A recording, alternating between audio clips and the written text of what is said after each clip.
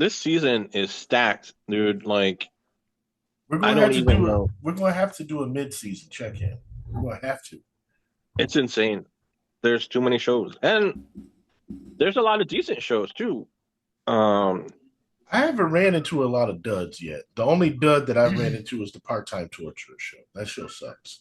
But Same with other me. than that, everything else is hit for the you most part. know, I could see that being a show for a certain audience. For a certain, I thought it was going to be, along the lines of the detectives are crazy these days, Hmm. and like I'm like, okay, eventually, like the gimmick's going to run dry. It never Yeah, got off the ground. It never no, got off the ground. no, not for us.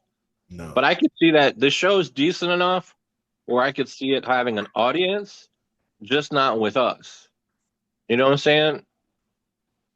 Like, I don't think it's like production value and like somebody's gonna watch this and somebody's gonna like it. It's Mm-hmm. not like bad enough where people are gonna be like, "This is a turd," and they're not gonna watch it. It's gonna get watched. It just It's won't going to be be watched. popular, Yeah. but it's gonna get watched. And I can't think of a specific one where I'm just like, no, yeah. That's the only one for me so far. That's the turd. Um, Yeah, I Osh, watched one episode and I was like, I don't see any reason to go back to this there's no because reason to go back. There's no no. reason to go back. Mm-mm. I'm trying. The only thing that I'm holding on to is just the completionist in me. Is like, I started this, so I got to finish it. But it may be like I so rarely drop shows, but it's on the cusp.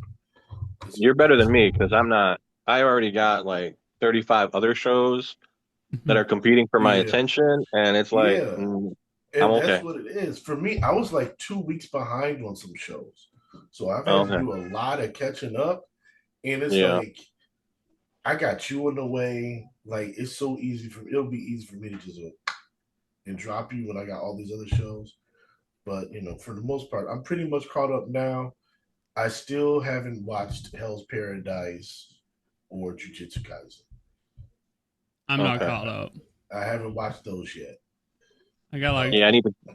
Yeah. six or seven shows that I'm behind on right now, so I'll Yeah. get caught up eventually.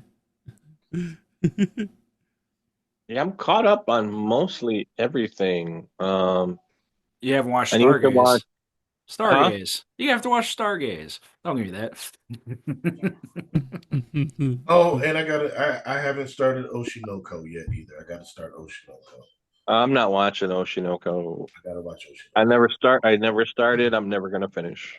It's I don't blame you. I don't blame you. I think Mm-mm. you would have liked. It's like I said, man. The show's like GTA. You want the side mission. You don't want the main story.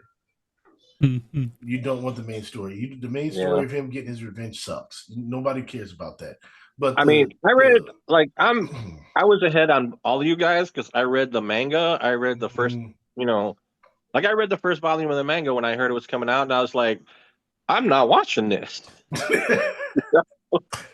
And you and Jack have talked about it, like it gets better at this and that, and you've told me what happens, and I'm like, okay, no, I'm fine. it's not that it gets, but it's the Well, you behind the said scenes look at the entertainment industry is what's most right. You is said there were the certain best. aspects of it Yeah, that you enjoyed, and you wish they would develop more, and they would focus on more, but that but the revenge plot kind of like destroys the entire show. it Yeah, does for me. yeah, For me, yeah. Giving birth to your doctor, reincarnating, giving birth to your doctor is was the like just the I'm okay, I'm out. it all I'm goes okay. back to what Tyler said. It's like some shows isekai themselves for no reason. Like Yeah. there is literally no reason for Well, that. most fantasy shows, like if you're just born OP, then you're born OP. You can have a fantasy show in which, or you can find a mythical piece of, armor, or you can be blessed at, like when you come of age and the goddess blesses you with an OP power. You really don't need to be isekai like at all. You There's like don't. there's usually no reason for it. Like I'm watching like I'm liking this one. What's this one called? Hold on a second.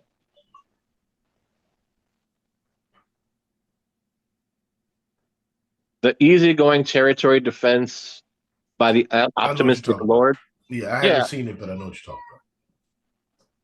about. So in that one, no, I'm wrong on that one because his knowledge from his previous life is what makes him the prodigy. And so that one, they use it a little bit. Like they're like, oh, this guy acts like an adult. Well, he is an adult. And so they use it a little bit in that one. But for most of them, it's like, you don't even need to be like, I think Helmode's decent with using like, I do like the way Helmode develops that in that like, he sees it as a game Mm-hmm. and it's not for everybody else. Kind of like the way Rudy has Rude Awakenings and Mushoku Yeah. Tensei, where it's like, hey, this might be a game. You might be reincarnated, but this is like reality for everyone else. Right. Yeah. And I it's can not a see that. game for them. Yeah. I would say something about Hell Mode, but I don't remember my high dive password, and they won't send. They will not send me the link. Have you To checked your They won't junk? send it to you. Yes, I've checked my junk. I checked my spam. I'm like, okay, maybe I used a different email address, and they keep saying, "Oh, we sent the link," and for a week, I've been doing it every day for a week. Nothing, and I'm just like, why can't y'all get things? Why can't you get things right? Why? Dude, they messed around so much that I gave up on them. Yeah. And then I let my subscription falter. Now I'm just signed up through Prime. That was the only, it was the only thing that worked. You had to go to the devil. I had to go to the devil. You know, it's like, hey, like Amazon's like, oh, we got these shows. Do you want a subscription? And I'm like, sure, let's see if this will work. But the problem is you don't get any of the way their thing works. It sucks. It's just like it presents all of the shows, but in like no real order. You don't get it. They just give you access to the shows. That's Mhm, yeah. It's like pretty much. Like you have access to it. You're not going they to have a find it. page. They have a page for your subscriptions, but it's not. They don't bother to have Right. like hey, this is what's new, or this is the watch list, or none of that. You don't get any of those features. And they don't You're like, integrate nothing about the UI or anything. It's just there or whatever. yeah, yeah. It's like here, your shows are here. We're gonna mix them in with all the Amazon stuff that we have. That's like weird shit from the 80s and 90s that nobody wants to watch. But hey, we got stuff. It's like no, you don't. Did y'all hear about Amazon too? They're bringing back the AI, the dub Yeah. stuff. So Hmm. yeah, It sounds like it. Like I've watched the Darwin incident, and a couple of times I'm like, is this AI? I'm like, this does not sound like people. This sounds like AI. well, it just recently come out that they posted a job or something like that for that specific a specific job that is like the over like the creative process of AI assisted dubbing and other Mm, things. So, but yeah, so they're doubling down on it basically because they're hiring people exactly for that purpose. I saw that. That's disgusting. That's disgusting. Which again, it makes me be like, I don't want to. I don't want to support anything that you put out. I don't want to just because you let people let you know we don't want this, and you're like, you know what, we're going to do it anyway. Because what are Oh, you going to do? there's a new update on this. It says less than 24 hours after the publication of this article, Amazon has delisted the position. The reason is unknown. They hired somebody. That's the reason. They got rid of the listing and they're gonna hire in house and just cover it up. Yeah, absolutely, absolutely. I know how that goes. I know how that goes all too well. Mm-mm. I don't. That's ugly. I don't like that. You know, if Bezos, Zuckerberg, and Musk are robots, that would explain a lot. That would just explain a lot. One of the job responsibilities was compliance to quality high standards. Ensure AI dubbing meets Prime Video's customer quality benchmarks through rigorous testing and feedback loops with quality experts. That's one of the job responsibilities or whatever. So You know what? They never. So Amazon has like a Are they going to thing. be doing the dubbing at Wendy's too? I don't know. Maybe. Well, Wendy's drive-through has AI. Yeah, I know. there's several of them that does now. Some Rallies or rallies or checkers. I think I think it's like places. I think it's like a commercial where they mention like the deal or something like no thank you and they're like what do you want well my mobile order like after all that it's like guys come on I ordered ahead just give me my food. people. This AI. Look, man. AI has its place. It really does. But it's like Not in it's the creative for, process though. it's No. not for everybody in every space. You cannot automate everything. You can't do it. Well, AI what's should be a tool for creators if they want to use it to do things that they wouldn't like. If somebody wants to make a movie and they can't afford to hire a bunch of people to help them make that movie, AI should help them make that movie. That amateur? I would say Yeah. amateur people. Yeah. Yeah. Or Um, you can buy an AI studio and that can help you make stuff, like if you're an amateur filmmaker or if you're an artist and you want to express yourself that way, however you want to use it. But this whole thing where they have, we're going to replace everybody. It's fucking asinine. It's like it's not good enough. The technology's not there. You can tell how bad it is. And but they're so quick to shove this shit down our throat because they gotta capitalize on their investment. I mean, they're spending trillions of dollars destroying the planet to build these data centers, so they gotta make some kind of money off of it. And it's like, yeah, but you're not thinking about like whether or not people want it. We don't want this. Nobody wants AI dubbing. Nobody wants this. And it's like, Jesus Christ, man. And then what about the people who've been working in the industry for years? We know them, we like them, we want them to continue to get work, not Mhm. this crazy ass like I rant over. mean, it's like what you said though. Like they've invested all this money into AI and they're trying to get their money back for trying to get profit from it since they've invested it all or whatever. Mhm. And Just wait. Toy Story 8 is going to be all AI. I wouldn't doubt it. Toy Story 8 is going to be all AI. Well, most video games are going to be AI created going forward. You think that like what is it, Jared Kushner and this guy? Oh, EA. Yeah, All these. you think they're going to keep having people make video games for them? Hell no. That's not going to happen, sir. I'll tell you right now. The Saudis are going to own every aspect of entertainment Well, yeah, except because maybe the NFL well, in a few years. they gave like Jared Kushner like $5 billion or something, didn't they? Yeah, they gave him a lot of money for who knows what reason. Well, yeah, for investment. He said it was Yeah, for investments. Yeah, it's investments. an it's an investment fund. Yeah. Mm-hmm. Yeah. We'll call it that. All right, I digressed enough. Go ahead. We digress. We digress. Yeah. Well, while we're on the subject of like current stuff, Edwin, I have a surprise catch up for you, Woohoo! What and did you watch? I've been holding on to this one for a while. 'Tis Time for Torture Princess.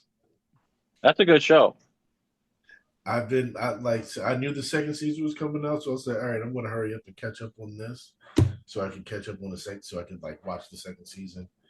How'd And you like so it? I like it. It's cool. It's Yeah, it's a cool. I cute, funny mean, show. Yeah, it's a good funny. It's funny. That it's a nice little let me up show. yeah. And I, It's a comfort anime. yeah, yeah. Yeah, like I thought walking into it when I heard the title, I'm like, uh-oh, Mm-hmm. what are we getting? What am I getting myself into? But then I watched the first episode and I'm like, this is the cutest thing ever. You can't walk away and not like.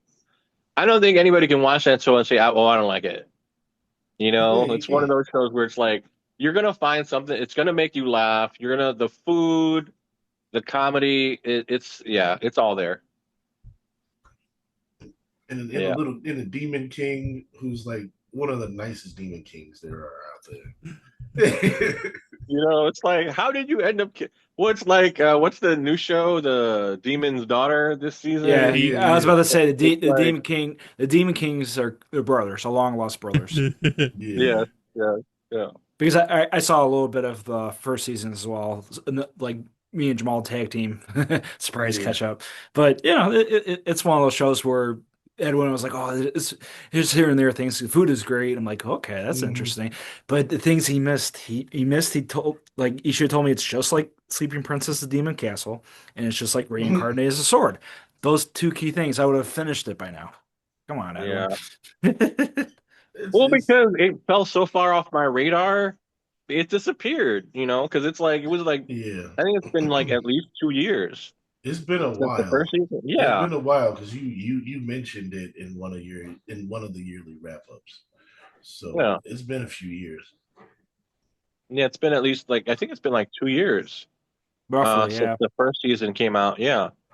So I mean, my bad, but a lot of stuff happened in the interim. Uh, Yeah.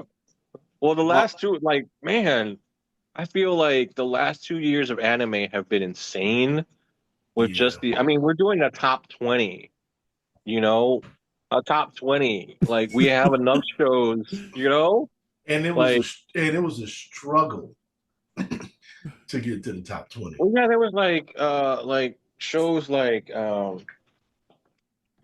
really liked, what was it? The Gorilla God's Go-To Girl, Mm, like that. I'm like, man, should I put that in the list? Should I not put that in the list? It's going to push something else out.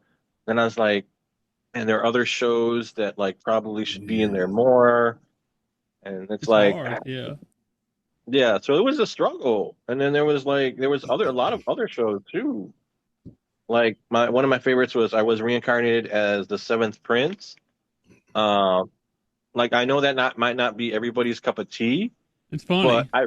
it's Yeah. funny. Like it's legitimately funny, and he is so OP.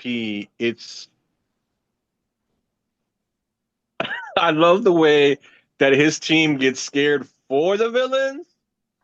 Like they're like, oh shit, what is he gonna do? Like they're like, what is he gonna? He's gonna subjugate. He's gonna subjugate the bitch, and he's gonna be one of his puppets. The little puppet things that he's got floating around everywhere, and it's just like that's fun to watch. It's fun to watch.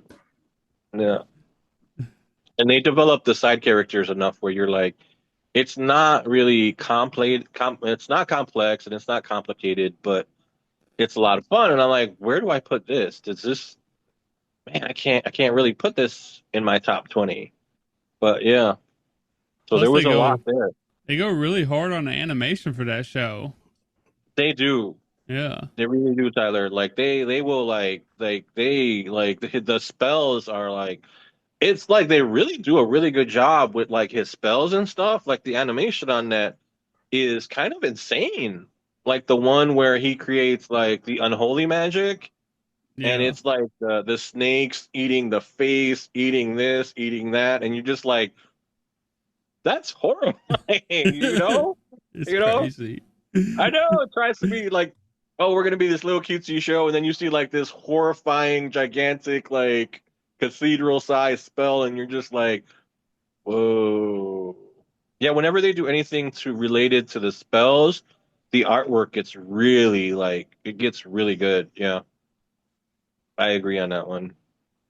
But that's what we had last year. We had like last season wasn't which season was it? The Fall. fall that was a little quieter, a little like yeah. Yeah, There fall wasn't a was lot real going quiet. on. Yeah, Fall which was was real quiet. fine because I think we needed to recover from the rest of the year. Especially summer. Yeah. I needed a break. Summer So, and winter were insane. hmm Insane. Yeah, and it's something about fall was like, this new year coming up with all these great shows returning.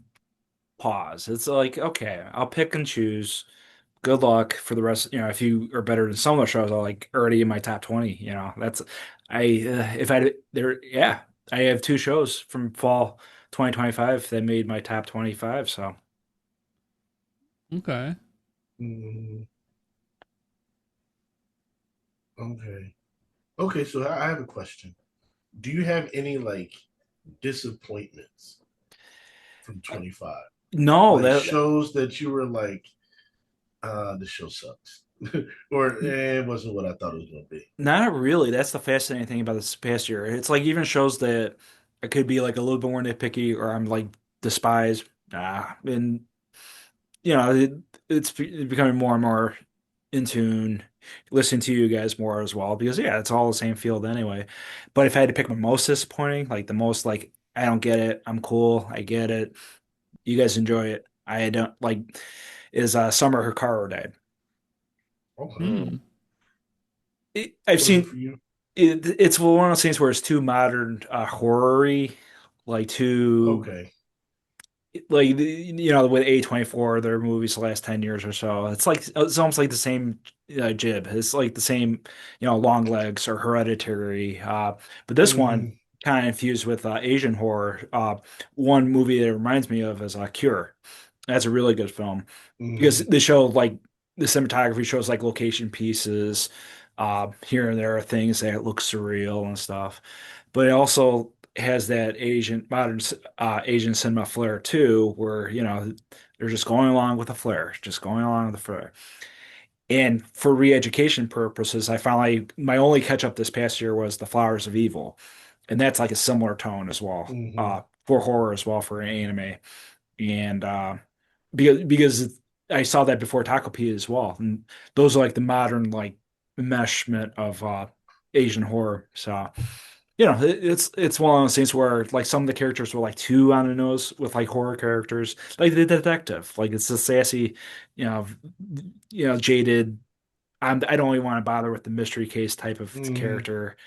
The poltergeist character, the main character that's semi-oblivious. It's just a little, you know, it pushes the motion with the story, pushes more with like the themes. That does that well, and acting's pretty good. So it's my most show of the year. Okay. Jack, in a season in a year where we had to suffer through I was reincarnated as a slime Zoom edition. You're saying that that show was bad? No. I didn't say it No, was Jack. bad. I didn't say it was bad. No, It's he said it. disappointing. He said it You said wasn't it for. was It was dude, there disappointing, were and it so wasn't many. for him. Yeah, there was I get that. Yeah, okay. I got some bad ones. Lord of Mysteries. I don't get. I don't get it. I Yeah. don't. I don't get the hype. They did everything to try to explain that thing, and it still makes no sense to me. It looked good though. It looked tremendous. It I did. read. It I really read did. the Reddits. That animation was awesome. Yeah, I give them credit. I read It's a the very pretty credits. show. I watched the little shorts afterwards that tried to explain stuff. I did everything. I don't understand that show. Look, Um. if you have to take classes, that's one of the things I hated about this new generation of Star Wars stuff where it's like, oh yeah, and such happened. Wait, what? Yeah, Yeah, you didn't know that this is what was going through Ray's head at this moment? exactly. When did that happen? It's tying the pieces together. It's like Matrix Reloaded. Oh, that was the worst. Matrix was like, I didn't watch it. Yeah, if you got to read like three obscure comics, or like or you got to read like a novel, what's my number one rule? Well, you know what? I think that Lord of Mysteries actually followed my number one rule. Keep me Entertainment. entertained. Yeah. That's my number one rule for any show. Keep me entertained. Otherwise, I'm wasting my time. And I think it kept me entertained. The problem was is that like I had no idea what was going on. And you can only sustain that for a certain Yeah, amount of time. yeah. You can only sustain that. You can only sustain my interest in something like it can be like I said, when I say it was pretty, that's It not a was, compliment. It when I say pretty, like, oh, that's pretty, it's like it looks visually amazing, but it's empty. yeah. And like you shouldn't have to read the manga just to enjoy read the manga, take 5 classes, get a minor in Lord of Mysteries. Yeah. Yeah. No, I think my biggest disappointment was slime. That time I was reincarnated as slime. And I think we talked about this ad nauseum a few And times Nazim. where And Mm, Nazim. yeah, where it's it was like trash. why are there 6 or 7 episodes just of like recapping what happened last season, but with a different group, and each group knows less and less, and we're like, oh, couldn't that just happen in like a little exposition here or there? And I don't think that the second half of that season managed to recover from the first half of the season. I mean, it was all there was only a couple interesting points in the second half, and it was like just more meetings. It was like here's something interesting. Let's give you some more meetings though. After this, or talking, not meetings probably, but Yeah. talking. So Yeah. Well, it was because like, hey, let's do it. Let's have a dungeon. Let's have a battle royale. Let's Was do more slime this? talking. Was it this year? That was this year, wasn't it? At it the was last year, It but was the last Was it year. last dub year? might have come out this year or something. But Hold on, let me check. I don't know when it was last year. But I mean, not last year, but I don't know. I think it was like late 2024? 2024. I Yeah, No, think. it was maybe that's why I'm 2024. Oh, Yeah, okay, then yeah. that's why It I'm ended yeah. in September of Yeah. 2024. Okay, then I'm way off. It's okay. It was that bad that it lingered on. I I You know mean, can't what? You know what it was? It was the announcement of the upcoming season and how ridiculous they're rolling it out that just made you be like, oh, I don't even want to know. I don't even want to know. because Yeah. didn't they say it's going to be like it was going to be like a gang of episodes broken up into like 4 or 5 cores, right? nah, it's more than that. I think it's like 6 or something. Yeah, it's they're rolling out like what 50 episodes or something over the course of like 6 cores or something. It's insane. Yeah, over 2 years or a Yeah, year and a half or some shit. I don't even know. it's like why would you do that? Why? But yeah, I mean, a lot of people dropped that shit Yeah, for that season, and that's crazy. Like slime has always been on the slower side of things, but like that's just uncalled for, honestly. yeah, So there's so many other things that you could have done to make it better, yeah. and they chose to do that. So And to be on that kind of production schedule, it makes me feel like the production's going to falter. you know, Yeah, who Or knows? just wait and release it all at once. It's like most shows just wait. They release it when they release it, and they're done. You know why? I don't know. I don't get I what don't they're know. doing. I think they'll, or just release them all as movies. Like, because at this point, who cares? After that last season, I don't think there's anybody who's like, oh yeah, Slime is coming back. It's like they're like, oh okay, let me check out and see what they're doing now. We do have a movie coming, I think, Yeah, too. So there is a movie coming out this year. Hopefully, it's better than that last one. I'm sure it's a filler movie, but I'm sure it is. Yep. Look at it. Oh wait, I have another show that sucked. Can a boy yes. girlfriendship survive? Horrible. Uh, yeah, that one Horrible. was yeah.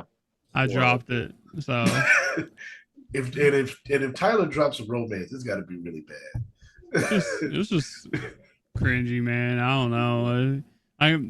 I like the characters in it, but like I just couldn't overcome the made up tension drama shit. I don't know how to explain it. I was just like, I can't watch anymore. One episode I was just watching it. It was like halfway through the season. I'm just like, nah, man, I can't watch this shit no more. Well, It never got better. It never got better. it was like she was driving a car and she kept shifting gears on the man. And it's like, I remember like she's teasing him the entire way through. Mm. And like, I'm like, oh, okay. Like, what's going on? And like, what, like she's having like, it's kind of like this new rom-com one from this season where they're like, they'll tease them because they like them, but then they'll say they'll do something stupid and it'll end things. And like, Mm. so they're sitting, there was one scene where they're all sitting around a table and they're all pissed at this man. And, and I'm like, they have no right to be mad at this man for anything. Like they've done this to him. And at that point I was like, you know what? This is I can't. I'm out.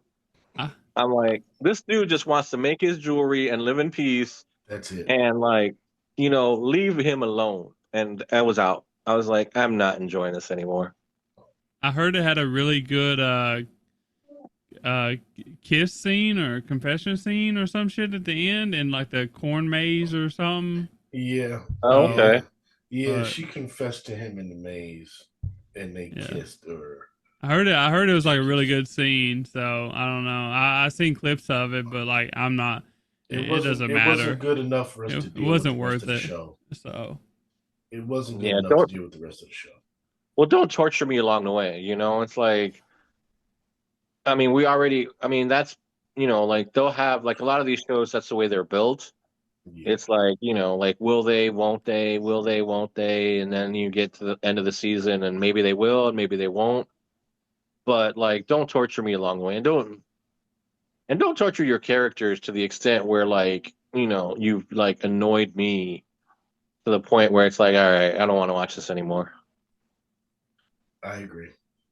And it got to that point because you just see like better romance stuff out there.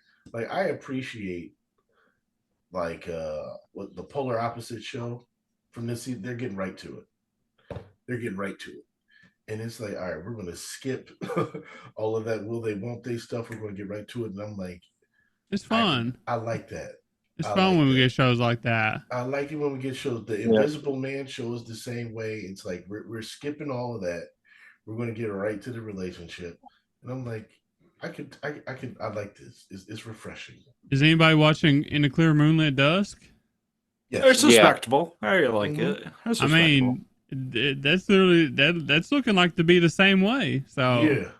you know, Yeah. I mean, and they're going about it in a slightly different way too. So I like it's not like a clear thing like, oh, this person likes this person. It's like, all right, we had this chance meeting. Everybody hypes us both up as the prince. And then there's something that happens there. I'm like, oh, I could deal with that. It's different. yeah, theirs is like let's try it out, or Right. whatever. So Right. I like when things do that. I mean, I like both ways, like I like Yeah. I like the slow burns. I like playing the catch, trying to Hard to get. yeah, whatever. Like I like all that, but I also like seeing some shows the actual like the relationship starts and you figure things out along the way kind of thing. I think that's a fun perspective too. So Yeah, but, absolutely. yeah, boy girlfriend relationship lasts or whatever the hell it was.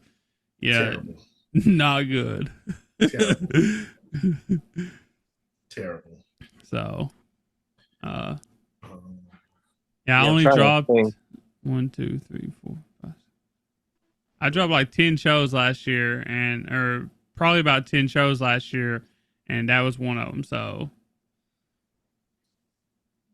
I'll usually Um, drop about 10 shows a season because I'll be yeah. watching so many shows. yeah, Mhm. I'll start out with a whole, like, right now I've got 35. The crazy thing is, I'm probably going to keep most of those this season because I'm watching them. I've started watching them for different reasons. Um, but last year, like, there was quite a few shows where I was like, you know what? I made it to like a certain number of episodes, and I just, like, you know what? I'm not really going back. It's you can see that it's not going Yeah, like anywhere. that honey lemon soda that Yeah. we were watching. Yeah, I was just like, I don't care. I just stopped caring. I liked it enough to watch, like, I watched 7 episodes of it, but then I was like, I don't need to go back. Or like, you missed the best episode. I You did. that did I? You did. You Yeah. did. that Oh, okay. that show, like I think I rated it as like a 6 because it was like, man, Yeah. all season. Like I really Hmm. love that type of show, but it Uh-huh. just wasn't It super good. wasn't. No. But Right. they literally had like one episode that was like episode of the year, man. Oh, Like fair, fair. contender of episode of the year. It was like episode 10, I think it was, or 11. I forget which, but it was so good, man. And it sneaked in my honorable mentions, my social Yeah. honorable Keep keep mentions. keep Oh, keep wow. that in Okay. mind because when we do the crunchy rolls, I know Jack, you said you wanted to do best episode. Yeah. Yes, So we're yes. gonna have to I we have an early contender already.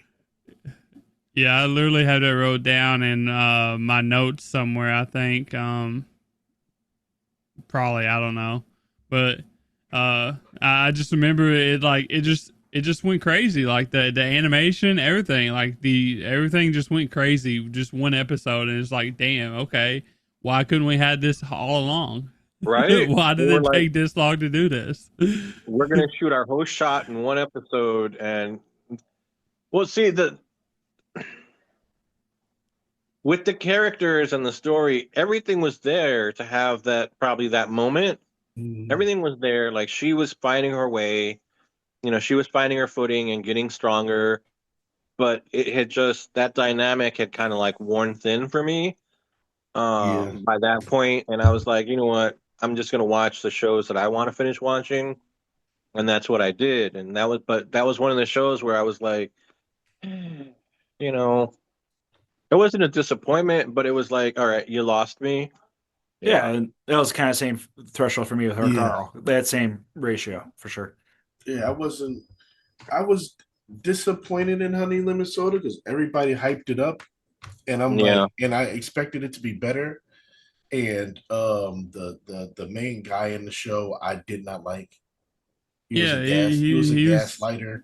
he was a jerk, kind But of. Yeah. that's why I appreciate the show, and that's why I snuck it in my honorable because it was like that aspect of like handling it, the aspect of like this is going through the motions with it, and yeah, the main character is Vanilla Toast. I'm not crazy about her, but it at least Well, Yeah. carried over to like the logistics of the show at the It took end. a it was while for me to get it took a while for me to like Yeah. it was no Skip and Loafer, is what I think Yeah, everybody said. and Skip and Loafer is literally it's like the pin, like the influence of it, and yeah, Skip and Loafer is a million times better. her. Yeah. Yeah, I think so. I agree. I think Skip and Loafer did kind of like I'm just sitting like they didn't garner enough sympathy for me. Hmm. It just wasn't enough. It's like Jack. In wrestling, the baby face. You always got you want to generate sympathy for the baby face, and Constant. you got Yeah. there's got to be constant sympathy. Like I got to be constant, and it just wasn't there because they said that you have skinny legs. Like I'm sorry, I'm not. But That's not enough. it's That's not weird. enough bullying to me. Yeah, it is, but I, it's kind of like I've noticed with a lot of like modern day bullying, like the self-conscious aspect of people nowadays. It's just a matter of like, okay, that's kind of unique, and like, I get it. yeah, I get and it. that's why it leads to one of the best episodes of the season, the revelation. There's a bigger revelation than there's just the There bullying. is. So yeah, There is. I like it. It got better over time. And after a couple things happened, I started to feel more for her. What was her name? Like Ishimori or something? Ishimori, good call. Yeah. I started to feel a little more for her towards the end, but it took too long for me to get there. Yeah, yeah. It took too long for me to get there. I didn't have enough sympathy for her, and he wasn't a good enough guy. So it just didn't. But it was better than I. It wasn't what I thought it was going to be, especially when I had other romance shows that came out that I'm like, I like this better. But it ended up fine. I think it'll have a much stronger second season than the first season ever would be. One show that's not. Does it have a second season coming already? I don't think so. Yeah, I don't think so. I'm satisfied as it is, to be honest. Yeah. If there is, there is. Yeah. If there is, there is. But it took so long to build to it that I'm like, if they come out with a second season, it'll probably be better than that was. I'm sure it will be. Yeah. Yeah. I don't know if there's a second season. I think that was actually one of my one of the shows I was disappointed in. There you go. Is I had like very very high hopes or something like that, but like it between like the main character, the male character or whatever, like I didn't really vibe with him for a lot of the series, and just like the quality behind it, I guess, or whatever. Yeah, it was a little rough at times. Especially when we got that one episode, man. Like that one episode, and it was like, this is 10 out of 10 shit right here. Just one time. So they put all their eggs in the basket. Yeah, I think it was like a sports day or some shit, wasn't it? Mm-hmm. Is that what it was? Well, for me, it was the episode about our father. I know what you're talking. I knew what you were talking about, Chad. Yeah. I think those were around the same. It was like episode 10. Yeah, it was like 10 or 11. I'm so bad at remembering episodes, like that's the funny thing. When we had that discussion the other day with Ethan about it, it was like, yeah, that is a good show because he mentioned it in his top 25 too. He mentioned that one in his top 25. Yeah. And you know what? He also had Edwin. He had Detectives Are Crazy These Days in his top 30. Really? Yeah. Yeah, that one was really. It was funny. That one was funny. The jokes kind of like the old man jokes kind of like wore thin after a while. Yeah. But everything else was funny. That girl was insane. Yeah, she was nuts. She was nuts. Like, but it worked. It just wasn't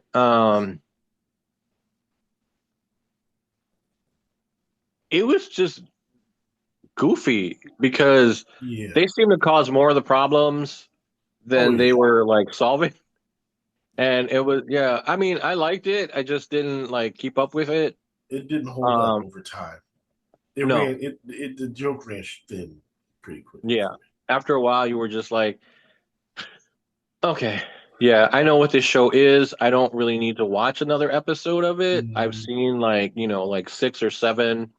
I'm okay. I'm done. I do have one that was like I was really upset by and disappointed by. The Sword Art Online Alternative Gun Gale. You were hyping that one up for a long time, man, because you liked season 1. I love season 1, and this season was just so disappointing. Like it just never really got off the ground for me. I don't know if it was the way they structured the map or it would just never had the. I don't know. It was just missing something.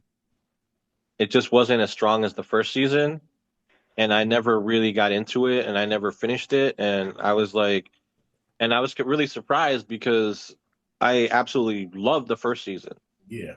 Like watching her play the game, and it was It was so much better than for me. It was so much better than Sword Art Online, because it was way more realistic. It was way more because they could come in and out of the game too, so you could see like the Mm, relationships outside of the game, and that really helped to like strengthen like because you saw like she's like of the like she's this age, these other players are this age, so there's some younger, so there's some older, and you saw them like interact outside, and so that was really cool.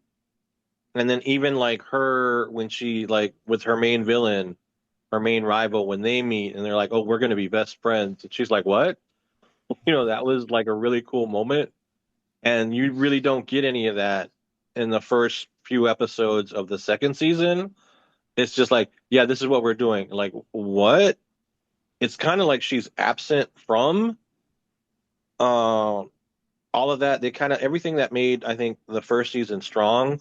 They kind of took it out and like, all right, we're gonna have this is what we're gonna do, and but no, it's like that's what balanced the show out.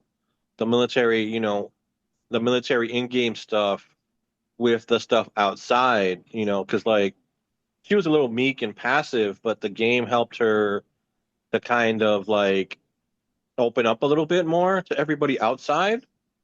And so that was a cool aspect of watching that show. And in this, it was like, all right, what's going to be the emotional, character story arc in this one? And they just took way too long getting there to where the point where they lost me. And I was really disappointed because I really was, like you said, I talked up the first season a lot. And I was really looking forward to that. And it just, I don't know if it got better by the end. Maybe I should go back and watch and see what happens. But that was definitely a disappointment from last year. Oh yeah, I didn't watch that one. So I know Lazarus was a really big disappointment for me as well. yeah, I had a yeah. lot of Lazarus high hopes was. for that, especially with Mappa and Watanabe. the Watanabe, which I think it was a good show on some aspects of it, but the whole storyline thing is what made it a bad show. Like they just wasn't capable of creating a interesting storyline that lasted 12 episodes. Yeah, and for me, it was characters. The characters were of the time in the time and in that universe, similar to like a Quentin Tarantino type of like character. But it's like it doesn't mesh, and all characters had like this weird like kind of like relationship. They weren't even like meshing, like a Cowboy Bebop. So it's like, I think it man, would have been like I've always said. I think it would have been way better if it took the Cowboy Bebop approach and just did episodic, like do Team Lazarus doing missions. Like they kind of did that and get rid of the main plot line of the world's gonna end if we don't find Skinner, and just do like episodic missions where the Team Lazarus like does like saves the world from impending doom or some shit. Mhm. Like I really hope that I'm pretty sure there's a season 2 coming, maybe, They or kind of hinted at that. yeah, it kind of seemed like there might be one, or they left it open at the end or whatever, where they was Yeah. like, will y'all join Lazarus again or whatever, and they all decided to join back up, and so that kind of hinted like another season, but it might actually be what I wanted in the first place. Is what it seemed like. It might be like the episodic mission approach. So, uh, but yeah, I think that was my most disappointing thing in 2025. I didn't watch One Punch Man, so I can't be disappointed at that since I didn't watch it. So it's now at a 4 on Mal, by the way. That's that. Well, you know what?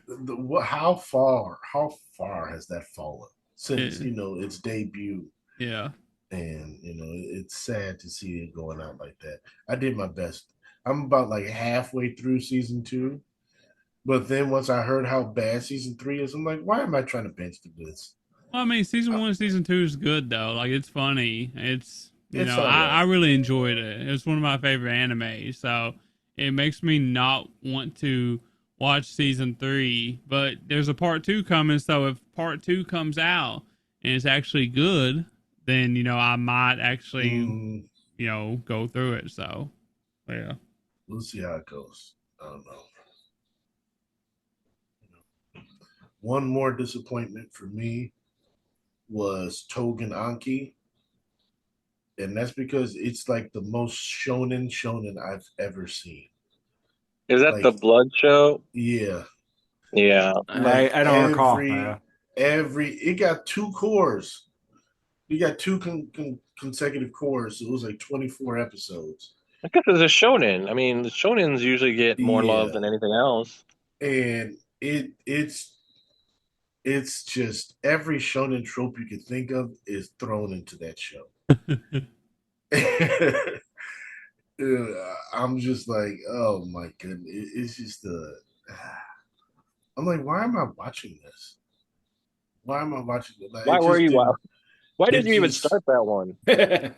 I'm like, I'll give it a shot because it was there, Okay. and yeah, I came up on shonen, so I'm like, I'm always going to give it a shot, and Yeah. it just didn't. Well, I've got one for you. It didn't work for That me. account. No, I'm not watching that. I'm not watching that.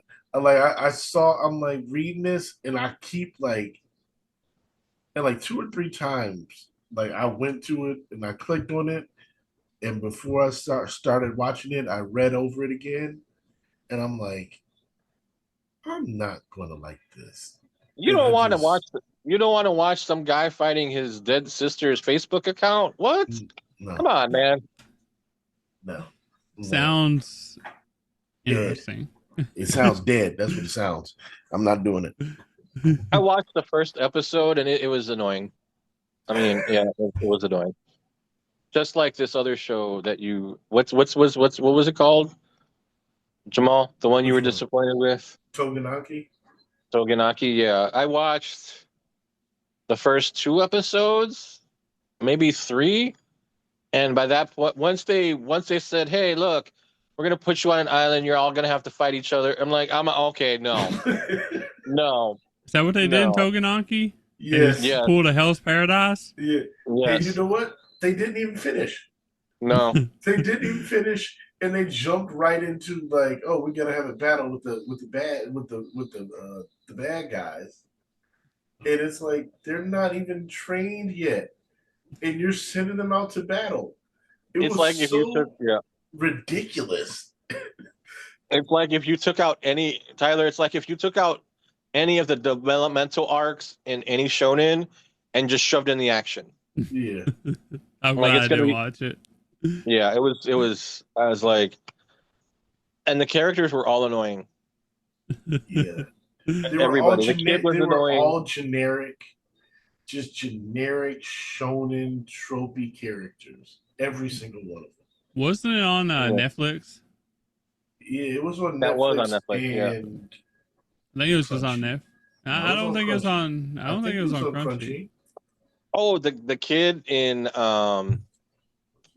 kid in Dead Account looks just like Asta uh, Oh boy. from Black Clover, and I was Really? like, man, you guys can't even draw them differently. It's like, can they even at least look different?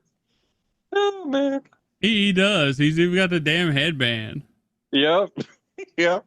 He does. I'm I was yelling, like, yeah! Have y'all seen Okay, it? yeah. Token Anki is on. It is on Crunchyroll as Oh, well. is it? Okay. Yeah, I thought it was you're just not missing Netflix. anything. You're not missing anything.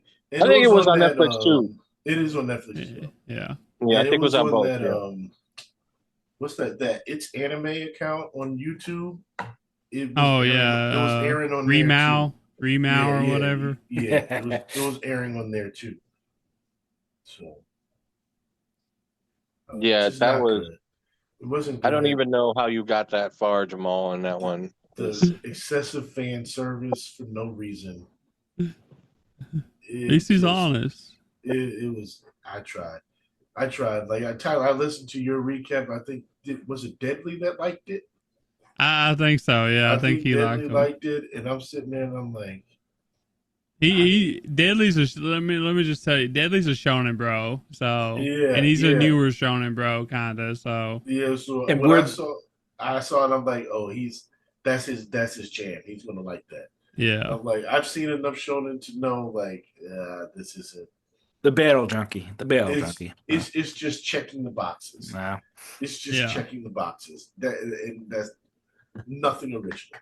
What it Nothing. sounded like to me when I first like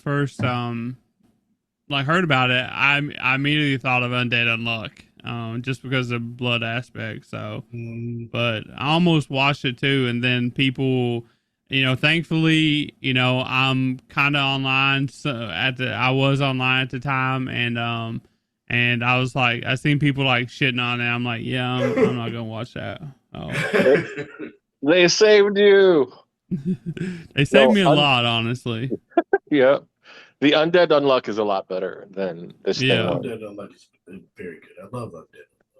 Oh, um, the Greatest Alchemist ever. Oh yeah, yeah. I dropped Yeah, that one. that was. Yeah, Uh, that was that one. The manga was so much better. It was so much better. They cut out so much to make it seem like, it was like him versus the heroes. And the heroes just show up like once every 3 volumes. But in this they made it seem like they were like that the battle with the they cut out so much. They cut out the toilet making song. The toilet making song He's not gonna was let one that of go. my favorite parts of the manga. Like him and his assistants are just there making toilets for the royalty and Yeah, stuff, yeah. and he's just singing. Like they're jamming, they're vibing, and they didn't even include that in the anime. I'm like, how could you guys not include this? How? And they even made the toilets.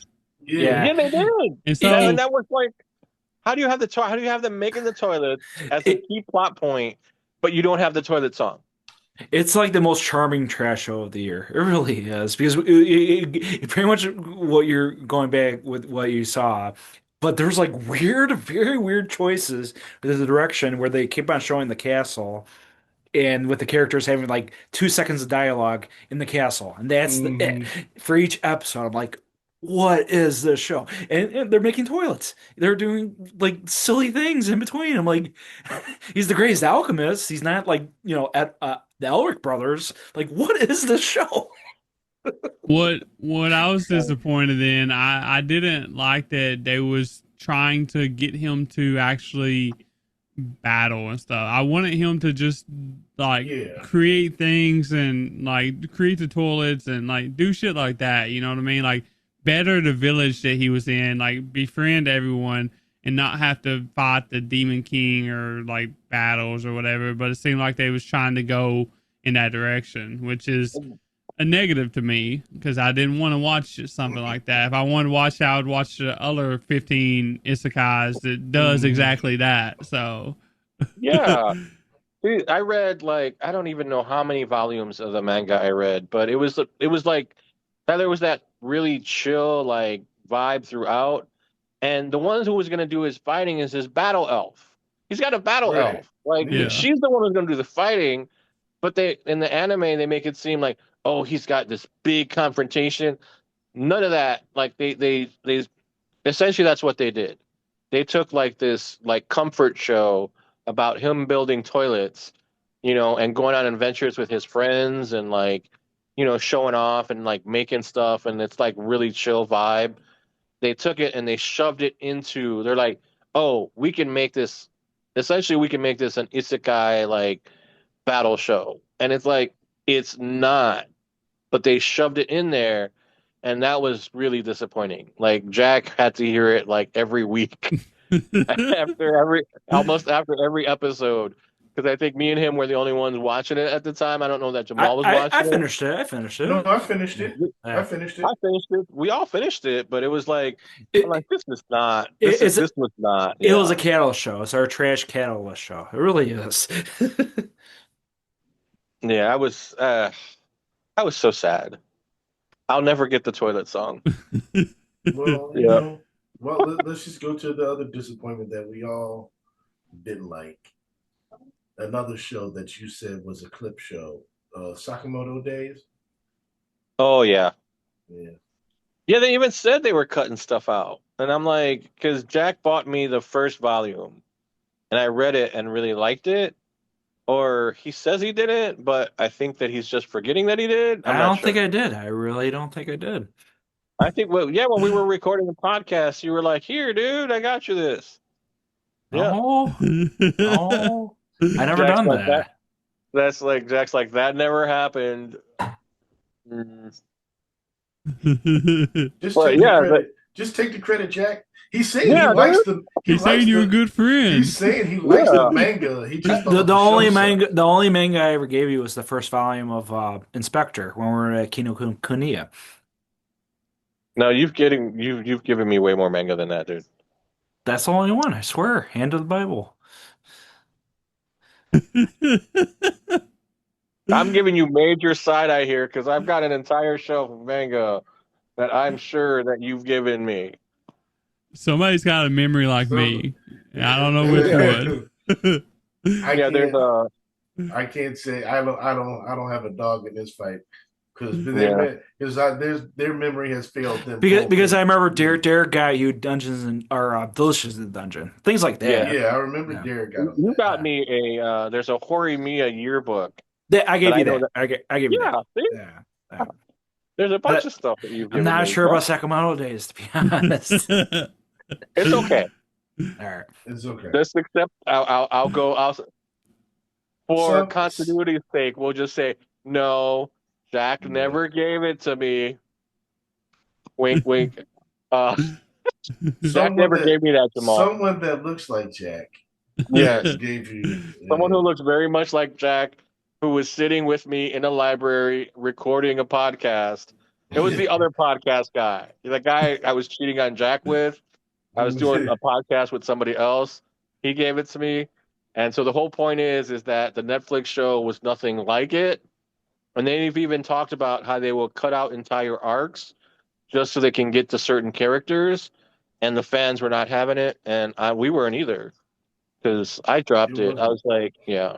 it wasn't good. Like the second season was better, Hmm. but the first season just turned me off so much that I'm just like I'm watching this just because I need a Netflix show and because I started it. So like I gotta see this through, and everybody's hyping this up. So I'm like, let's show me where this gets better, and it gets better, but like you It know, takes too long to get better. it gets better from you going from like a 3 to a 5 or 6.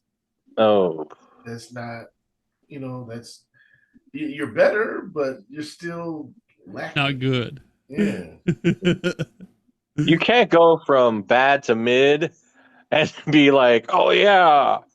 It's that's like you exactly what can't. it was. It went from Yeah, it went from bad to mid. That's it yeah. That's for really me. disappointing.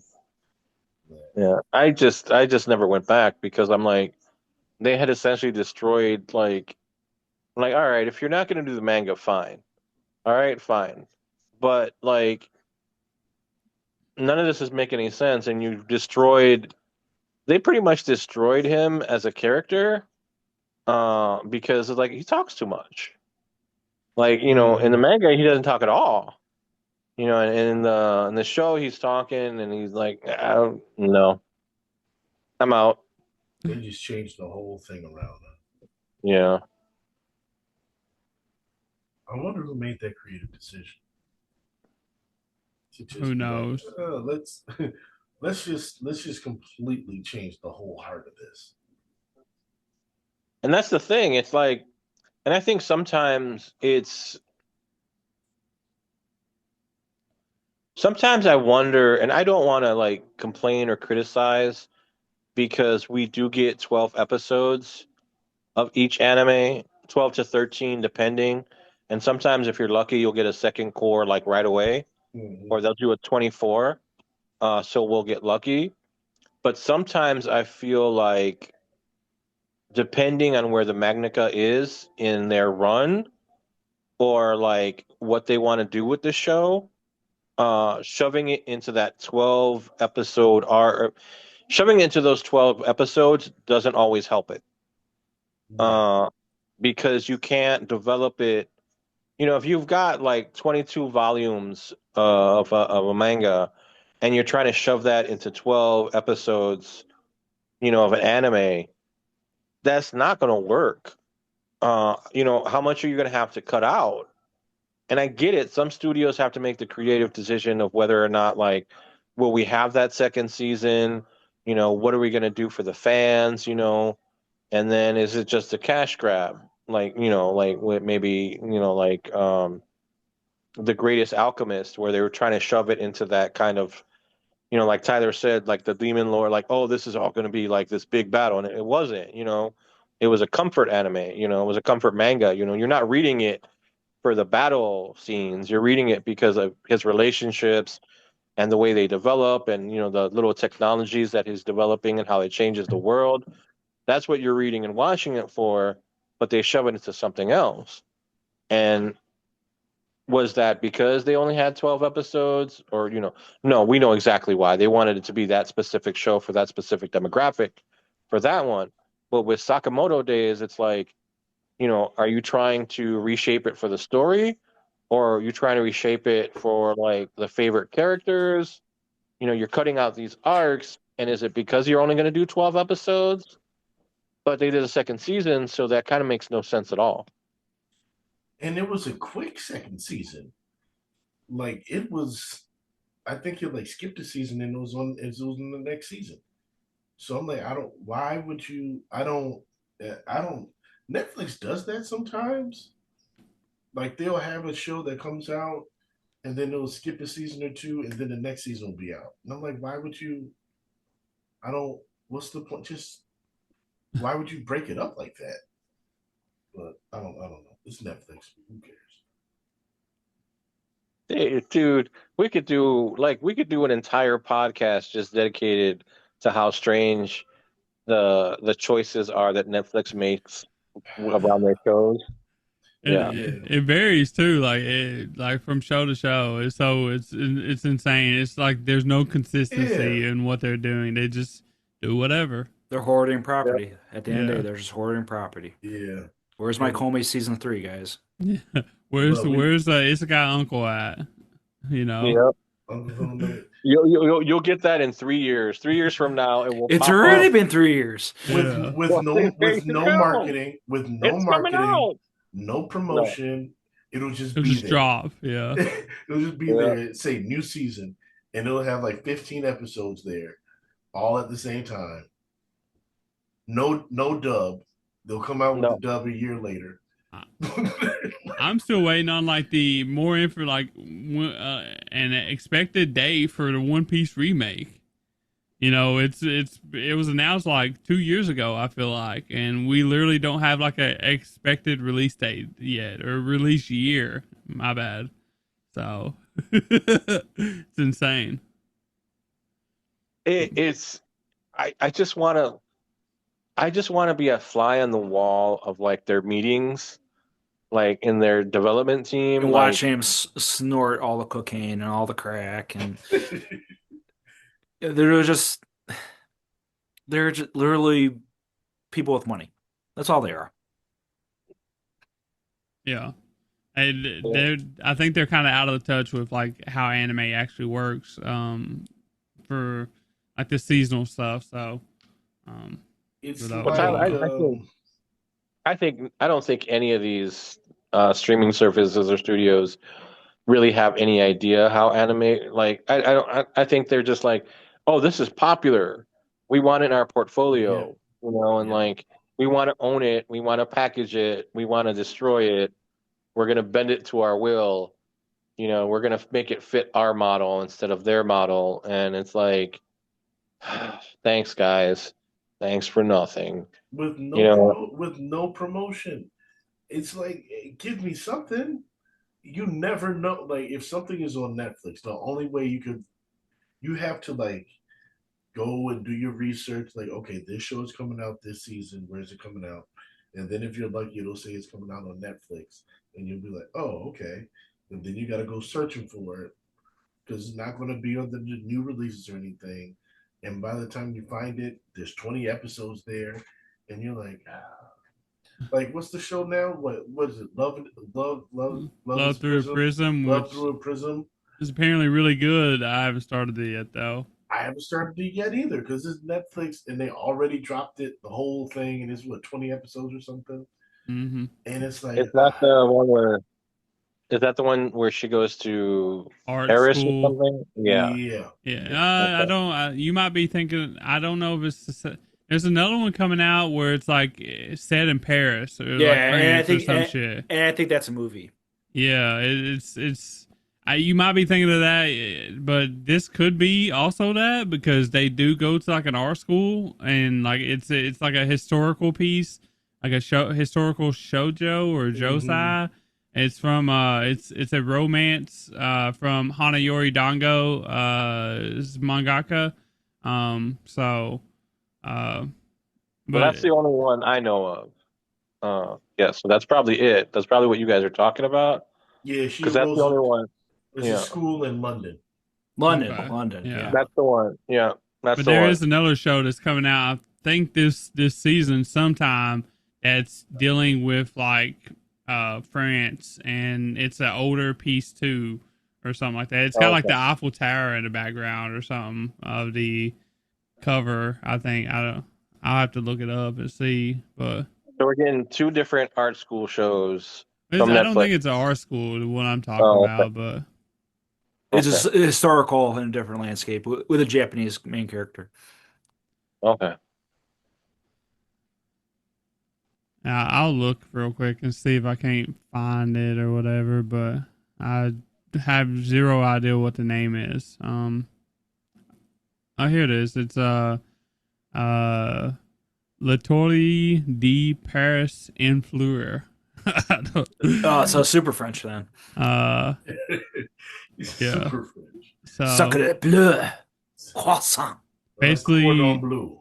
early 1900s, two Japanese girls who dream of becoming a painter, and the other one is passionate about ballet. They refuse to give up and reach for the stars, even in difficult times. After meeting by chance in Yokohama, they reunite in Paris, where they strive to pursue their dreams together. So, I got this on my watch list. I'm really interested in it because it sounds like a fun time for me. So, but It sounds interesting. yeah, That does sound it good. looks really cute. So, That one I'd watch it. under the radar. I did not see that at all. yeah, it is a movie. So, But or that's the dilemma. That's why we're researching. yeah. Netflix doesn't do it. We'll just buy it and I get like snort coke, release I it. I don't even know if this is going to be on Netflix. I don't know where it's going to be at. It doesn't say. So Okay, so maybe even Hive Dive. It's yeah, content, Jack. They just want content. So that yeah. Who they knows? just want content so they can hide it They're and like they're the original content creators. We blame them for that. yeah. It says it's They supposed want to air in March 13th. So Okay. at the end of spring or winter, pretty much. So I hate it when stuff does that, but it's a movie, so yeah, it's a it's not movie. so bad. So It's not bad. yeah, It's not bad. hiding the content. Ridiculous. Ooh, are we ready, guys? Ready? Yep. Are we Drum ready? roll, please. You know what? We never introduced the show. Yeah. We do this every time. We do this every time. We get a rolling start. Anyways, 950 Club. This is going to be our top 20 of 2025 with 5-ish honorable mentions. And I'm sure this will probably exceed 25 for some people because everybody here likes to do ties except me. So,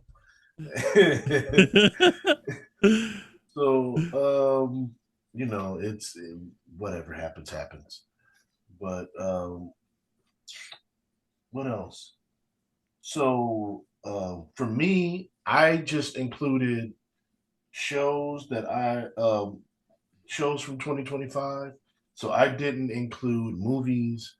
I didn't include like shorts and stuff, like the Konosuba OVAs. I didn't include, The or the specials, yeah. Yeah, Crunchyroll shorts. 6 to 12 Yeah, yeah, episodes. yeah. The Undead Unluck I didn't include. Like I just have those kind of Star Wars visions. I just kind of have those off to a side on their own.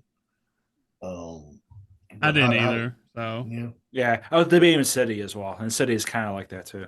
okay. So that's just how I went about mine. But you guys want to start with your honorables? We got a full cast today. Me, Jack, Edwin, Tyler's with us because it wouldn't be a review without Tyler. So, you know, Eclipse in the year. Technically, Tyler's first debut was last year's our best of 2024.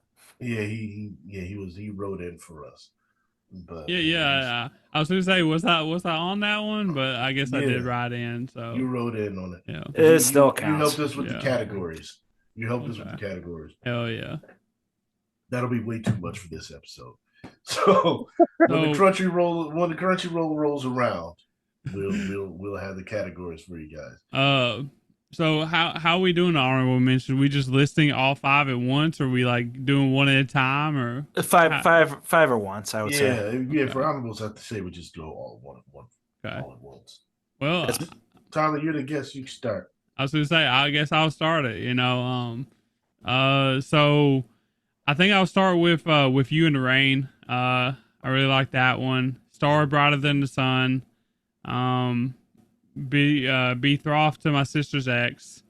To Be Hero X and April Showers Bring May Flowers. Those are the five that was really right there, and I just it just wasn't enough room, you know. So they had to go down into the 25 section. So tragic because they're all really good shows, and like some of them like didn't get watched a lot. So like April Showers definitely deserves love. It definitely yeah. deserves like the best comedy nom in high school romance. Well, You guys would really like it. Jamal and Edwin. You guys would really approve. and You guys did recommend that. Yeah. April Showers is now, I think, on Prime too. So Uh, yeah, because Hmm. it had that hiccup of not being picked up by yeah, Crunchyroll. yeah, I originally saw it, through the pirate yeah. streams. I had to too. Yeah, So, yeah. I but Oh, remember they that. just okay. recently got on Prime. I'm pretty sure it was. So Okay. Oh, okay. So this is Mm, that show. I remember. Yeah, I Yeah, remember them talking Yeah. about it. yeah, Yeah, I remember talking about it. and Yeah. I think the Japanese title referenced as an ugly girl, something in those lines, or Bouquet for an Ugly Girl. I bouquet think it for an was. ugly girl. Yeah, and Yeah, it's a similar ugly mug, kind of like that. Ooh, that's too not. That's the meaning. yeah, Understandable. It's just a like kind of like a translation. Like yeah. hey, The female main character loved flowers and stuff like that. So, but it wasn't like they didn't really do anything malicious in there. Like I thought that might be where they would go, but they didn't. and it's the beautiful thing So, about that show. The character is super normal, super of her own spiel. She doesn't give a flying fuck. and it didn't blow you away animation wise, but like it was like still really good. Because Sayori Hayami was the female lead, and she literally carried that show. Good So old Yor, good old yeah, Yor. I love yep, saying that. she carried the show. It was a great watch. So always recommend that. And like four of my five are like really underwatched. Like there's not a lot of people on Mal that have watched them. To Be Hero X was the only one that really got a lot of attention, a lot of hype. All the other four, they didn't really get that. So, but they should. People should. They do. It's all bangers. So Okay, I'll go carry that Mhm. quickly. Rising Shield Hero Season 4, 25, 24. Guilty Gear Strive Dual Riders, 23. Honey Lemon Soda, 22. 100 Girlfriends That Really, Really, Really, Really, Really, Really, Really, really Love You, Season 2. And finally, number 21, A Hard 21, Campfire Cooking Another World, Season 2. Quick shout out towards Guilty Kill Strive Dual Writers. This past year, I finally did my backlog with fighting games. Hmm. An announcement: I am going to do Evo Las Vegas, and Woohoo! but bucket list for over close to 20 years. That's good. You should. You Yeah, should. I'm glad you're dedicated to doing it. and I'm going to be playing Tekken 8. If I lose the first round, I'll lose the first round. I'll ask for a certificate, whatever. But Guilty Gear, me and Martin, a friend of the podcast, we've talked about it. Yeah, and then I finally bought Strive, and Strive is a phenomenal game. And the anime is a guilty pleasure, no pun intended. Mhm. But it's also a throwback to fighting anime in general, like Tekken movie, like the Street Fighter movies. Plot's up in the air. You can connect the dots if you want, but they're just gonna fight. So at the end of the day, the anime just does that. And I would argue that the story in the anime is more coherent than the game. And the people that's the one thing about the game that's kind of throws you off. The cutscenes are really long, really long. So it's like, okay, in the arcade mode, I'd rather just fight. Mhm. But at the end of the day, I do recommend it. At least watch the art appreciation. It's ahead of its time, and it's a small window of time where we'll see from here kind of thing. Arc Studios, of course, they've done a lot of anime games in between too. So Can you skip the cutscenes? you can, but Okay. it's part of the charm of the show because it's kind of like it Oh entwines yeah, of with course. explaining the lore. It doesn't like if you try to connect all the dots with every fighting games in the lore, it's just nearly impossible. And I've read all these Street Fighter comics and stuff. Yeah. There's Yeah, I'm not. million games to cover, a million crossovers to cover. But Guilty Gear is that fascinating of a because you see the cosplay everywhere. You see Eno everywhere Mhm. and Bridget, characters like that. I'm like, they look good. I kind of want to play this game. It's like it's like one of those things where 10 years, 20 years from now, it might be more common for more fighting games, franchises, newer franchises in general. Yeah, we haven't had like a new fighting game franchise in quite a while. That's the one. That's the Yeah. in-betweeners. And they're linked. That's why I'm trying to tie it with Evo because Evo is skyrocketing in popularity. Another quasi Saudi thing, I know, but they have the American base. They've been Yeah. going for over 25 years. Justin Wong's becoming more and more of an internet personality, similar Yeah. Kojima's. So it translates to the masses. The Street Fighter movie's coming out this year, so the popularity just double and triple eventually. Yeah, that looks like it's gonna be rough. Yeah, I get it. It looks like it's gonna be rough. But You just have to drink wine or beer or whatever to watch it. yeah. Or be stoned out of your mind. One of the three, or the Netflix cocaine. You need There you go. you need to be under some substance of influence. Yeah. Yeah. Under the influence to enjoy it. Yeah. Yeah. Yeah. All right. So, uh, my top, my honorable mentions in no particular order. Betrothed to My Sister's Ex, which I thought was really, really good. Definitely Yeah. underwatched, I think.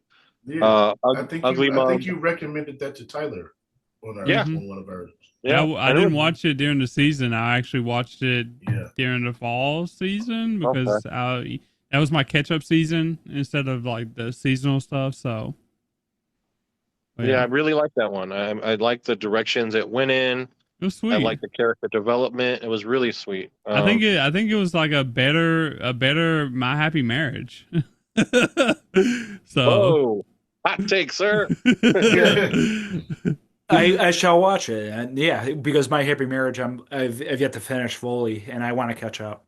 That's yeah, not your it's fault. a They had well, that weird Yeah. stoppage in it. Like I forgot that it came back. yeah. So it's not that it's a better My Happy Marriage. I guess it's a happier My Happy Marriage. You know what I mean? I It agree. doesn't I have get the I get that. dark like it doesn't have like it doesn't have all the negative things attached to it. It does have a little bit, but I think it does a really good job at keeping it to a minimum. So I think there's a lot of similar story beats, Mm-hmm. and there's a lot of the main character story arc is similar. There's a lot of similar story beats. It's a more, I would say that if you took out the magic aspect and you condense the story, then yeah, it's a much better. It's a better, yeah. It's not as a depressing. It's not as depressing as My Happy Yeah. Marriage can be. Yeah. And I So I think yeah, Tyler, I I agree with you. also Yeah. think that it focuses on the romance side of things more than My Happy Marriage. It So really does. Yeah. Yeah, because it's definitely more a marriage than like everything else that's going on in My Happy Marriage. Yeah, there's Yeah. definitely yeah, and I thought it was really well done too. I did like the little kind of like like her sister posing as a man. I thought that was a nice touch. just to get And I yeah. yeah, and I actually really liked how her parents became villains. Kind of like it was kind of messed up too because it was kind of like I just want to be her dad just wanted to be a musician. It's like, look, I just want to, like get stoned and rock out, but I got to be, I got to be this lord and I got to learn all this stuff and like he really just couldn't live up to his mom's like greatness and like there was so many levels to that. And I thought that was really interesting because you don't usually get that much development.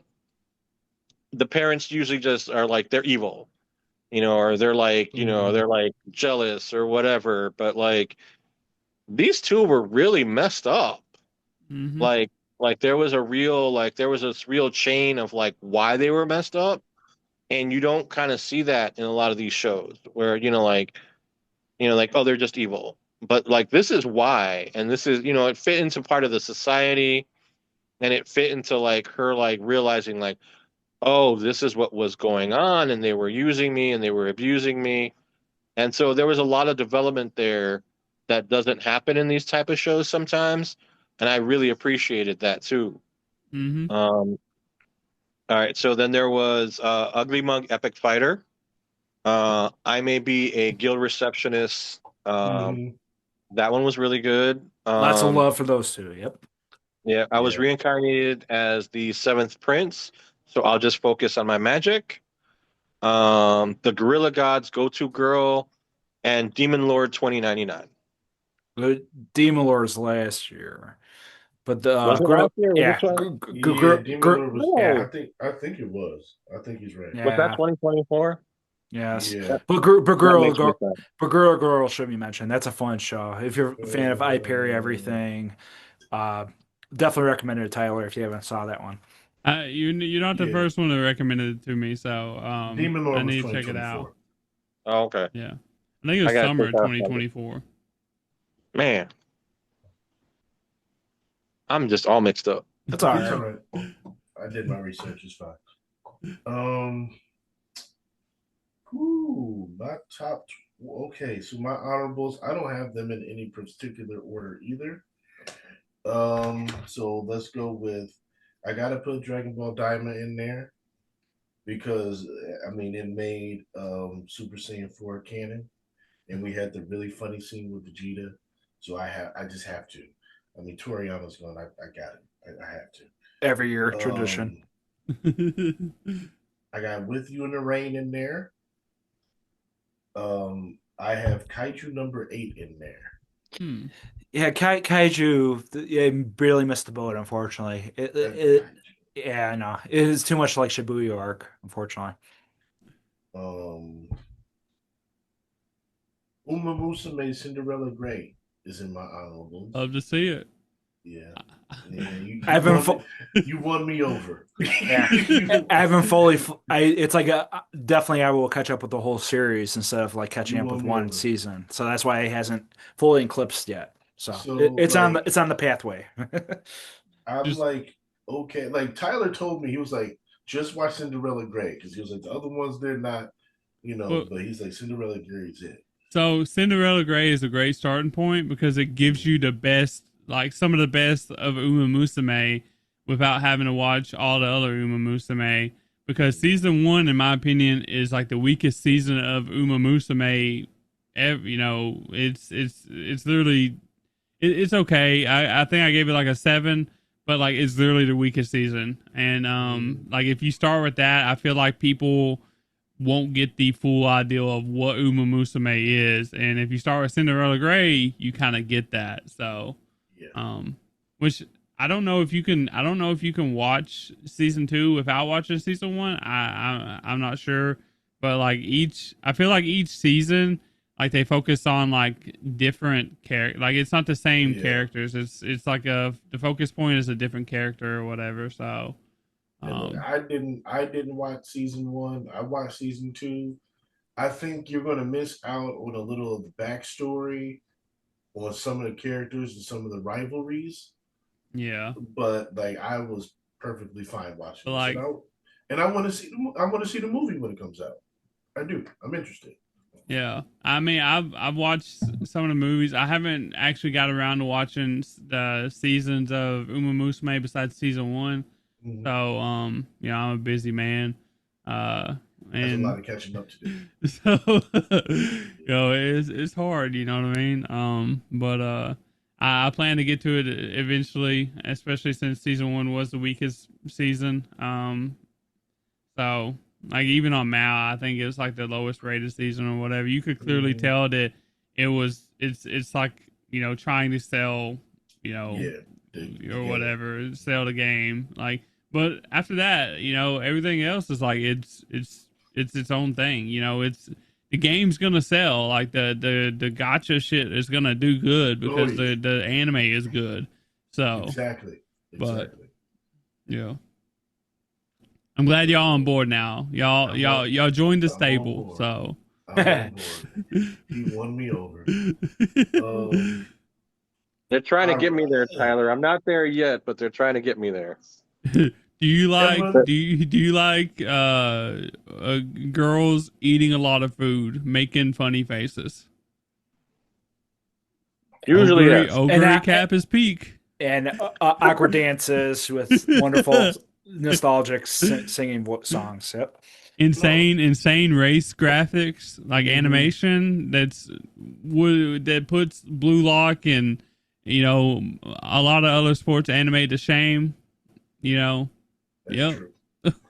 That's true. That's true. You know what? Like I wanted to not like it because I'm like horse girls, but he kind of won me over when he said they're based on actual races. It is. So if you were to like look actual up horses too, and actual horses, so if you were to look it up, you would spoil, what happens for the show for you.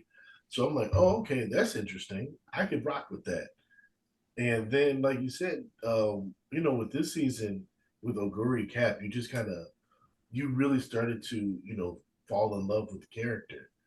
And then Belno and how helpful she was in the whole thing. Like you really got to, they're like race horses, but they treat them like actual girls. So it's a weird dynamic when you say it, but when you watch it, you kind of like automatically get it. They even have big phones. The phones are this big because one end has to go to their mouth and one end has to go to their ears up here. It's awesome. And they like carrots. Yeah. They always carry around carrots to snack on. So it's a good show. It's a good show. So there's a lot of little details that go into like, oh hey, these girls are horses. Yeah. Did you watch season 2? Part 2. Yeah. I really like part 2 as well because they brought foreign horse girls over and it was like Obey Your Master, Michelle My Baby, like USA people, like French people. Like it's so fun. So a lot of cool characters. That was great. Yeah. That was great. And I watched it on the It's Anime YouTube page. Okay, yeah. They had the whole thing for free. Yeah, they usually do. Yeah. Sometimes they take it off after like a certain period of time, though. Right. Like they had the weeklies up, and then after they came out weekly, they like had the whole 4-hour season there. I got you. Come on. But that was it. Oh wait, in my last one, I gave you four. All right, I said Kaiju Daima with Winter Rain, or Lose May. All right, so my last one was I wanted to get Rich Watch in there. I couldn't quite find room for it. But my last one, and I wanted to get this one in my top 20 so bad, but I just couldn't do it. I couldn't do it, and I'm kind of mad about it. But Meet Me in the Food Court. Okay.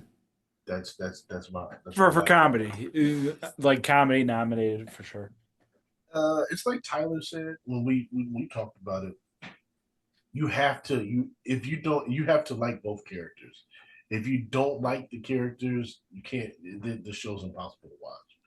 But if you enjoy the characters, then yeah, you're gonna. It's gonna be a very good show to you, and I love both the characters. Well, They're I would really like good. to confirm that April Showers Bring Mayflowers is on Prime. Yes, it is on there. It is on Yeah. there. I added it to my watch list. Yeah, that just happened recently, like in the last month. So last couple weeks, I think, actually. So, Yeah, it's on there. Yeah, and just give a quick couple episodes. Yeah, based on you guys' recommendation, I will be watching that. Just don't watch it dubbed. If it has a dubbed, it's probably AI. Sayori Oyami is. You should watch it for the sub. So you know what? I'm interested. I'm going to see if they got a dub on it. Let's see if they have a dub on it. All right, so that was our honorables. We want to. Do you want to do 2020, 2020, 1919 go around? Your call. I mean, we can. Yeah. All right. You and me kick it off since I started the first time or whatever? Go ahead and kick it Do off. it, Tyler. Alrighty. Well, my number 20 is going to be Yano Kun's Ordinary Days. That is my 20. It was the fall season. Like it was, I think, my number one show of the fall, and at least new show. It is so good, and like I actually didn't watch I watched the first episode and then I put it on hold for like 4 episodes, and then I started watching it all. I binged it and just kept on watching it weekly. It was just so good. The animation didn't have no ride to go that hard. Like it was super clean, super pretty, and it's got like the two main characters are like really, really good in it. I thought this was the one that had okay, that was the other one. But the two main characters are really, really good. Like the voice actor for Yoshida was like insane. I feel like she deserves like a nomination for like voice actor performance with the way that she did her role there. So it was pretty cool. But yeah. Very nice. For my number 20, I may be a guild receptionist, but I'll solo any bus to clock out on time. It's my most honest, like, number 20. And it's like not the greatest show ever, not the greatest fantasy show ever. But goddamn, the main character. She's so Give fun. her all the flowers. Yeah. And the opening is epic, and the closing is just beautiful. Hey. Yeah. I like that one. I did like that. So I'll leave it at that. For you anime fans, please don't overlook the show. It's really cool. And she's gonna be a contender in that very deep best girl of the year. And then, which is about 20-25 people deep on my list right now. Oh boy. So like we're gonna have to. But she was what was it? Was it Alina? I think it was Elena or something like that. Elena. She was tremendous. She carried the show. Yeah. Which is kind of surprising. She wasn't. Sometimes in those kinds of shows, the protagonist is a milk toast, and she definitely wasn't. This was definitely like, and the gag didn't get old. It didn't. It really didn't. No. Yeah, because sometimes the gag will get old. It's like, oh god, here she is talking about overtime again. But it's legit overtime. Yeah. Like legit, like like get out of there. And it was funny too because like They're like, oh, it's a new dungeon. It's like, well, yeah, of course, everybody's gonna go running for the new dungeon because they're like they want to get out on the ground floor, and so Mhm. that kind of made sense from an adventure guild's kind of standpoint. Like, yeah, you're gonna get a bunch of requests for like exploration and stuff, and so like it was like kind of valid, and like it's like yeah, she's gonna have a bunch of work to do, and Yeah, I really like the way they use it. They used the overtime to yeah. kind of like, yeah, the little boyfriend was like, I'll help you with your, paperwork and stuff, and she's falling asleep on top of the piles and looking all sexy and beautiful. And so it worked. They actually used it Mhm. instead of it just being a running gag, they actually used it as development. So Yes, I they thought did. that was really good. And I Yeah. love the scene when she confronted her boss, like, "Where's that help that you promised me? I cleared that And, dungeon. Where's my help?" and he was afraid. He was like, wasn't he hiding from her at some point? Yeah, so he Yeah. was doing something. He was Yeah. like, "Huh? Yeah, yeah, yeah. I'm working on it. Kill him." Yeah, like I made promises I can't keep, and now I'm gonna hide. Oh, that was funny. Yeah, that was a show that I wanted. That was one of the shows that was originally in my top 20, and then when I like started being like, oh no, I forgot this show. Oh no, I forgot this show. That was originally like number 13 for me. Okay. Wow. Okay. Pretty high. Yeah. Yeah, and then I started remembering other shows, and I said, "Oh, I can't." it dropped. It dropped down to out of the 25. My 20 is campfire cooking in another world. Okay. Okay, Yeah, I I like love campfire. the dragon guy was like one of the best things this season. The elf obsessed with dragons. Mm, Yes, yes. I yeah, love the Like, yeah, elf. yeah, I love the elf. Yeah. yeah. We he, know. yeah, Well, for boy version, yeah. He looked exactly like Zelda. yeah, he did. And wasn't his Yeah, name Link or something? something like that. Yeah, it was I a good play it was on. a Yeah, it was a play on, yeah. yeah, and it was. He was a good addition. Like, Yeah. he was a good, strong addition to like the assortment of characters that they're building. And I actually Hmm. think he was a lot stronger than some of the other characters. Yeah. And yeah, his fascination with dragons was like legitimate and like a little scary. I was like, bro, calm down. But yeah, I haven't had a chance to deal with one of these before. I only heard about it. And so he was like, just promise me when you capture this, you'll let me process it. and he's like, wait, who's the guild master here? Who's the adult? Yeah, yeah, yeah. Yeah, because the other guy was like, look, we need to go do some actual work Hmm. and stop you fanboying on these dragon parts, because like, come on, man, you got work to do. So that was, I think, one of my favorite developments over the course of the season. The dungeon was all right, but I felt like the elf kind of stole the show a little bit. Hmm. Yeah. Yeah, that was one that I wanted to be in my top 25, but I couldn't. And I think it was the slow start that ruined it for me. It Oh, And started okay. off a little slow. yeah, and for me, it was like the out meta ness. Like it's even more Yeah, meta than the first season's. Like yeah. this is cooking, guys. Like I'm sold on the cooking, but okay, they're very OP. All of them are Hmm. OP. I get They're it. all OP. And I know I'm in the minority here, but I got tired of the pew pew. I want to pew pew, and like how they had to forcefully inject it in every episode Every early on. single episode, I love it. Every I single love it. I episode, love it. I I love hated it. I hated it because it was so unnatural. Well, Because yeah. it was just like everybody wants to hear him say it, so we're just gonna throw this in at this random moment, and I was just like, Yeah, and then too at the near the end was kind of like now our big form, like whoa, yeah. that became the trope then too. Yeah. Yeah, yeah. And then he stopped doing it about halfway through the season, Well, and Sui became a battle junkie. Yeah, I'm fine with that. Yeah, I'm perfectly fine with that. It's just that I Yeah. got tired of the pew pew thing having to be forced in. Yeah.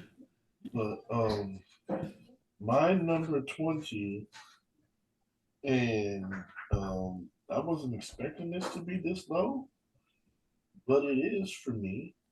My number 20 is going to be Solo Leveling season 2. Okay. And you know what? I think I'm so tired. Like, I know that he's like a necromancer, but I'm so tired of him just using that and like taking over everything. It's a quote unquote too. Yeah. It got so old for me. I'm like, dude, you have all these other skills and powers, and you're just like relying on this. It got annoying. Even though it was like action packed and better than season 1. It was way better than season 1. Way better than season 1. Season 1 they messed up. Like, I read the light novel.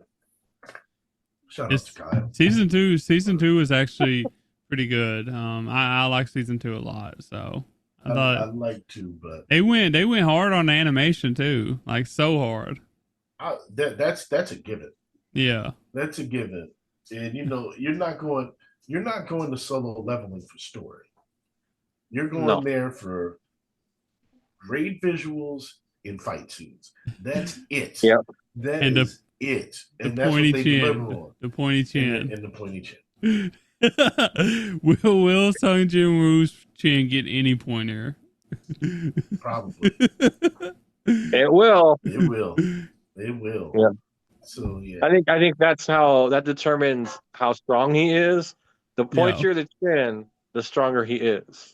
Yeah, it's a running joke that like if somebody aura farms, they have to have a pointy chin too. So it just has to happen. Okay. Give it to him. Solo level in season 2. That's my number 20. I got you. I guess it's me now. My number 19 will be Clevites. Really loved this show. It actually surprised me a lot when it came out. I didn't expect it to be this good, and I didn't expect to have a different perspective, which carried the show. Actually, it made it so much better. So I'm a huge fan of dark fantasy, and that's what it give me. So dark fantasy with a fun female lead. I guess you could say so. Absolutely. But yeah. She got a ton of development in the show too. Yeah. I mean, they asked some real questions in that show about heroes and stuff. Also, shout out to Aoi Yuki. She's in it too. So one of my favorite voice actors, obviously. For Nelly. Yeah. I actually have a fan theory about the show. It plays into my idea of it being Willow on crack. It's Willow on crack. And Berserk. Yeah. Yep. Because I'm like, how would you, if you knew that, like, if you were destined to be killed by the heroes, how would you contain them? Because these people are essentially imprisoned by these 4 demon lords. These beasts on all 4 sides. It's like, well, instead of killing them all, like, let's contain them, because we don't know what the rest of the world looks like. Like, outside of this little area, we don't know, like, what lies beyond, like, these demons. And I'm not even sure they know, to tell you the truth. So that's kind of my fan theory about the show, is like, they're being contained, and it's like they're being contained for a reason. We just don't know what that is, but I kind of believe it's like the same reason you contain anything is because it's kind of dangerous. Yeah. That's interesting. I can see that. I can see that. Yeah. It's even more interesting that the demon lords or demon kings, whatever you want to call them, they don't even work together. Like they're kind of like enemy, not enemies, but maybe like rivals. I don't know. They're like, they can be enemies, but they don't bother each other. They or whatever. Like it's weird. So it's kind of interesting to see all of them like stopping the humans, and or not just humans. It's like obviously other things too. but the population, humanity, I guess, branching out. So it's going to be interesting if we ever find out like a reason why or whatever. So I think we will. I think that they'll develop more in the second season.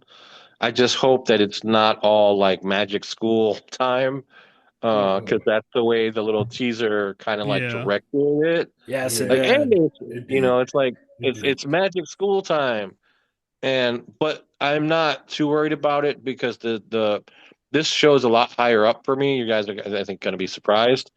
Um, Not the I writing was won't. never the writing was never lazy on this show, yeah, Agreed. and it always and that was one of the things that, like with you, Tyler, I love dark fantasy. And like this was some 80s metal shit right here. Berserk is literally Berserk, modern day yeah, Yeah. Berserk. Yeah. But the writing was never lazy, and it didn't do the thinking for you, and the scenes always delivered. So even if they're going to do the magic school thing, they'll do it in a way that you're not expecting, and B, in a way that will entertain you. yeah. Yeah. And like with the different perspective, like they're kind of like doing a magic school, but it's also like an infiltration kind of thing Yes. too, because like Yeah. it's the main baddie that's going in here or whatever. So Mhm. I want to see what's gonna happen. I'm pretty sure the new season comes out this year. So I think, uh, but Don't They get my hopes up, announced it man. yet. it's Yeah. already announced. I'm pretty sure it's this year. It's like summer, I think. But Okay. yeah, I really like dark fantasy, especially when it's done really well. There's some dark fantasy out there that ain't good at all. That's kind of got the lazy writing, but like dark fantasy done well, it's like one of my favorite things. So as you can July tell, We're like good, man. I love Berserk. July So 2026. yeah, so Okay. July 2026. I'm writing that down. that's that's mid season, like ain't it? Like That ain't summer, yeah. Yeah. April, Yeah, that's May, no, midsummer. In that summer? Because summer's usually like February, March, April. No, that is July is when summer starts. So I thought summer started earlier, but it's January, February, March for winters, April, May, mm, June for spring, and July, yeah, August. August, September for summer. Yeah. So October. in Yeah, yeah, October is fall. yeah. So Yep. That's right. but yeah. So For some reason, I was thinking like June was summer. But I mean it is summer. summer, but not Getting in the anime. summer. That's So that's an interesting choice. yeah. Hmm. I'm getting peak for my birthday month. I love it. There you go. Man, it's going to be good. Like All and right. like you said, like it's going to be, even if they do the magic school thing, they're going to. They've developed enough trust in me to be like, all right, let me see this through. It I won't agree. be. It Yeah, won't I agree. be. Go ahead. Sorry. No, I was just saying I agree with Jamal. Oh, They've established the writing, so far the storytelling and the writing, they've garnered enough trust where I will see, like I'm going to be there no matter what, but I don't think they'll disappoint me. I have faith that it will not be slime meetings. And I have faith that it will not be the erectile dysfunction. Arc. Yeah, I was thinking that too. Yeah. I Oh my have faith. God. I have faith. I have faith. Oh God, that was so bad. All right, let's move on from Mushko Tensei, Yeah. please. Let's not get started yet. Uh, We're not all going right. to do that So again. real quick, my number 19 was To Be Heroics. Okay. Okay. Peak. At first I was like, no, but then after like the big, it kind of dropped off after that first arc, but then it kind of saved itself for me and made it into my top 20, and it turned out to be a really good show. And fun You know, fact, it turned out to be Dave's number one for the year. yes, it Really? did. Oh wow. It was. Yeah, Okay. yeah. It was Cool. that show all depended on if you like the arc or not. Yeah, they had a And, lot of arcs. it There's a had lot a of lot fun of characters arcs. though too, and a Yeah, lot of yeah. really good fights. Right. Yeah. So It's like if you like the arc, then you're good. If you didn't like the arc, then it's going to tail off. And so it all came down to the characters. But next season, I'm sure we're going to get the actual tournament, so it's going to be fun. Yeah, the battle royale. Yeah, It's can't going to be wait. crazy. And now we're introduced to all these characters, so you already have like Know who they are. Background. Yeah. know Yeah. who they are. So that's why I'm like, I get it. Who y'all rooting for? I'm Hero X. I like X. Yeah. I like Queen. Queen's nice. Yeah. I like Nice was cool. I like Nice was cool. Yeah. Um, I mean, there's a lot of cool characters in that. Yeah. yeah, there were some good characters in it. I like The dog. The dog was fun. the dog is iffy for me. But The dog was fun. that's probably my bias against dogs. So Oh no. I'm admitting it. I hate dogs, so that arc did absolutely nothing for me. Lucky Cyan was cool. Lucky Yeah, I Cyan liked was her as a cool. I character. did like Yeah. her. I did Yeah. too. I liked her as a character. Yeah, that arc was good. Yeah, they had a good I arc. enjoyed that arc. Yeah. So yeah, there's some character. I'm happy to see. It's gonna be fun. All right, go ahead, Jack. And my number 19 is The Two Perfect Saint, tossed aside from by my fiance and sold to another kingdom. I've grown to like more and more of the ending. Like I said in our recording, if I had to pick one world to be isekai, it'd be this Yeah, one. You just you have did to say that. you just have to pray to a beautiful girl. That's all you have to do. And these idiots running the kingdom don't know how to do it. And this jerk, power hungry motherfucker gets sunned. And it's the best turnaround, sweet justice of any show this past year. So, my quick little plug. Mhm. Another show that shouldn't be overlooked. It's this cute little charming fantasy show. It was Yeah. good. That was a good one. That was a I really good liked it. one. Yeah. Her sister was great in that show too. Yeah, and sporting character for sure. And that Strong support character. I think that goes along the lines of like My Happy Marriage and stuff, and Betrothed to My Sister's Ex too, because Yeah. like it's Yeah. kind of the same vibes. It has like the mistreated, Yeah. mistreated like Bride to be. underappreciated Yeah. people finally getting to be shown that there's like treated like real people, you know, Yeah, or the whatever. comeuppance. The comeuppance. Yeah. So it's actually a really cool little fantasy. I guess. I'd say fantasy. Fantasy. I I mentioned like really- isekai part. Don't want to Yeah. misguide it. It's not an isekai. No, it's not this guy. I really enjoyed one of my favorite parts of that show was the sisters' revenge plot. Yeah, Like that was really well done. That was kind of like Chef's Kiss tasty.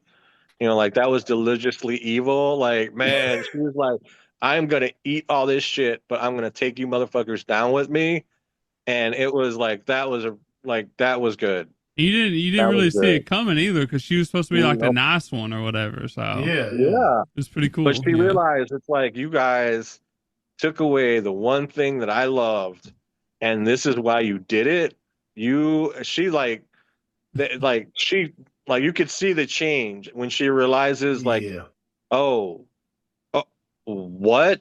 Like she realizes who her parents are. She realizes what's going on in the kingdom. She's like, oh, okay. And she puts her little plan into action. And I kind of like enjoyed that more than the rest of the Yes. show Yeah, there were points because where she stole the show. she She definitely did. stole the show.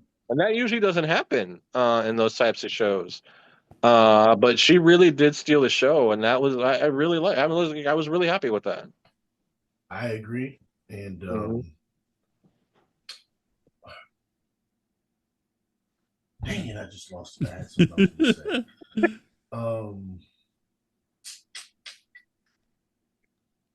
Whatever. I'll that's on my list too. If I remember, I'll say it then. Okay. But yeah, Two Perfect Saint was great. Very good show. My number 19 was an original. So last year I thought the originals were horrible. I think, or 2024, I thought the originals were terrible. But 2025, I think we bounced back in a big way. So my number 24 is Zenshu. Okay. That was a really good original. It really started the year off with a bang right there. Yeah, Especially with Mappa doing it. yeah, That's actually what I'm hoping for, like the Netflix Mappa agreement or whatever. I'm hoping that we get like more shows like Zenshu, like the original shows. yeah. So, but Yeah, fingers crossed on that one. yeah, Fingers crossed. It was a really good show. I enjoyed it. Um, you got some good character development in it. I love the Scribble Knots way of her, like drawing her way out of these things. But, similar to our 100 meters debate that's never ending, the lesson in the end is what mattered the most. Is what mattered the most. And, they kind of, I don't think there's going to be a season two, but they did leave room for one. they did. Yeah. They did leave room for I one. I would enjoy a season two. Me personally, I know a lot of people True. probably wouldn't, but I would. I would like to see it because they let the people come to the real world, and like that's like, why would you do that in the last episode? You know, What's his name? Was it so Luke Braveheart or something like that? yeah, Luke and all of them, Yeah. they came to the real They world. came It to the looked real like. world. So Yeah. why would you end the episode like that if you're not gonna give us like maybe them in the real world or something? Yeah. You know what I mean? So, but yeah. It was one of those endings where I think this happened with a couple of the originals.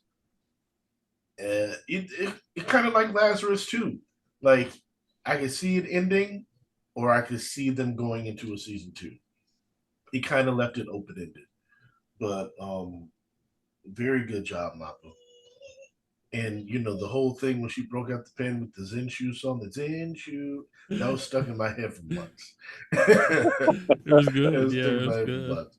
I Yeah. like that. I like that more than the opening and closing. And the opening and closing was good. But I thought it was a pretty good story too. Mhm. So like it kind of like flailed at some points, but like overall, it was a pretty good like little fantasy. So yeah, that was oh, is it my turn? yeah. My bad. It's your 18. I get, I forget. Let's see. So my number 18 show is The Summer Hikaru Died. Okay.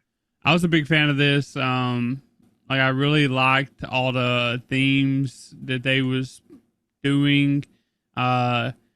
It's I guess I liked it a lot because like it was like a good mix of like that horror vibe with like a lot of slice of life stuff. Like I said, with all of like the themes in the background too. It really was very interesting to watch it. I wish I would have been able to binge this instead of watching it weekly though. Shout That was out my Netflix. Yeah, that was my dilemma too. That was because, like I said, that confusion with the cinema. Yeah. For sure. I feel like this would have been like a much better. Like, don't get me wrong, it was still really.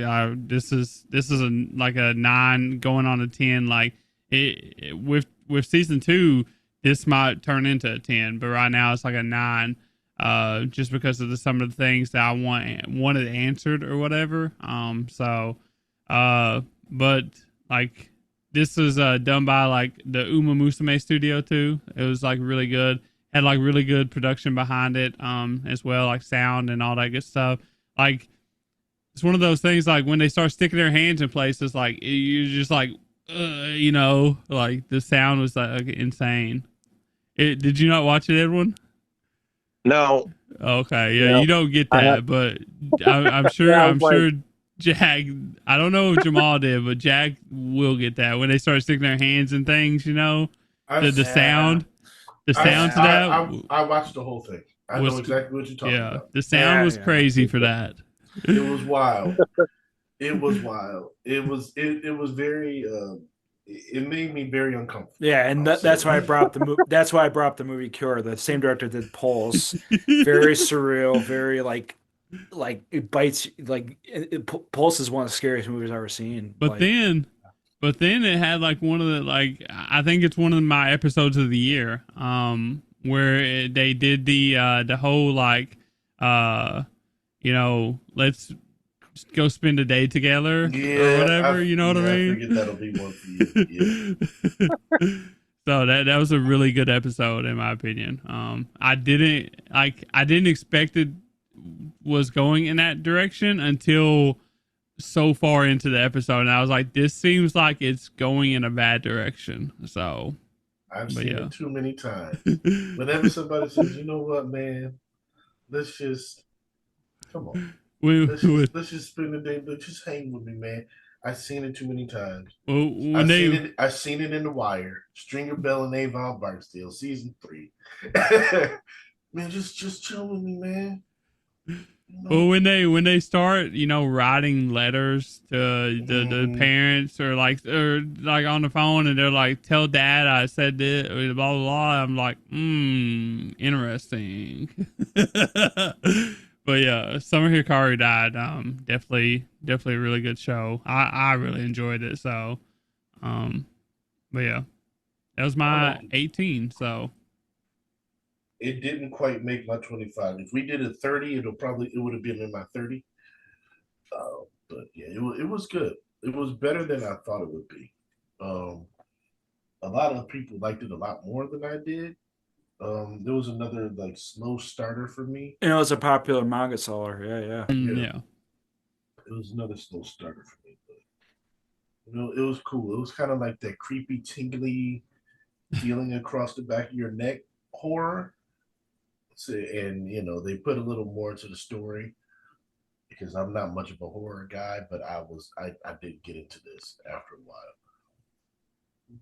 Okay. Cool. Jack, you're 18. Yeah. Quick little plug or quick little spiel with this one because I think this one would be higher on yours for all of you. Probably. Apocalypse Hotel. Oh yeah.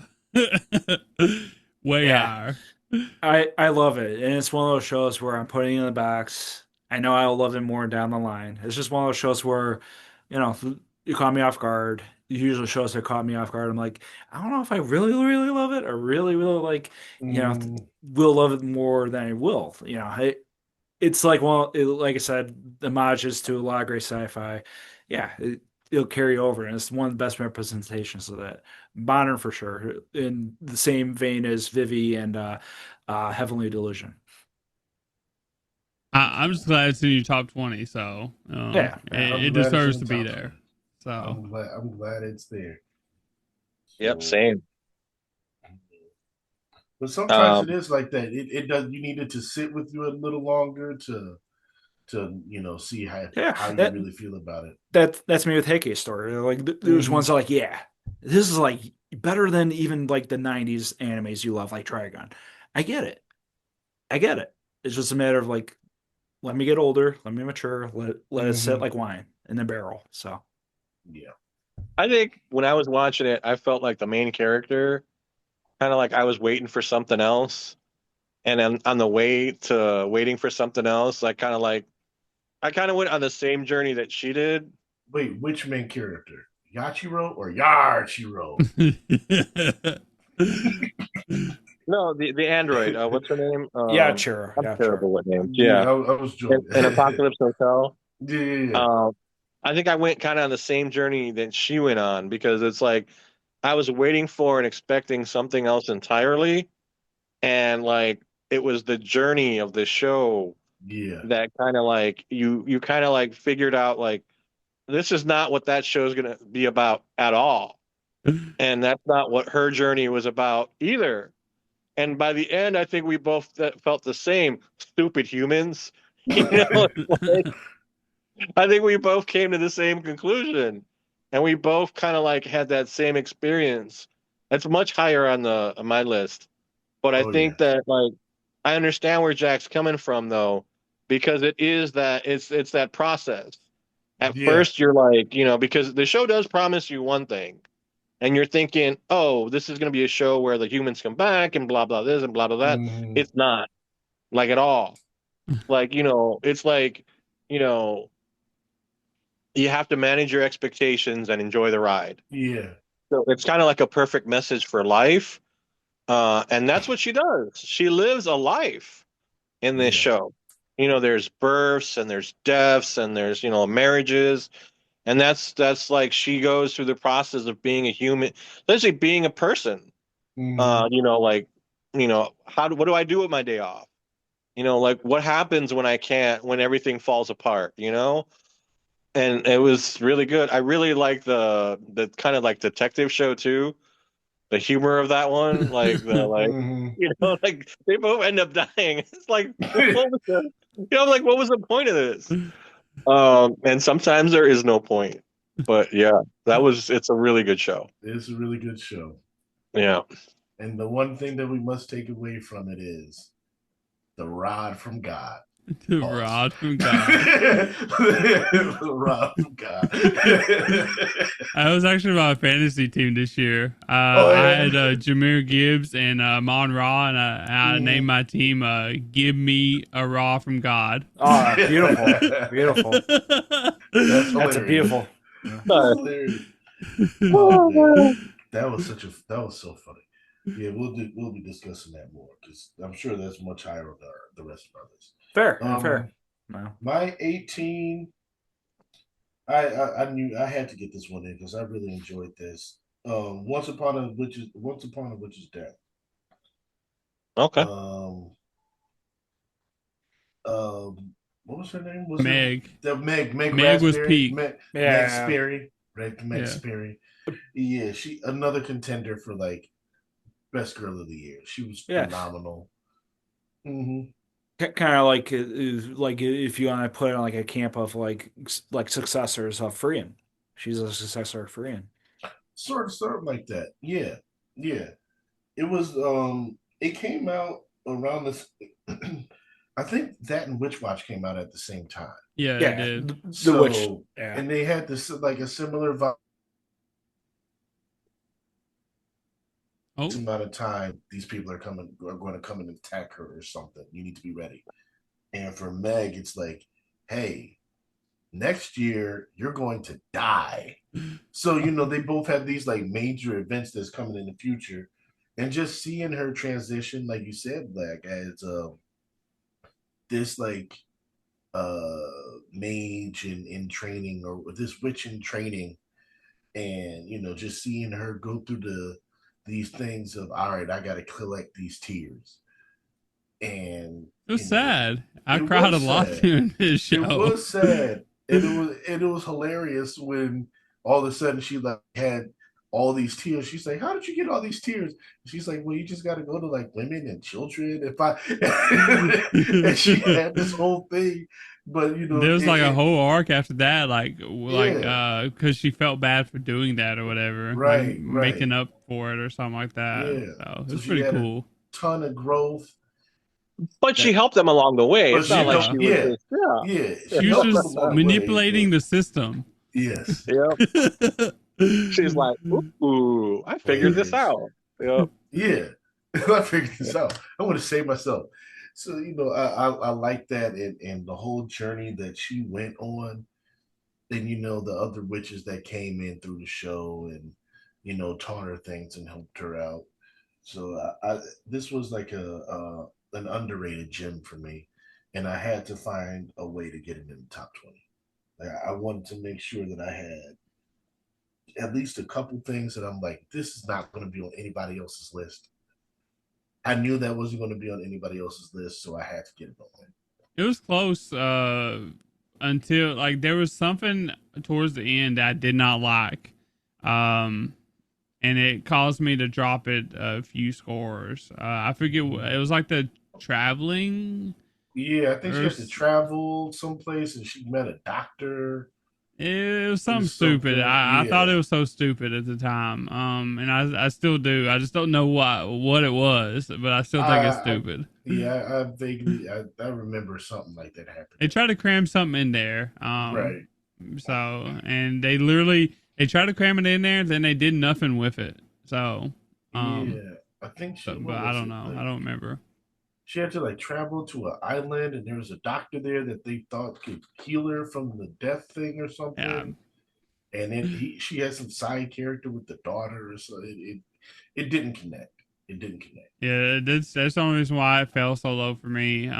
It's just because of that. So the rest of it was like really good. Meg was, awesome. So She was awesome. and the one that she hung out with all the time to give her that nickname of the Sue Berry or whatever. Like she was fun too. So He give you a nickname, Sperry. Sophie, that was her name. Yeah. But yeah, a lot of good ones in there. My my 18 was Kowloon Generic Romance. Okay. Yeah, I really like that one. I like the. It felt like a throwback. It is. It is. Yeah. Yeah, I hadn't seen anything like that in a long time, and I love the way they play around with it. What's going on, what's not going on. Who's Yeah, your and A and Yeah. B? Mhm. yeah, and that's the beauty of that show. The tone at least like gave that confusion for the viewer too, not just with the characters. Like, yeah, there you go. That's pretty genius. That is genius. Yeah, like what's going on? Let's play around with this. Let's, like what is really going on and like the puzzle of solving it and just like their actual emotions, getting invested in everything. Yeah, I really like Kowloon Generic too. I'm glad I didn't read the manga because apparently the manga people didn't really vibe with this adaptation. Apparently they cut Yeah, out some but yeah. things. And something about like the live action, like the live action Yeah. is connected. You need to watch the live action or some shit to understand everything. I don't know, man. The way they done this was so weird. So, but I liked it as a anime only. So Yeah. Yeah. As Yeah, an anime, not knowing anything else, I liked it. But there were times where, like, and the reason why I didn't make mine was like, there were times where the pacing would just felt off. I And can agree with that. so Yeah. when like you said, Tyler, like I saw a lot of feedback, like they cut a lot of stuff out, and I'm like, I could tell because the pacing was just Yeah. yeah, off at times. I think you could tell, but Yeah, I mean, it is what it is. It sucks yeah. when people do that. But like Reiko, she's like top tier. Like they knew what they was doing when they made her. So Betty, Betty. Oh yeah. Yeah, Yeah. She's, good like good guys play photos of like her smoking in the balcony, like where the going oh pow. yeah. Oh yeah, beautiful. Yeah, she's definitely gonna be like a character that people are gonna remember for a long time. mm-hmm. Mm-hmm. Oh yeah. And you know what? That, She's going to revive herself and come back and be the lady that's going to be smoking behind the supermarket. oh, there, uh, oh man. I'm excited for that one. I'm Well, really, really excited for that in one. case you haven't heard, that's me and Edwin's number one manga series of the year, 2025. Yeah. okay, I like it. Really? Hey, Oh, don't they come Yeah. out next season or is that summer season? summer. Okay, I think it's summer season, yeah. I think it's summer. you're And I gonna have just a really good year this year, boys. Strong year. Yeah. Yep. Oh man, this Got will be tough. Apothecary Diaries in fall. I have to catch up So, with Wisteria. That's coming out. yeah, in summer I think too. This Maybe. is tough, man. I don't know if we're going to be. I don't know if we're going to be able to just do a top 20 next year. We can do a top No. 20 just from this season. Yep. Young, Yeah. we're gonna be in the top 30 next year. Yeah. Yeah, it might be a top 50. I don't know, Yeah, dude. it might- Because it's like with all this stuff coming out and all this stuff I can't believe that I might end up sticking with the good chunk of what I'm watching right now. If you're already at 35 That's and insane. you're not Yeah. dropping much, Yeah. 20 is not. No, gonna I be mean, enough. well, most of them, it's like most of the shows I drop because they're boring, or they're repetitive. But like all of the shows this year have something that kind of like separates them from like other shows. Yeah, like the Like there's- nobleman's journey kind of thing. You know, it's yeah, like that that one. that one has like you can drop it, but it's like I want to see 6 episodes of this. Mhm. Well, yeah, you want to see they're strong enough where you want to see where they go. Yeah. Yeah, Like with Hell Mode, there's enough like with his family and like how he's changing over there. Like, okay, my family's more important than me developing my like this isn't just a game. I want to develop, like I want to take care of my family, so I'm gonna stop like I need to focus on taking care of them instead of changing my summoning. So there's like little things in every show, and even like the shows that I don't want to watch that I find annoying, I'm just having a lot of fun. Like with what is it? The rom-com I keep telling you guys about, like you can't be in a rom-com with your childhood best Mhm. friend. Hmm. I'm watching that show sheerly to see what they do with the fan service because it's cracking me up. Like at first I was like, oh, this is, like this is at first it was just to troll Jamal to say like, oh hey, there was like two panty shots in this episode and this. Mhm. And they're like by the third episode, they've done everything. Like there was a full-on nude, butt shot. And I'm like, where are they? I'm watching the show just to see where they go. Like I don't really like, What are they gonna like do next? right. But they do have touching moments between the characters. Like they'll actually have like some touching moments. So I'm like, you're trying to get me with those touching moments, but let's just see where you go next. And I'm just like watching this train wreck just for the sheer joy of watching a train wreck. And yeah, well, yeah, Tyler, I really watched the show I kept watching the show just to troll Jamal because he's not really a Fine. big fan service guy. I'm not a I'm fan not service not guy at either. all. Yeah. And so I'm okay. Like I loved the little here and there in My Dress Up Darling. I thought that was really well done with fan service. I thought that was like the way you do it. It's really well done. It's not like over the top and stuff. But this show just doesn't care. And it's like well animated too. And I'm like, all right, I want to watch this just to see where it goes. And that's kind of like all the shows this season. Like they're all interesting enough where it's like, I want to see where this goes. Um, like what were we talking about when we like until in the moonlight dusk Yeah, or in the clear yeah moonlit dusk. Timberline Dust. in the I want to see where that goes. Yeah. Yeah. Like, I want that it's it's a cute little romance. It's kind of like it's a little twist on the stereotype, but it's like I want to see where that goes. And then I think this whole season is kind of made up, and I'm afraid that this whole year is going to be like that. Yeah. I mean, Yeah. that's a good problem to have, but it is a problem. It is a problem. Yeah. Okay. 2, 3, go. In a refresher, what was your 18, Edwin? I don't remember. Kowloon generic romance. Okay, Yep. okay. All right. Mhm. Make sure. Alrighty. My 17 is going to be Windbreaker season 2. Really big. I know people didn't vibe with season 2 as much because it didn't have a lot of hands being thrown as much as season 1 did. But I like this one way better than season 1. Because of they went pretty deep into like the actual characters and like the backstories, especially like Tsubaki. I thought that their character and their like backstory, that's where Windbreaker shines at when they try to tell these emotional like stories like this that mean a lot. So I hope to see more of that. Like sure, like Cloverworks does a good job at throwing hands and shit too, and Sakura and all the characters are really cool. But Tsubaki really stole the show for season 2 of Windbreaker. So I'm with you. I like season 2 of Windbreaker a lot more than season 1. yeah. I mean, I don't know. Like I did see a lot of people saying having negative thoughts about it just because it didn't have as much action in it. I get it. It didn't have as much action in it. It just had like small fries, it felt like, It Then did. we had the big like cliffhanger at the end with the Indo dude, with the badass looking dude or Yeah. whatever. So it was still a good season though.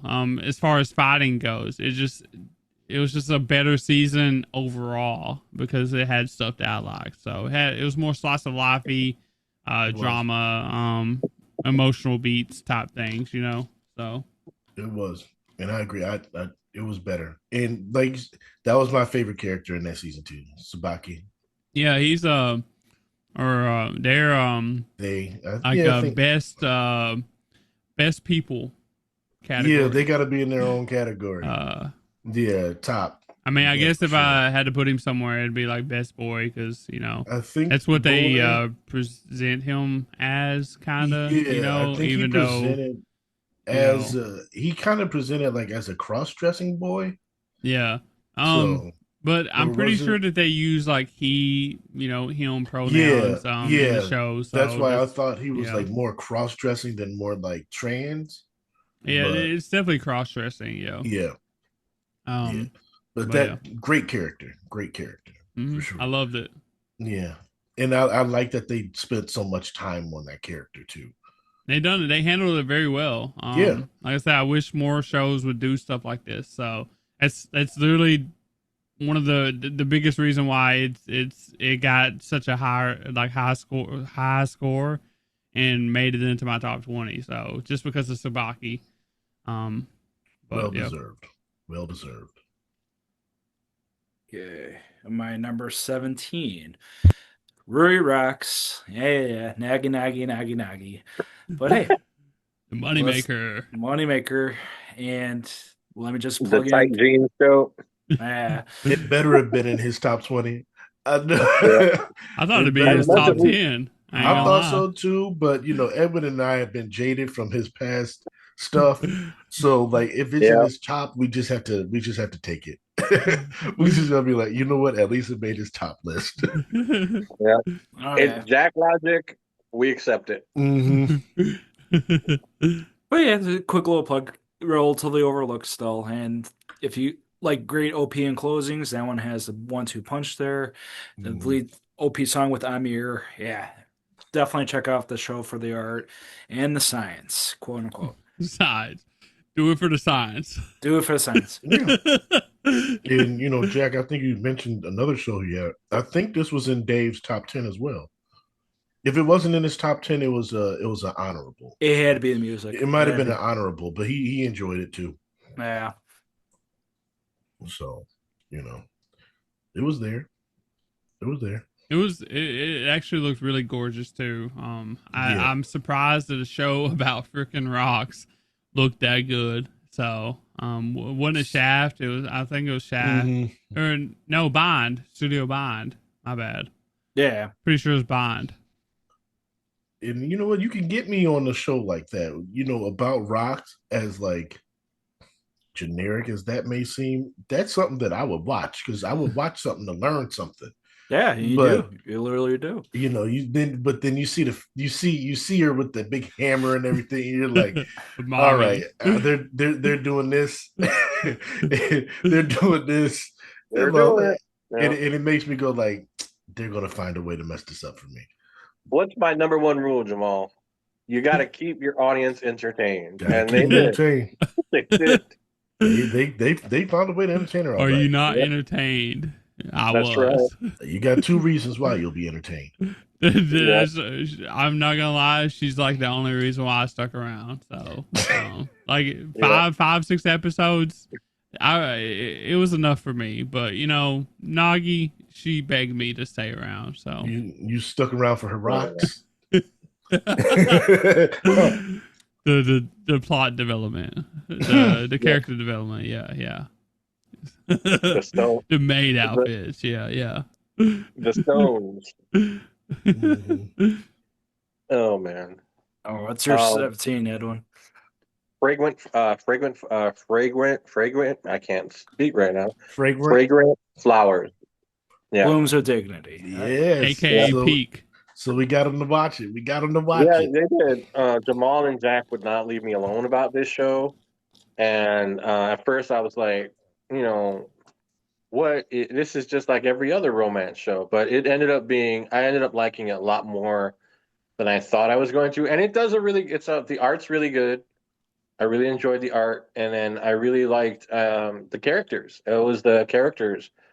It was actually her childhood friend that kind of like sold me on the show. Yeah. More Subaru. than anything. Yeah. Yeah. Yeah. Yeah, she kind of sold me on it more than anything else. because like she was really good. yeah, seeing her transformation over the course of the show, I think was a lot more interesting for me than everybody else's. But his friends did a pretty good job of being decent too. Yeah. These weren't like stereotypical characters. Yes, they're They made to were be. far They're more. made to look like delinquents, which is pretty funny. Yeah. Because they're Yeah. actually like really good people. So Yeah. Yeah. Well, I mean, that was kind of the whole point of like, hey, we got this, classy girls' school, and this kind of like school for remedial bad boys, and that's what they got going on, and it's kind of like they play. It's a little bit like a Jane Austen novel where you have certain Mhm. expectations about certain people and their positions within the class and society, and like they kind of come together and prove to themselves like that's not who we are. We're different people. We're different than the way society sees us, and I thought that was really cool because they are. I mean, these are generally well developed characters. For yeah. So I think overall it did a really great like art wise, music. It's a beautiful show. The characters look really Yeah. good. yeah, It's Cloverworks did really, a really good job. yeah, I agree. Overworks had a strong year. Oh, Yeah, so Jack, this is on Jack and Jamal. It's totally your fault that this is on my list and where it is. So Yeah, I blame you guys. well, you're such a Dangerous fan, and Horimiya has Yeah. elements of that too. It's like, yeah, this is Edwin show 101. Well, yeah, yeah, No. definitely. I was thinking about that as I was watching the characters, especially his friend, the friends. Like Yeah. because I think that that's one of the strengths of Horimiya is like, and they kind of take over and steal the show eventually.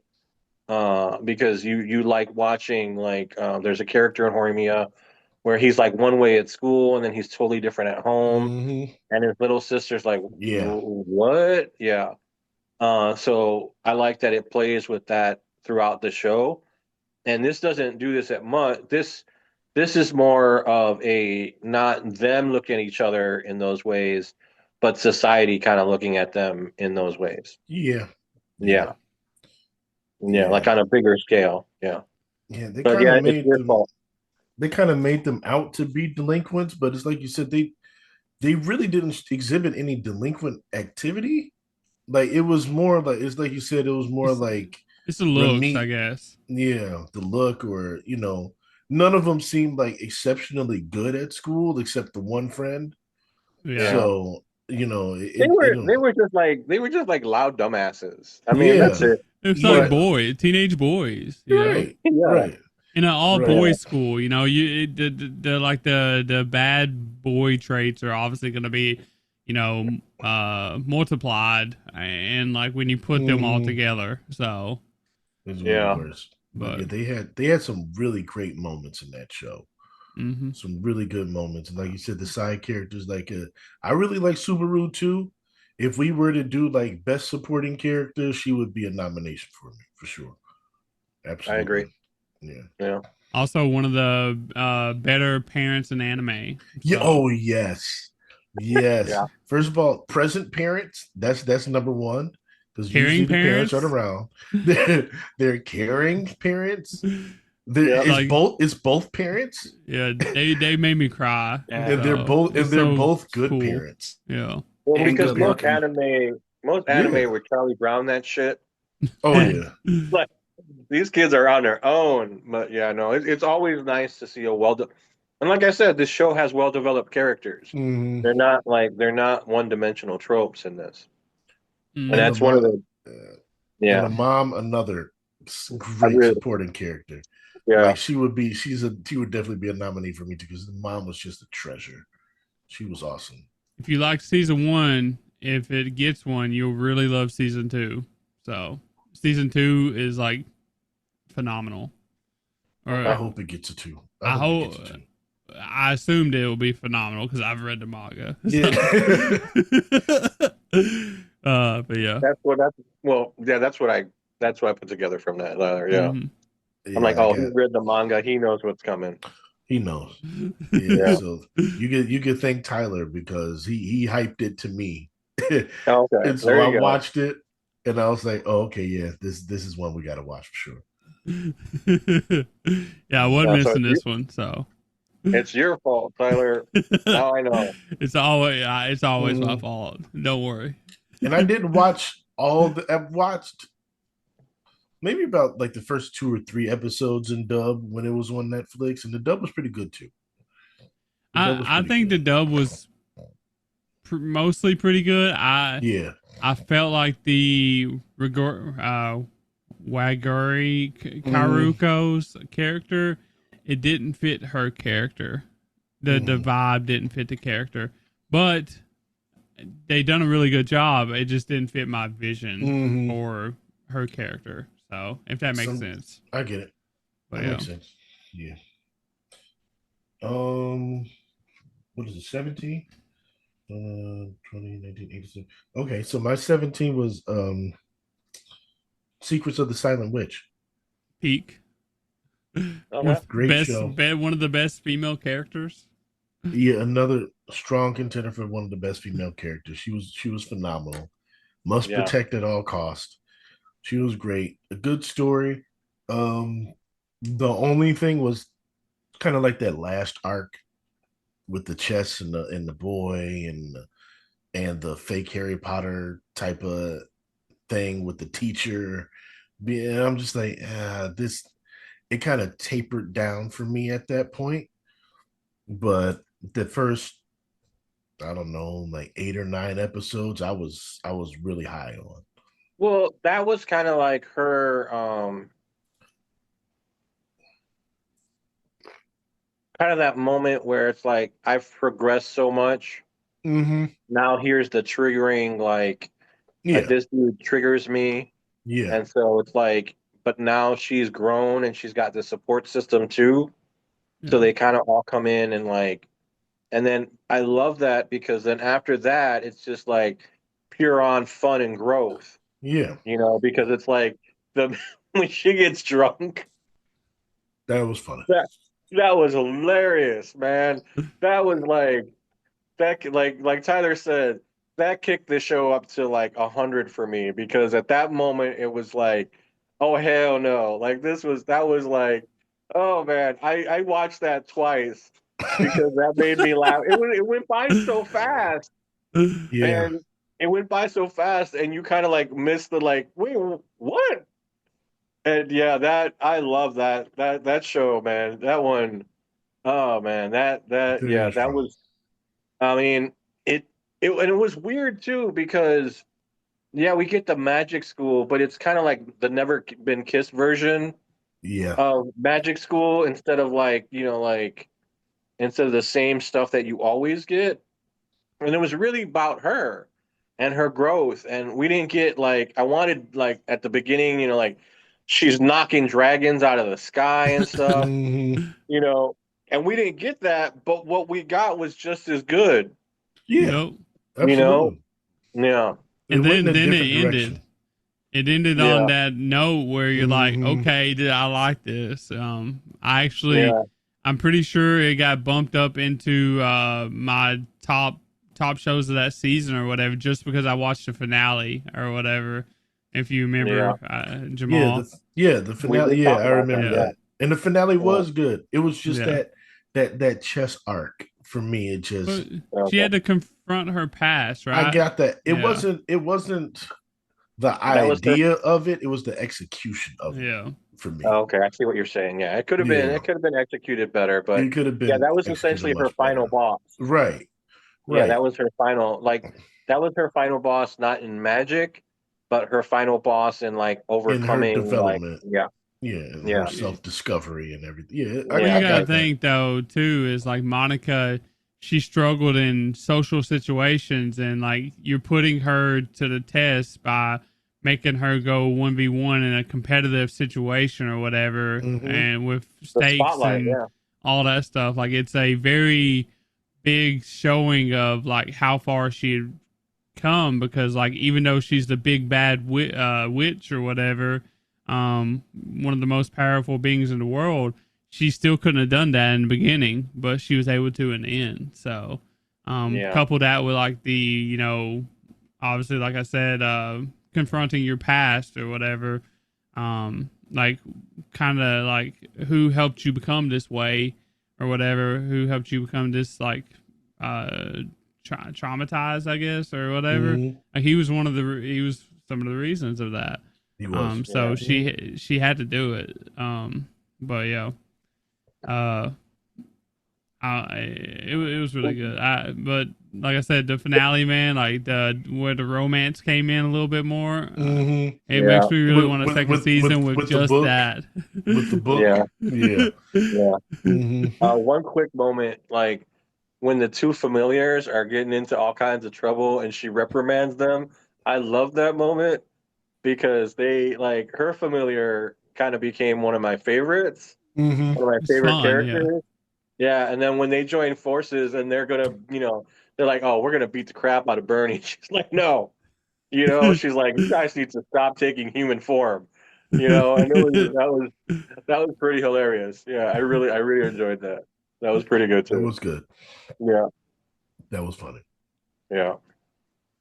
Oh man, So now we're on we're ready for 16. 16. Now Yep. we're on Oh, it's 16. 16? Okay. For my 16, I got Uma Musume Cinderella Gray. Okay. I'm coupling part 1 and part 2 together since they both aired in the same year.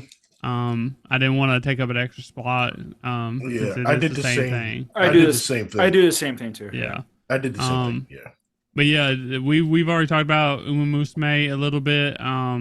Cinderella Gray is like really good. The first season the first part was insanely good. It was mostly about Oguri and like her dominating, The regionals. her small Yeah. town, I guess, or whatever, working her way up.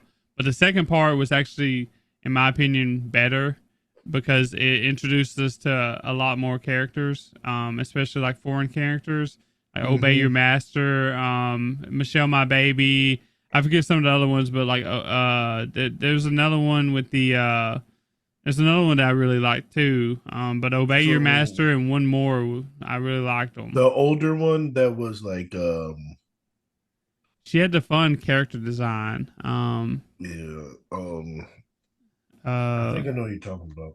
But that whole arc, yeah, that was really, it was really well done. yeah. And then I Tamamo enjoyed seeing Cross them. is really Oh like yeah. I really love Tamamo Cross too. Yeah. So, but she's like the rival character of Oguri at this point. But yeah, and I think it was left off on a pretty good note too. I think it like Mm-hmm.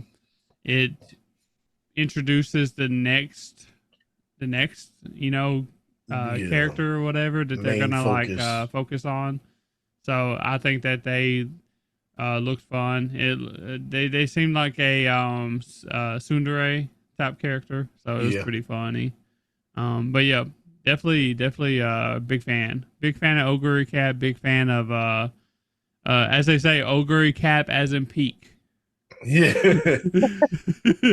She was a great character, man. She was a great character. Really easy to get behind her and her story. And Tamamo Cross too. Tamamo Cross too.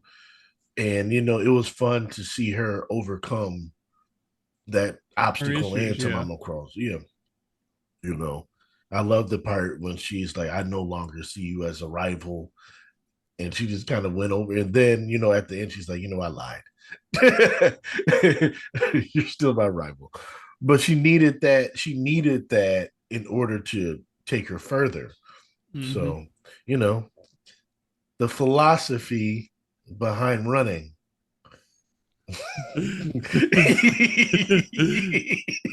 But yeah, great season. Great characters, a lot of great characters. Yeah, Like I said, Ogre Cap is just so good. That's great it. character. Watch Uma Musume. Join the stable, y'all. Watch it. I watch it. I didn't want to have to be one to agree, but you know, horse girls, as soon as I hear that, I'm like, no.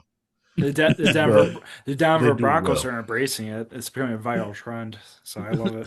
It's Mhm, tragic. The Uma Musume couldn't save the Broncos. mhm. Bo Nix had to get hurt.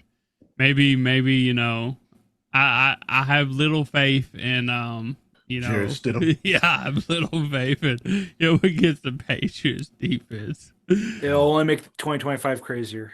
But if something happens, it is because of Uma Musume, and it is the year of the Yeah. horse. It's the year of the horse, and it's Uma Musume. So he's got a point. if it can happen, it's gonna happen. And You know look, what I mean? man, we saw Brock Osweiler drag that team to the Super Bowl and Peyton Manning steal the glory. So I mean, why can't Jarrett Stidham do it? But yeah, this is a year. The cards are all lining up. So Mm-hmm. Alrighty. For my number 16, I have Taco P's Original Sin. Short and sweet. Awesome show. Everything was paid off. I even like the ending. Not a lot of people like the ending, but this is one where I'm like, yeah, in a year, couple years from now, live action adaptation, they're going to treat it seriously, like what they're doing with Look Mm-hmm. Back. And the director as well, Hirokazu Koreeda. I saw that one episode you mentioned about Tyler being hyped on that. He did a movie called Monster, and that was my favorite film of 2024. And it's like he'd be perfect for Taco P's Original Sin, at least for like the live action. I've seen all of his movies, so I'm like, yeah, like look, what they're doing with Look Back, they're gonna do with Taco P. So I'm sold on that idea. I'd be interested in a live action Taco Piece. I'd watch it. I'd be interested to see how they do like This like works. the Yeah. yeah. Well, that like It's pretty graphic. Takapi, like Yeah. how they like handle Takapi specifically, like Okay, yeah, like the CGI or something. yeah, it would have to be pretty good. I feel like so hopefully if they ever do that, they actually get like a decent budget. That way they can treat it pretty good. So Yeah, even like the director of Parasite, he also did Mickey 17. He's done one called Coach Okju, where that's like a fantasy creature and something like that, like a serious director handling this project because it's that special a story. It could work. I mean, I think it's something that easily translates, except for the Takapi. Yeah, But other than that, like story wise, very easily translatable.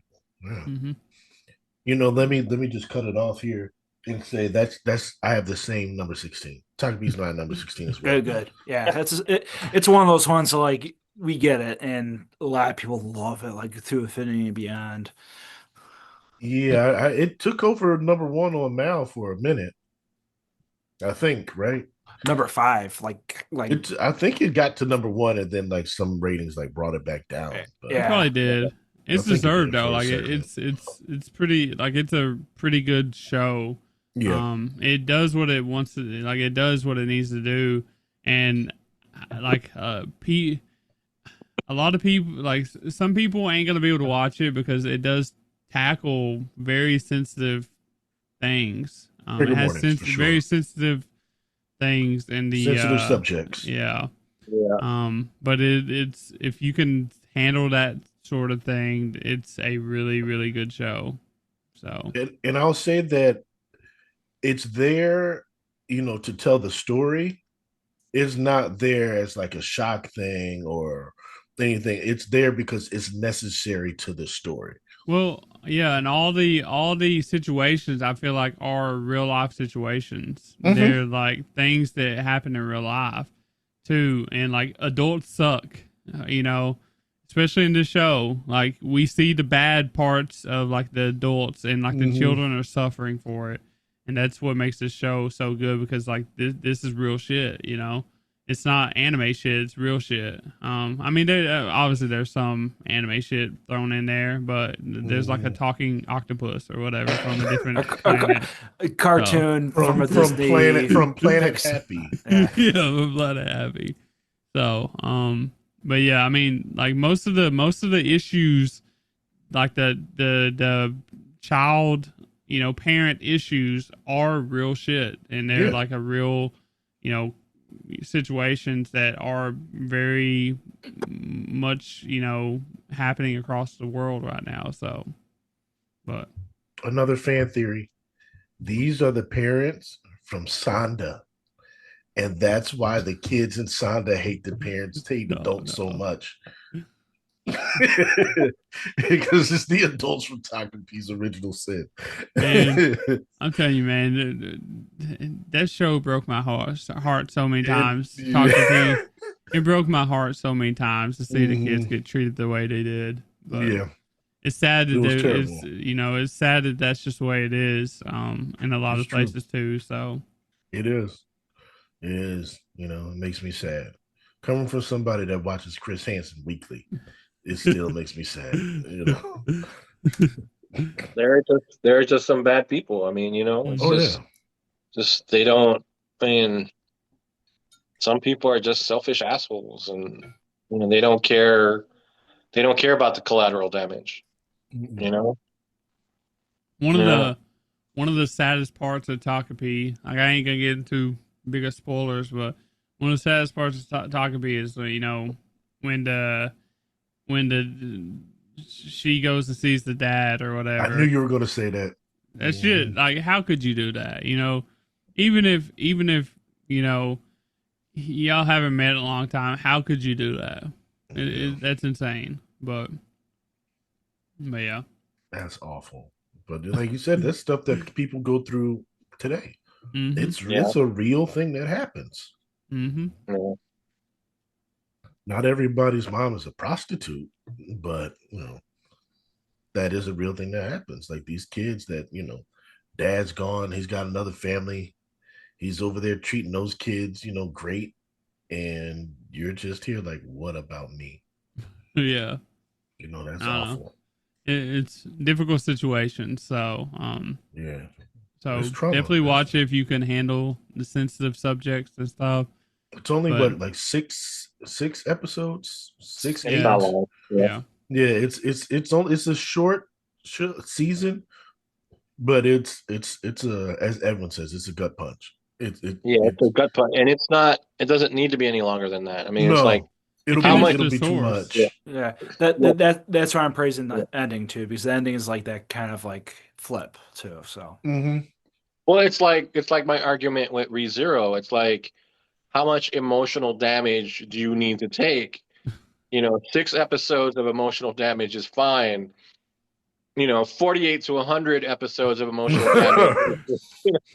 It's It gotten better. He was don't getting die as egregious. much anymore. Tyler, no, no, no, no, Compared no. to the first season, he dies a whole lot less. But I'm sure. I'm sure that it's. I'm sure that show's just for masochists. It's like just dive in and like, oh man, that uh, show's just like, yeah, like what's that thing that they tell authors kill your babies? Well, that show kills its babies. Yeah, yeah. Um, so my number 16, and like Jamal and Jack wouldn't shut up about this one, so I finally had to watch it, and I'm like, it's Blade of the Demon Hunter. Sword of the Demon Um, Hunter. so Yes. yeah. Okay. So I've watched about because there's a lot of episodes. So I've watched Yeah, more than it half of got it. two cores. It got 24. Yeah. So I've watched more than half of it, and the show's really, really good. Yeah. I like the main character. I like his journey. I like that he's like, essentially immortal, and the time jumps start to get interesting too. Yeah. I don't always see the purpose to them, but it's like, and I like his little cast of characters. That's how they develop, like how he'll do one mission here, one mission there, and it starts to draw all these people in together. And I like all the side characters. They're different enough and they're interesting enough where it's like, I even like the little that weird artist guy who pops up every now and then because he's Oh, got like, the little merchant guy. yeah, he's like, I'm Yeah. watching you, dude. He's like, I see that you're a Yeah. demon, and I see that, but you look like you're on the good side, so I'll help you out and leave you alone for Mm, the most part. But yeah, I really like too that little twist of like who the restaurant owner was. That yeah. was pretty cool. Yeah, Mhm. there's a lot of cool stuff going on in there. Um, the opening was pretty crazy. Yeah, Just even the beginning arc was pretty insane. That was yeah, really good. With the sister, I'm like, I kept wondering why the sister was still young. Like, right. oh. And then when everything explodes, I'm like, oh, okay. Mm, Yeah, so it's really cool that this is like they don't show her a lot, but it's no. really cool that this is like a brother sister story throughout the ages. And essentially, like a battle between good and evil as Mm, this stuff is starting to fade out. Yeah, and you guys, this was a really good recommendation. I'm sorry I caught on it late, but I'm really enjoying the show. And that's all it right. it didn't even rank for my initial top run because it's that slow of a build of a show and pacing. Yeah, So no shame, Edwin. It's one of those ones where the high dive jump, everything else, I get it. yeah, But Yeah. this is a legend show. It really is. it is. And first shout out to Dave from the Anime Field Guide. Jack and I were on there and we discussed this show. So if you want to know more about the show, go to the Anime Field Guide, check it out. Um, but yeah, like I said, like the first episode kind of does the show a disservice in a way that though it sets up a lot, like it sets your expectations on it being something that is not. Yeah. It's not centered around the action. No. And it took a while for me to understand what the show was doing. And like you said, the time jumps, they just seem to come out of nowhere. But after the first couple arcs, I'm like, oh, okay, because it always pays off at some the last he's gonna have a battle the last episode. And there's going to be a time jump, and it's going to jump and connect the first couple episodes. It's kind of like Well, I think it does kind of like an apothecary thing, mm, where it kind of like, you have like this big, well, not, how do I want to put this? It does sell you as it's going to be one thing, yeah, but then you get into his life as essentially like as a demon cop, essentially. mm, And that becomes kind of the rhythm of the show. And you like it because it's interesting and you see like the different things that are happening with the different demons and you see like their struggles, their daily struggles to either like and then you see that there's variations in the defense. There's some that are so far gone that they're just yeah, like they need to be put down because there's just a danger to themselves and the other demons. And then there's some that they just want to be left alone. yeah, Just leave me alone, let me drink. And I love that one where, it's it's the demon who can become invisible versus, yeah, essentially his mm, wife yeah, who has been turned into a demon. And they're investigating it, and it's really like kind of heartbreaking. But you don't miss the action of the initial episodes mm, because you're being so entertained and like so thoroughly entertained by what's going on that you're like, oh shit, you get into it and you almost forget until like something crazy happens. Oh shit, yeah, this is the show that I'm actually watching. mm, Like this is like, yeah, there's the 9 to 5 Law and Order stuff, but then there's like the time jumps and there's everything else that help move the narrative along, and it will move along. Like these characters will at some point die and pass away, and he'll be left with he'll still be moving on. So yeah. all of that helps to make it a really good show. It does, it does. Yeah. Um, I'm sure we'll be getting into it later because Well, it's almost like Demon Slayer the procedural, where like if Demon Slayer wasn't all about destroying the Muzan. big bad, yeah. If it wasn't all about destroying the big bad and it was just about sending them out on missions, on like these smaller missions to these smaller towns. So it's kind of that version of that. mm, I kind of I kind of always describe it. It's kind of like a reverse freeing in the way that, like in freeing, the measure of time is this many days after Himmel's death. Yeah. It's not even the defeat of the Demon King. It's Himmel. He's like the measure of time. Yeah. and you're getting her journey as she's going through, and she's just, after he dies, she starts to feel the weight of what it is to live, what these connections mean. And that's what, and so she's taking through that journey, and sort of Demon Hunter is like that, but reversed. So the measure of time there is the battle's going to take place here. And the whole time, his whole journey throughout that is, why do you swing your sword? And the question he's asked that question numerous times throughout the show. How do you deal with living so long when everybody else around you has to die? It's the same. They have very similar themes that they're, going with. And then later on, once he gets the daughter, it's the same. It's that love thing that he had the romantic love with his adopted sister, and it's like, all right, how do I transfer as I'm becoming more demon like, but I'm trying to transfer this love onto this kid. It's just all these different themes that's going on. And to me, when freeing, it's like it was never about defeating the demon lord. They got that. They were like, they got rid of that. That's not what this is about. We hear the tales, but after you see the first season, you really like, I don't need to see the demon lord fight. I don't need to see it. And with this show, it's like, I saw the big standoff with his sister. I know it's going to end in that, but I don't really need to see it. I'm enjoying the story that I'm getting with this character, and so sort of Agreed. Yeah. Good show. Yeah. Thanks for the recommendation, you guys. Yeah. I'm glad you liked it. Surprise catch up. Pretty much. Yeah, pretty much. Yeah. Surprise catch up. Number 16. Number 15.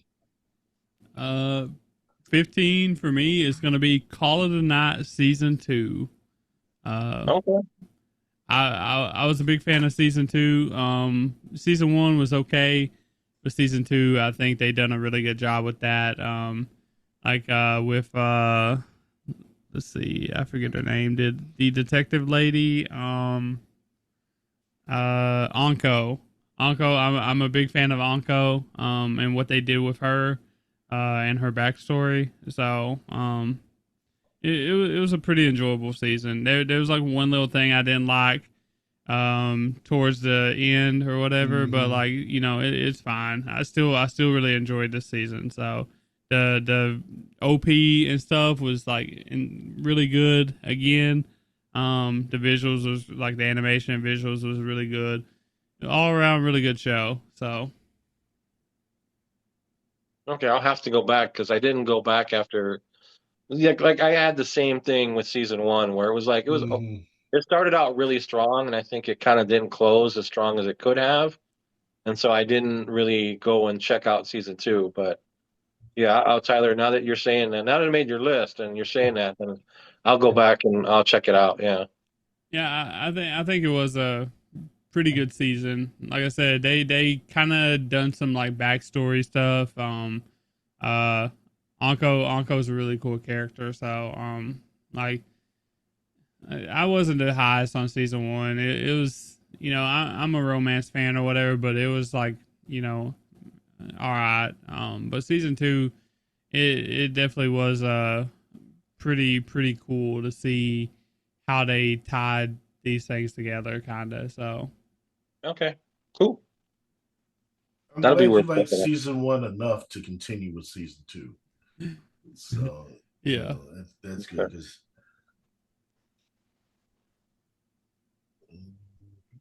All right, for my number 15, my Dress Up Darling season 2.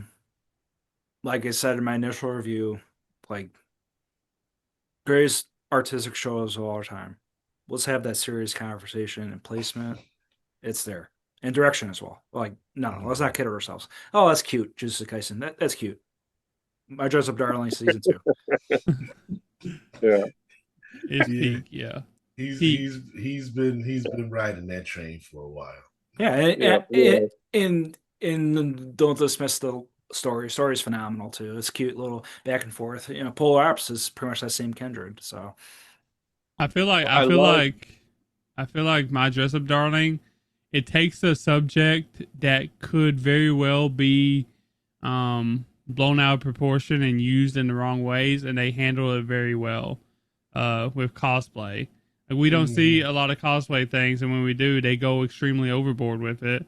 And I feel like they don't go overboard too much in My Dress Up Darling. I think in the first season they kind of do a little bit, but also like it's kind of reasonable at the same time because they're high school kids or whatever. Like, yeah, they're mature for their age too. On top of it, yeah. I mean, it's situations that probably would happen, because I mean, this is things that happen in cosplay, especially when one of your high school classmates or whatever is your like creator person or what, you know what I mean? Like, obviously you're gonna get into these situations or whatever. So like I give it praise for actually not being too horny, and actually they saved that for season 1. Yeah, yeah, season 1 was definitely up there in that aspect. But like I said, I get it still. Like, it's a cosplay, and they could have done a whole lot worse. You know what I mean? But they do a really good job covering that topic and then diving into even deeper things, like they did in season 2. So it was a really good season. Cloverworks killed it again, by the way.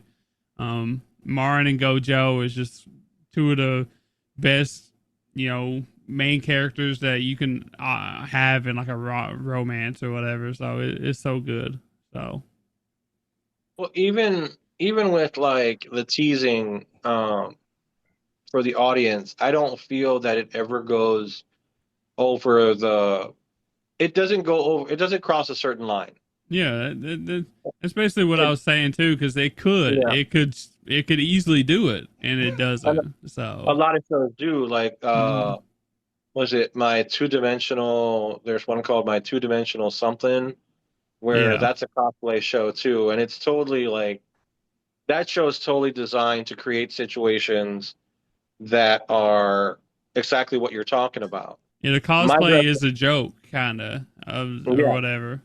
Well, it's like it's meant to be lewd, like that's what the those kind of shows like kind of like push is this idea that cosplay is supposed to be lewd, and My Dress Up Darling doesn't do that.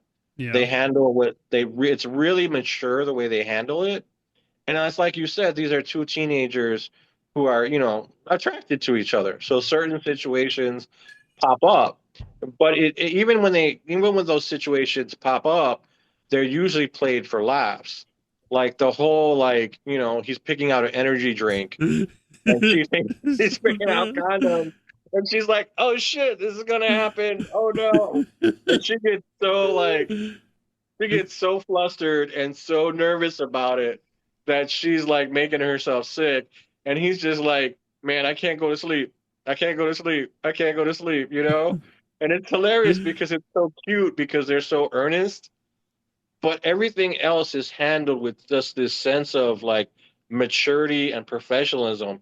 Like when she's getting ready for the talent show, and essentially the entire class is now devoted into like their cosplay and watching them succeed, that he's literally dressing her there, and it's just like this, and it's not erotic, it's not like he's like all business. Like, man, I got to make her look good for the show, you he gets know? in the zone, which is He gets cool. in he literally gets in the zone.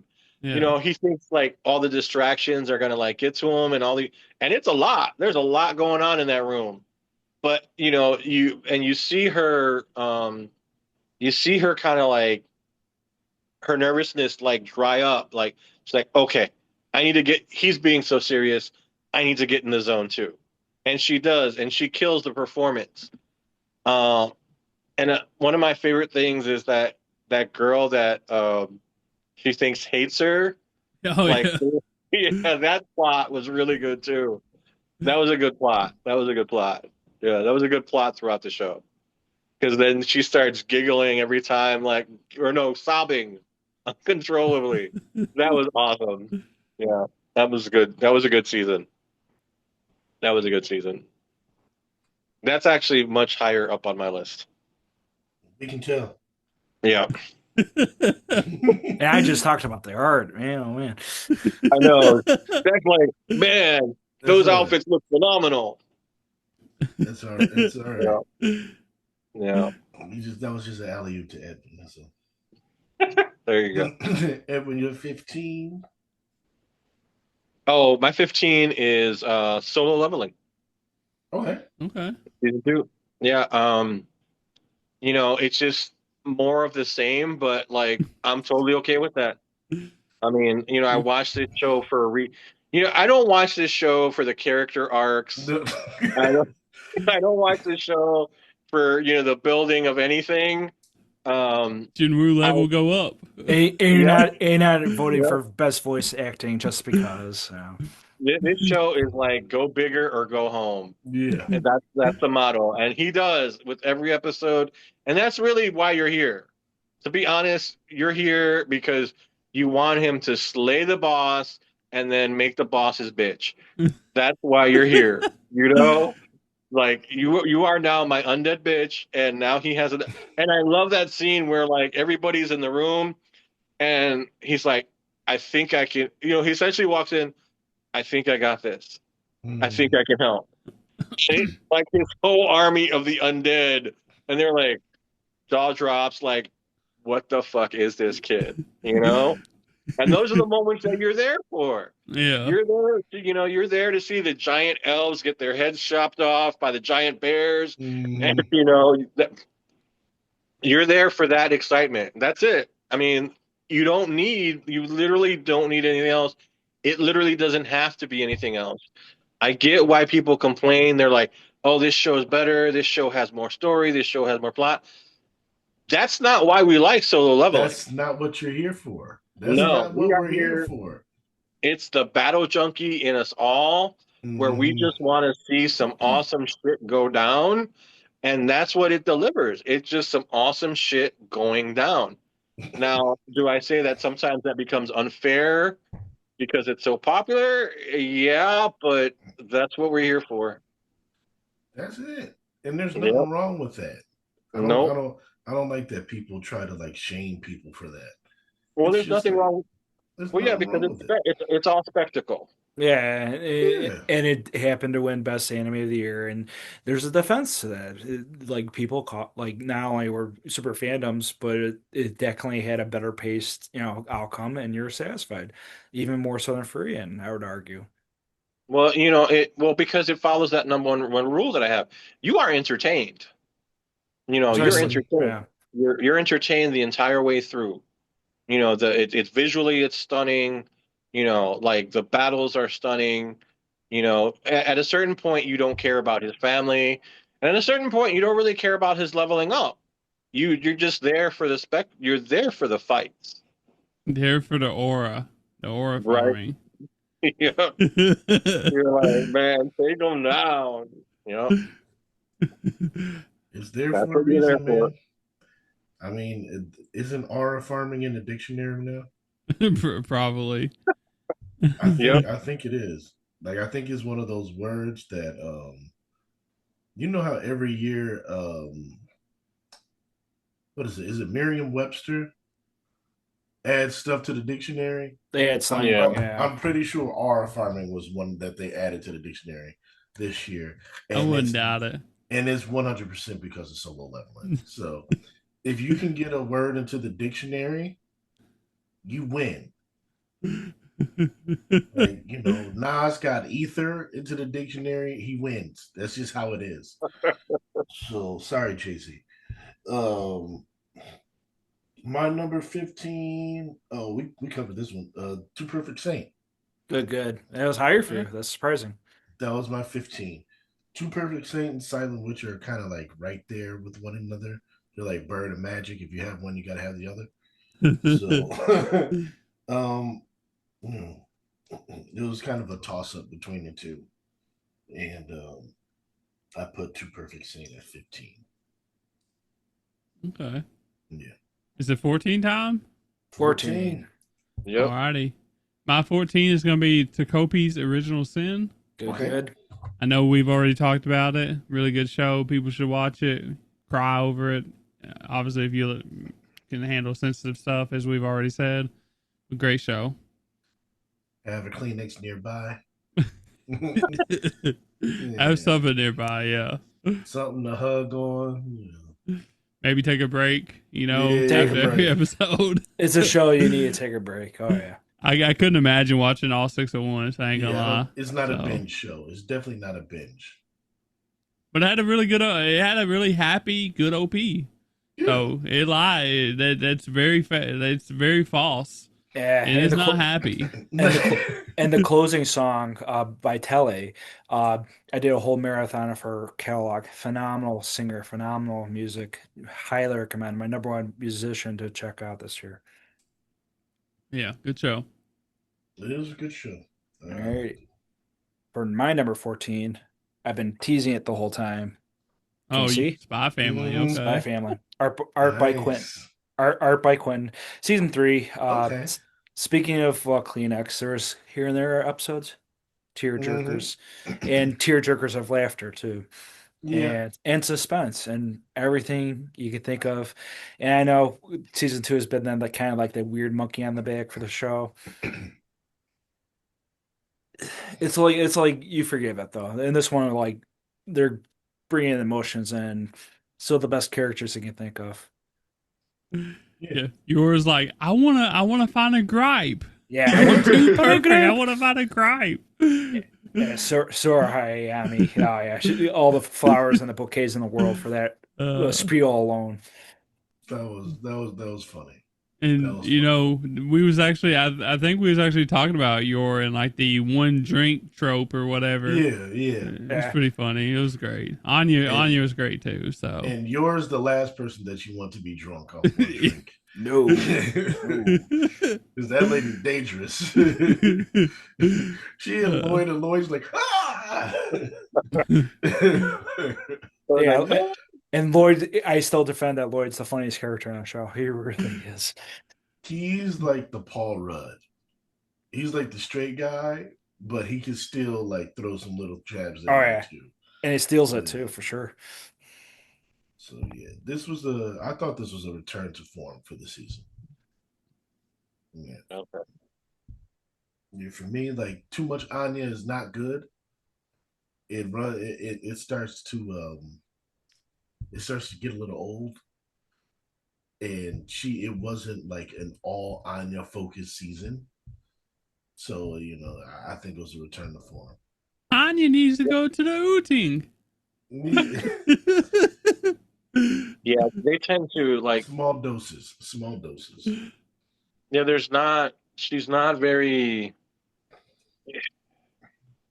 It doesn't balance well when it's all Anya, because it's like you don't get as much because you just get centered on the school and those relationships, and you don't get the bigger picture outside of it. And you're like you guys said, you're in Folger, you're in Lloyd. What's it called? Yeah, Lloyd. Yor and Lloyd are such great characters that you don't want to shut them out completely because it's like that would be like missing half the fun. Yeah, it's Spy Family. Yeah. We want to, and they're all this makeshift family, and we got to see how all of them are progressing. Well, it works best when the misunderstandings are at full, like when Anya and Bond and Yor and Lloyd, when they're all misunderstanding each other. And it's like that, yeah, it's like that game of telephone where he'll say one thing, Yor will say something else, Anya will say something, and Bond's like, no, because it's like they're all reacting to each other from their own lenses. And I think that's the strength of the show. Because like Lloyd will be like, it's the end of the world. Yours like, oh no, what does that mean? And then Anya's like, I can't watch my shows anymore. And Bond's like, no food. what? So it's like kind of like that lens of like, like that makes it funny and how they react to it. So if you just focus on Anya, you're losing out on like this whole perspective that makes the show funny and exciting and action packed. Hmm. Yeah. You get more memes, but You you definitely lose get out. more memes when But it's at the expense of your story. yeah. Like it's at the expense of what makes your show a strong show. Hmm. Um, so my number 14 is we've all talked about this already. Two Perfect Saint. Okay, Yeah, respectable placing for you guys. I was surprised. yeah. From that strong summer season. So Mm-hmm. I'll give it that. Um, we're okay. So this is my first show from the fall season. So my 14 is Let's Play. I Okay, really enjoyed. good, I good. really enjoyed Let's Play. I didn't expect It's, you to have it up here, honestly. hey, look, man. I gotta come with the surprises every Is, now and then. is it because of Bowser? About no, definitely not. But I do enjoy. I do like that they named it Bowser. I do like that they named it Bowser. Um, you got a lot of. It's a good romance. You got the different. You got and all these different characters. They got their own issues going on, and we see that, and they make it pretty obvious with the big dark clouded character in the back. That's like depression, Yeah, I really like that aspect. anxiety. I liked how they did that. Yeah. So, but you see, and you got these people that's vying for what's her name? Sam. Sam, Samara. Yeah, you got these people that's like, oh, Sam, and you think, okay, this is going to be like a male harem thing, and it's going to, and like in the first few episodes, she ends up with a character, and you're like, we're going here already, but then it doesn't go in the direction that you're expecting. And I'm like, It's that bait and switch. okay, we're on to something. We're on to something. And so, she's got her little guild, her little crew that she works with to play the which is essentially like Dungeons and WoW or Dragons or whatever. whatever. We have War of Warcraft. And you can see how much they really care for this girl and care for each other. Mm-hmm. And like we always say, like in romance, a lot of times the friend groups can help make or break the show, and the friend group here is really good. But Yeah, then they all care about each other. they all care about each other. They all care about each other, and there's little threads that connect all the main characters kind of to each other. Was this So the show about the girl that made the video game? yes. Yeah, ruminate. Mm-hmm. Oh, Mm-hmm. okay. And the Yeah. YouTuber and stuff. Yeah. Yeah. Yeah, the YouTuber moves in next door to her, and then like, Yes. oh, okay. Yeah, Yeah, yeah. that one I watched the first few episodes, and then that one completely fell off my radar. It was pretty decent. Yeah. I Okay. liked it. The game, yeah, the game centered stuff was pretty fun too. So Yeah. Yeah. Okay, cool. Okay, that's Absolutely. good. That's good to know. Yeah, And Jamal, that's pretty. It's got to be good because it's pretty high up for you. hey, look, man. What And can I that show say? did not. That show did not scream Jamal at all It, to me. you know what? And then Yeah. like the funniest part was like the closing had this like really bright, vibrant CGI ish animation, which was totally contrary to like the 2D video game animation throughout the show. But the opening and closings were awesome. So Okay. I'll say Cool. that. As much as you say I hate romance, that romance up there. And I'm not playing that game. I'm not playing that game today. But, yeah. But I will say one thing: Jamal hates romance. Yeah, okay. I mean, I can tell. Yeah, I can tell. Yeah, that's not his genre at all. Well, I think me and Jack kind of broke him into it finally. And I think now with Tyler, with you on board, I think that now this is why. Yeah, I was this is getting why he's jumped. watching. Yeah, this I is was why getting he's jumped. watching these shows. Yeah, I was we getting jumped. yeah. He's trying to get me back. He's trying to get me to like shonen, and it probably won't happen because I don't hate shonen as much as he hates romance, or much as he hated romance. But we are where we are. I'm glad I can contribute to someone watching peak genres. So yeah, you helped him out. Yeah, I think you were that final push that he needed. I love to see it. I got jumped, man. I got jumped, and I know, like Tyler, I know now this was one of Nam's favorites too. So yeah, he read the You read the was it a web novel, web comic, or whatever yeah. the hell it is. Yeah, He's a big fan of that. He thought that it was a really good adaptation. I think it was his.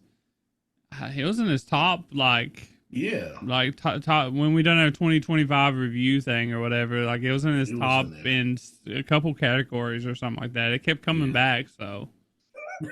He was a big fan of Let's Play. It did keep coming back. And Nom's not like a romance fan, you know. He's like a shonen boy or whatever. So he only watches. He's watched like Apothecary Diaries, and he watches some things here and there, but he's not a romance at all. He just got into freeing. Yeah. So. If I may segue to my 13, because there'll be good contrast in terms of romance. Are you ready? Yeah. My number 13, Unlucky 13, Solo Camping for Two. Yeah, Jamal's face.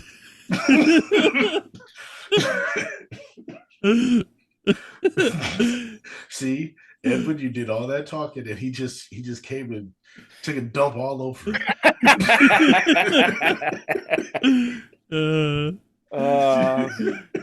Jack knew what he was doing. He knew exactly what he was doing. Oh yeah, it's like bam, mic drop. Because no romance is perfect. No romance is. We just talked about Honey and Lemon Soda. I kind of like those like self-contrasting romances. And my favorite romance last year is 365 Days of Wedding. That's a pragmatic one. And then of course one of my all-time favorites, Kaguya-sama Love is War. One of the greatest romances ever. Yeah. But this show is like a very fascinating case study of relationships, the science of it, the more of the understanding how we do these things more than love. It's not that. And sure enough, it turns into a self-centered character study, which is a flex. We don't get to see our favorite girl shine a little bit because she's so wrapped around this guy, but it's kind of like a nice little turn of the page type of show where what the fuck, what the fuck. It builds up each and every episode like more like, okay, what's the rationale now? What's the misunderstandings now? And it's fascinating. It just fascinates me to no end. And I'm overglazing the fact that it's technically a food show. It's technically a camping show. It's the show that cracked my brain this year, and I love it. Yeah, I liked it too. It didn't get into my top 20 though, but I did like it quite a bit. I didn't like some things, but I liked it overall. I like the overall vibes. It's kind of like Ruri Rocks, where like it takes like a very specific thing, and it like teaches you about it and makes it fun while it's teaching you. Plus, it actually has the romance subplot, which I thought was fun too, because I love romance. And also like I liked that they didn't do it the weird way, because like there's age gap there, but they actually made it seem kind of natural. They didn't make them get together, force them together, kind of. They actually like was friends or camping buddies. So that matters. This is the only one. Oh, Laid Back Camp? Yeah. This is the only camping show that matters, Jack. I don't care what you say. And Laid Back Camp is pretty good. And that show technically is a better focus on relationships also. Well, I would praise that as well. But at the end of the day. Sorry, Tyler. I had to get Jack back. You're good. All right. You know what? I don't hate solo camping for two. You just hate Gen. I hate Gen, which causes me to hate the romance. So again, this is a side mission show for me.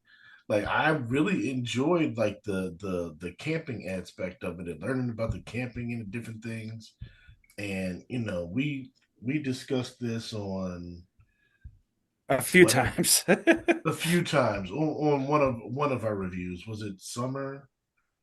Oh, well, Maybe. it's 2 cores worth too. Yeah, So it was two Well, coursework we talked about a lot in the DMs or whatever. in the A lot. DMs. I don't know if we Yeah, actually talked about I it on don't a know. review or Yeah, did we not. put it on the review or not? I don't I remember if don't we think did. so I because it think so. ended in fall, didn't it? Yeah, it ended in fall. It's summer fall, yeah, or Yeah, spring. we Sorry. didn't do a fall and Yeah, we summer. We didn't didn't do a talk about it fall. because it was It continuing was or still whatever. continuing. Yeah, I think Tyler, Yeah, they've talked about this show a lot, yeah, like a yeah. lot, I've a I've been lot. in the discussions too. yeah, he's been in But them. Yeah, Jack and yeah, Jamal has went back and forth on a few things. yeah. They've So dragged me into this a couple of times. Yeah, I can't. I Yeah, can't. I just love sitting there like reading the conversation. And I'm just like, yeah, yeah. this is cool. I haven't And, even Yeah. watched the last two and episodes, but this is cool. yeah, and it's kind of a fascinating overlook show because I seen Crunchyroll advertise it, and they advertise the food, they advertise the humor, but I'm like, oh, if they only they knew, if only they knew.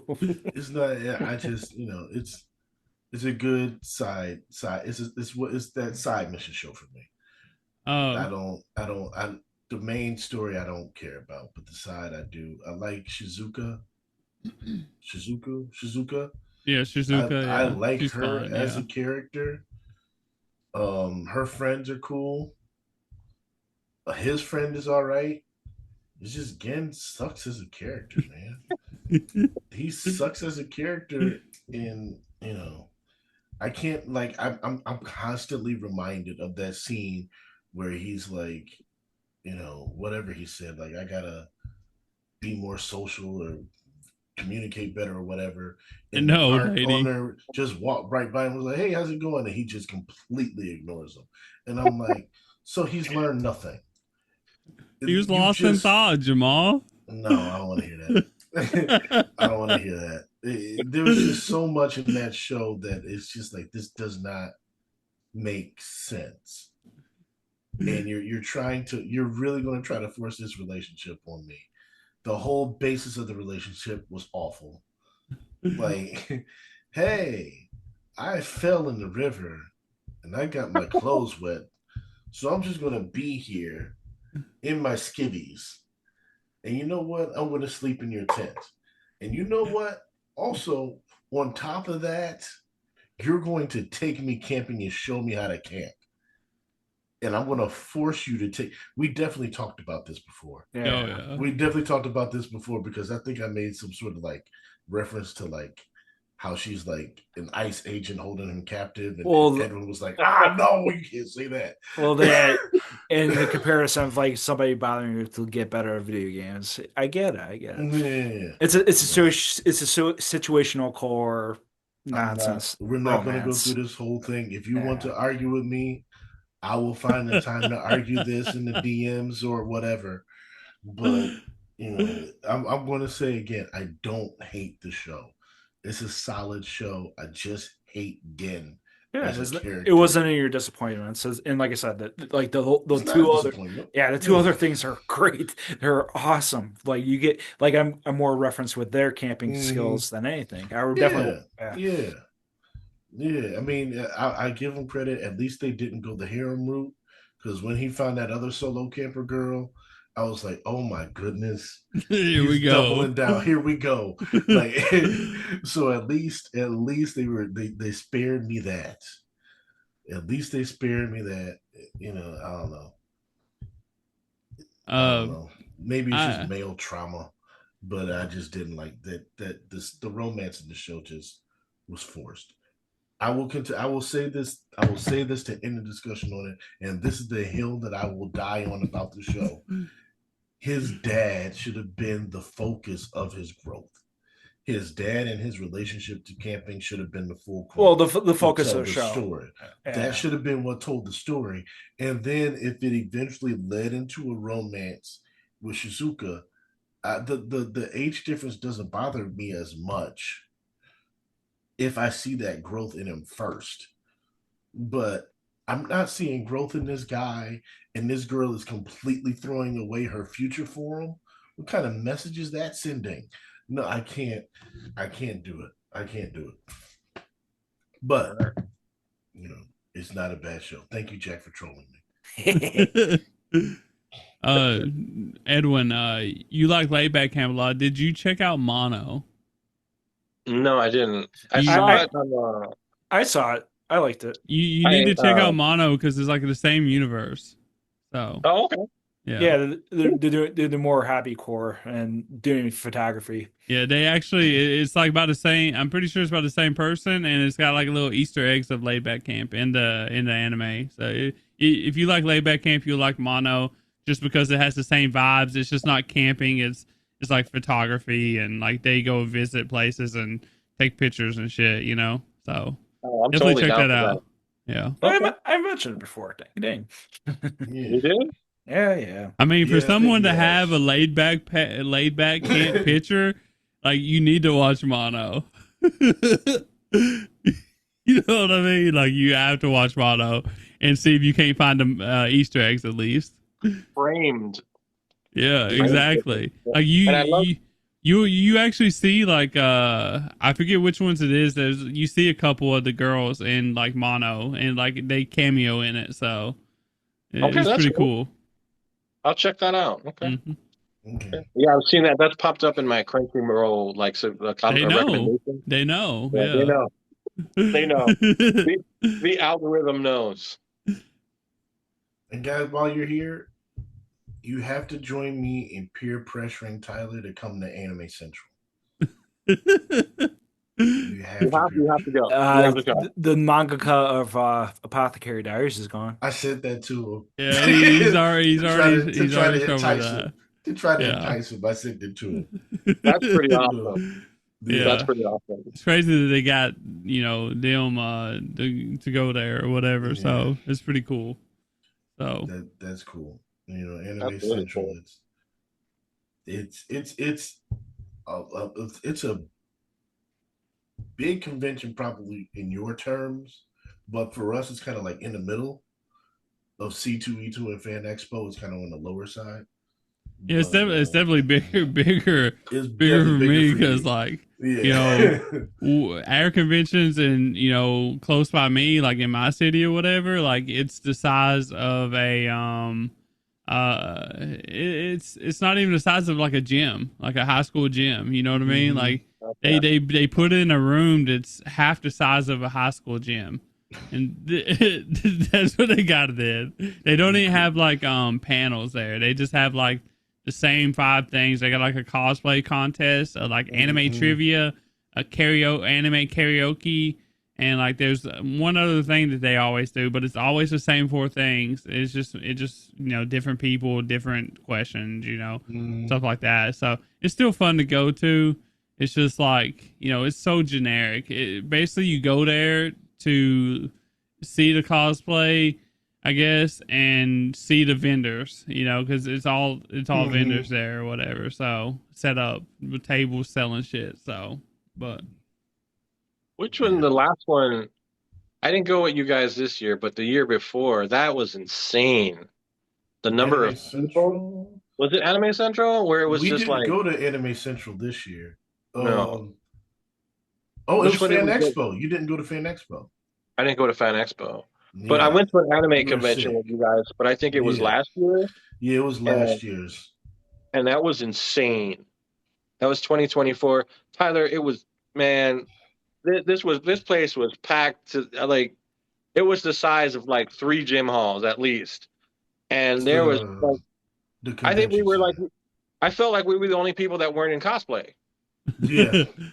Like literally, like I got in line to get a drink, and like every single person, it was insane. It was like something out of a cartoon because It every is. single person in that line was dressed in cosplay, and I'm there trying to like figure out, oh, okay, that's Ripley, and that's from Kill la Kill, and that's from and it was like it was insane. You'd love it. You'd fucking lose your mind, man. Wait, was that You gotta the come up here, year? dude. You'll like, yeah, you'll lose your Bro. mind. Like he brought one of his friends. It was I knew you was going to say that. it was fucking awesome, dude. This kid walks in. This kid walks in looking normal. By the end of it, he's Itadori. I mean, like he's just like you just watch the transformation happening. It was my mind was blown. This kid would disappear. He'd show up with another article of cosplay, and he's just taking his clothes off and like right there on the floor, and he's becoming this character. And he did. He pulled it off, and it looked great. You know what's funny? Like he walked in because he's never been to a convention before. So shout out to Kyle. There you go. He walked in and he was just kind of taking in the scenery and everything. And then he was like, "Oh, look at that person." And so, he's like, he's uncomfortable because if you're new at a convention, you don't know how to be like, "Hey, you're in cosplay. I like your cosplay. Can I take a picture with you?" We're like, just ask them. 9 times out of 10, they'll be like, "Yeah." Sometimes they'll say no. So he's there taking pictures. By the time we leave the convention, people are taking pictures with him. Dude's got the riz, man. Pictures with him. And Edwin was like, "What is going on?" I've never seen a transformation happen that fast. Like within like 4 hours, this kid went from being like this quiet, normal kid to like he's the center of it. I'm like, Jamaal, who is this kid? Look at this. Oh man, it was insane. Insane. He just slid in right into the pool and was like he started drinking the Kool-Aid and just throwing it back, man. Yeah. It was hilarious. So, it's a fun time, and sometimes it gets a little wacky with Jack. And even shout out to Martin, our friend Martin, because he's like, all he does all day is just run around taking pictures of people in cosplay. And like, you'll be walking next to him and then he just he sees his target. He sees his target. And so Edwin, he taught me the way. He's like, just let him go. He'll find you later. you just let him go. That's it. It's like he's like a hunting dog, man. You just Martin always coming back. He will find you. I don't know how he does it. It's like every single one of my friends has some kind of magic convention thing. Like Coffrey, like my cousin Coffrey, if you want something cheap, there's a certain thing that you're looking for and you want it cheap, he will find it for you. Like he will find it for you $40 to $50 cheaper than I don't know how they do it. And with Martin, he spots cosplayers like I didn't even know who the hell these people were. He will spot them, run off, take your picture with them, take 100 pictures, and then come back and find you. Like he was never gone. He does it. It's amazing. It's amazing to see like the pictures that he's taken at the end of it. It truly is amazing. Well, he should do an art book. He really should. He should. Yeah. I think at Fan Expo he got tired because I think he wore the wrong shoes or something, and he was kind of mad at himself. But, he needs comfortable shoes for that. Yeah, he didn't have the right shoes on. Right shoes on. All right, where are we? We're on 13. Okay. So Jack did his 13. Yeah, he jumped in. So did Tyler do his 13? No, I can real quick. My 13 is ReZero Season 3. It finished up in this year or last year or whatever. Yeah. I like to count the shows that, continue on the year that they finish. So, ReZero Season 3, it was a great season. I think it was Season 3. It might be Season 4. I don't know. The latest season, it was great. I think, I thought it was like a fun season, especially since we've been waiting for a while. I'm glad that we got another season coming really soon. But it's definitely more of what I like to see out of ReZero, just that dark fantasy, gritty vibes. That's what I like. So, all right, cool. My 13 was actually See You in the Food Court. Oh, yes, yes, sir. This was one of Jamaal's honorable mentions, but this actually made my list because this whole show is nothing but conversation. Yeah. Like the strength of that conversation is their interactions are phenomenal. Yes. Um, I think like this show has a shorthand for doing things that other shows take entire seasons to do. They do it like in one conversation, Yeah. and just like the solo performance, the artwork's great. The relationship between these two is great. The product placement in this thing is great. I was going to bring that up. I never seen KFC, Yep. And Dunkin' YouTube. Donuts, I've never Yeah. seen a show handle this like the way that they did. And it was kind of perfect. Uh you really didn't need anything else. Like they had like supporting characters that like came in and like were part of the conversations, but they never really took over the show. But it was really just this relationship between these two girls and how it really spread out between how it really grew and how they were able to share all these things about themselves without really sharing too much about themselves.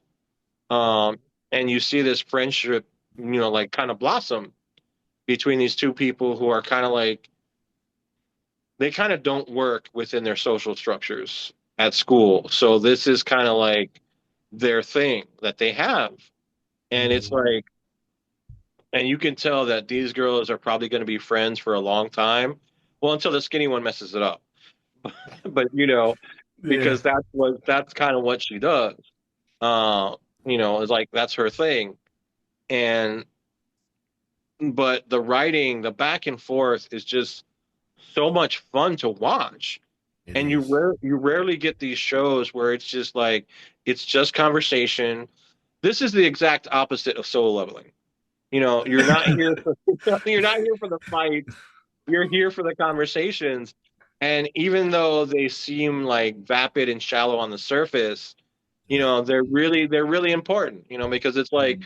and she has to tell her, okay, hey, you hurt my feelings, or hey, like Yeah. what's going on, or like hey, that's not really cool. And she's like, I know, I get it, and it's that back and forth and it's just the conversations, it's Mhm. just the character growth.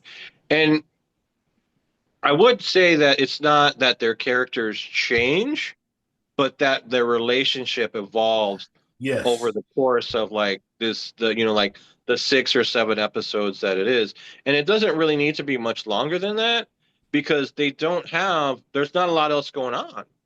But what is going on is strong enough where it carries the entirety of the show. Mhm. Yeah. And I think it Yeah. handles it. I think they pack more into each episode and each conversation than a lot of shows pack into an entire season. I agree. Yeah. I agree, man. I love that show, man. I love the show. I love the characters, and I Yeah, I love was the really, product yeah, placement. I love right? the product placement. Every scene, every episode, every episode, almost every scene, they've got something else. Yeah. I think she even works at one of the restaurants because she's bringing her fries and stuff. She works in the mall. Yeah, For sure. She works in the the mall. Gyro works in the mall. Yeah. Yeah, Yeah. She works in the mall. yeah. So it was a really good show. Hmm. If Jack, if you and Tyler haven't watched it, I give it a really high recommendation. It's And in it's my all, back. It's in my backlog. Yeah. yeah, and it's only like 6 episodes, so you It's can burn it's through really them like really six, fast. 7 episodes. It goes through Yeah. it goes by very quickly. And I was Hmm. mad. I was mad it was that short. You I wanted kept more. I kept looking in the next weeks and I'm just like, where's the It's show? gone. I'm Yeah. like, It's over. I'm like, oh, it's on Yeah. hiatus. Like, okay. Well, the way Yeah, they ended it was pretty good too. yeah, Like it was that fine. final episode was like, yeah, It was fine. Because we yeah, kind of got like the backstory into how they became friends. yeah. So yeah, it was fine. I just remember asking you, like, Edwin, where's the show? I'm like, And that's you're it, bro. like, it's it. I think that's That's it. it. Yep. And that was, and it was kind of perfect like that because it was like there's nothing else to do. Yeah. I mean, you could see it like if they did something like a few years later, or like because I think that what was necessary for it was time. Like Yeah. you could see like later on their conversations because like the show doesn't concern itself so much with growth because it is like this little microcosm of their lives, just that one season.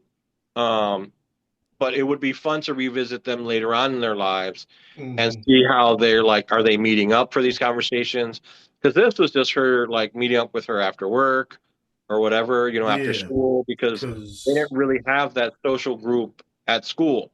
yeah, And so it would be, yeah, they don't go to the same school anymore. So no, they had to no, meet. They had to learn to meet up in the food court, and yeah, they had little things that they could have done. Like, one thing is like, I've never been to your house. And it's like, you can have that moment where it's like, all right, you can come over and you can come over. Or, they have little moments that they could do. But like you said, I agree. Like, they could, if it's left at this, I'm fine with it. I've yeah. I've I've I've I've come to terms with But I think, it. but I think it would be great if they did like kind of like Yes. just like a surprise, like, hey, look, like Yeah, here's you another can. season, like out of the Yeah. middle of nowhere. Yeah. Yeah. And it doesn't have to be much. Like another few episodes. That's it.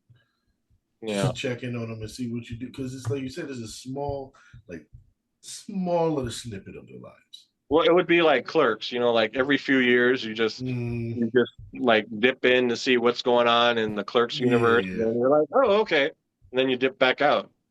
We Yeah. already know what's going on there. Yeah. Yeah. Oh man, Kevin Smith is crazy. All right, so that was my 13. Jamal, did you do your 13? No. Wait, did I? 2019. No. 13 for me is Gotcha Kuda. Okay. Okay, Trash Boy. Uh, Trash Boy. It Yeah. started off slow, It uh, did. but then once we got to about episode 4-ish, when Jabber arrived, it picked up and it just kept ascending. It just kept ascending. So like, if you didn't watch it in the beginning, I could be like, I understand, because it was on the ropes for me too. It was on the ropes, but after like about episode 4 or 5-ish, it really picked up, and it just the character designs in the show is tremendous. Um, and like Tyler and I have talked about this like ad nauseum. The dub is phenomenal, Dubbed is crazy. phenomenal, and It's it so much made me funnier so too. mad. It's so much funnier. It just made me so mad. Like when the second core, where they're like, "We're not going to simul dub anymore." Like, Yeah. why? We're gonna be 4 Oh, episodes behind or whatever. I'm just Like, like, why did you okay. do? Like, why would you do you're like, this? no. It didn't make sense. So now it's like I want to watch the show in dub, but you don't want to fall behind. So it's like I'm Yeah. watching it in sub, and it's a good sub. It's a good sub, but it's one of the rare shows where I'm like, the dub is better than the sub. The localization, tremendous. It feels like a new show. It feels fresh. Like they understand the characters. They got, it's everything. The black characters in there from a personal standpoint, so much better. So much better than what you normally see. You got different designs, you got, different hairstyles, they're not all the same person. You got three different like big main black characters in there, and they're all totally different, serve a I, different purpose. And Jabber's the the char- best one. Jabber's dope. yeah, Jabber's the, awesome. the character design and just the design elements overall of this show are really cool and really amazing. Mm-hmm. I really like it. It really manages to set itself apart from other shonen shows just through its like its love of like kind of like skateboard graffiti culture. Yeah. Like it really embraces that and like takes it to the extreme, and it's a really funny show. There's no other show where you'd be laughing at a poop stick. You know, Mm-hmm. Right. it's just he's chasing him around with that plunger, and I'm just like, dude, I was dying, man. I was dying. Yeah. that was great. You know, and I love the fact that Rio just pulled out the stick and was just like, pow, pow, pow, pow. like in this fantasy world where I really like the power system too, Yeah. and how the magic works. It's very But unique. Yeah. I love that she was just like, pow, pow. Like, We I ha- had enough. We had no evidence of guns in this evidence. world, and she's just like, None. "Oh, by the way, Like, hey, guess what, bitch? I got this from Sakamoto. If I can't beat you, I got something that can." She got something, and it's effective, which is great too, because it's not like guns are useless. It's like, no, they're still effective. And then the reaction shots between her and her and Engine, right? She's like, the reaction face when he was like, you didn't kill anybody or whatever, and it's so great. It's one of my favorite things in the anime is her basically, like, her reactions in those situations, and like Jabber, man, like you have to go watch. Like, they really found a voice actor on both sides that really fit Jabber's character. Because like the dancing scene when he's like dancing over Zonka, like it's subbed and dubbed or both peak, bro. Tremendous. It's like dun dun dun dun. Get the gabagoo, we'll do, or whatever. He's such a cool character, man, because he's off the wall nuts. Oh yeah, but Dude's he's off the insane. wall nuts in a different way that we normally don't see. Yeah, he deserves to be in like a padded room or some shit. I don't know, man. He's messed up big time. It's all them freaking drugs, I guess. All them poisons done gone to his head. And it's crazy that he's not the strongest person. Like, he literally says that he's not. So it's insane. He says that he's not, but the way that he moved, and I love that he just keeps popping it. And it's just like, he's not the big bad, but it's like they know, like, this dude is still important. Yeah, he's the money maker. Money maker. So shout out to Gachi Crew. Mm-hmm. Trash boy. Trash boy. Trash boy. Trash boy. Shout out to all of our friends that's on it. I guess is it my turn now for 12? Yeah. Mm-hmm. Okay, so for number 12, I got Can You Keep a Secret or I Have a Crush at Work. Really good adult rom-com, office rom-com, by the way. This actually didn't get on a streaming platform. Yeah, it was similar. Similar April showers. Yep. Yeah, and I felt like the main couple or the two main characters or whatever, I felt like that they kind of acted like adults in an adult relationship, more so than most other things that I watch that have an adult relationship, romance or whatever. It really reminded me of like Sweat and Soap, which is a manga that I've read. Like, I'm really high on it. I really wish that we'd get something like that. This is just like a, I don't want to say worse version of it, but like it's, Sweat and Soap is better. It's just like, this is not as good as Sweat and Soap, I guess, in a way. But it's still really good, obviously, because I have it at, whatever I just said, 12. So, and our mutual friend of podcasts, Bianca B, she's a big fan of Sweat and Soap. Yep. Yeah.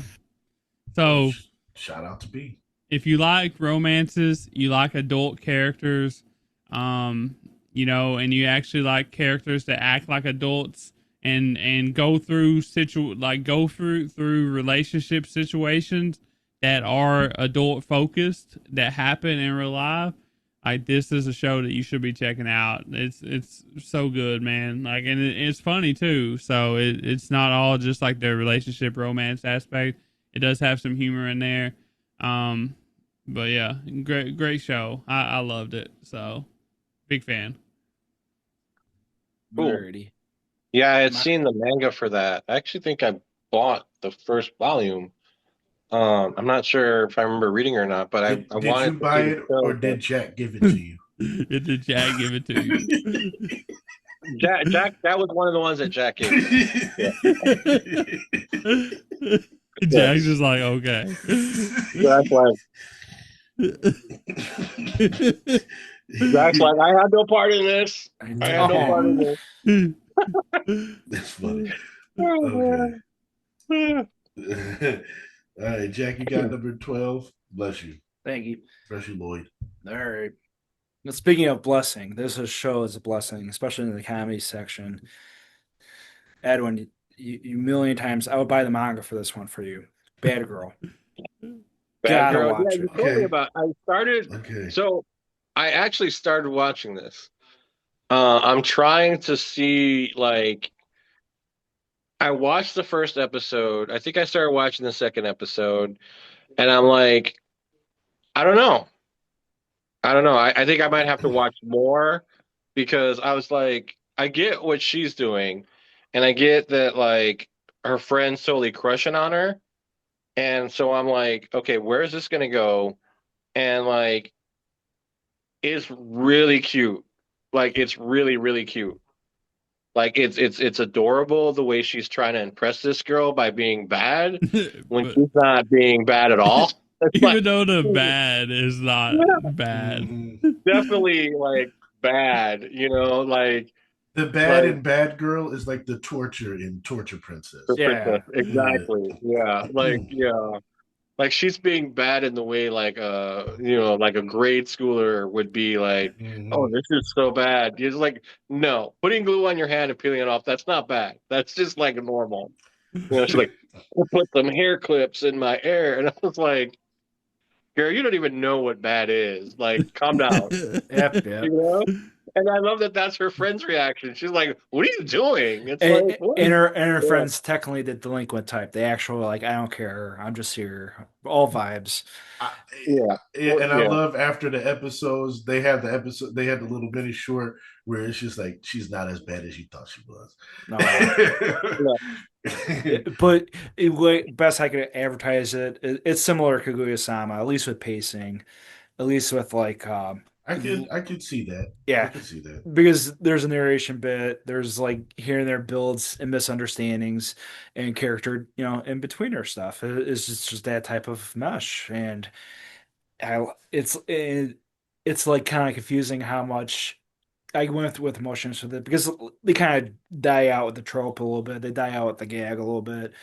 A little bit of swerve near the end, at least with the dramatic elements, but overall, very solid. My favorite comedy of the year, and it should Yeah. definitely get I some did more get love. Yeah. I got pseudo harem vibes, and I got like too many losing heroines vibes Yeah. from it. So yeah, it's somewhere.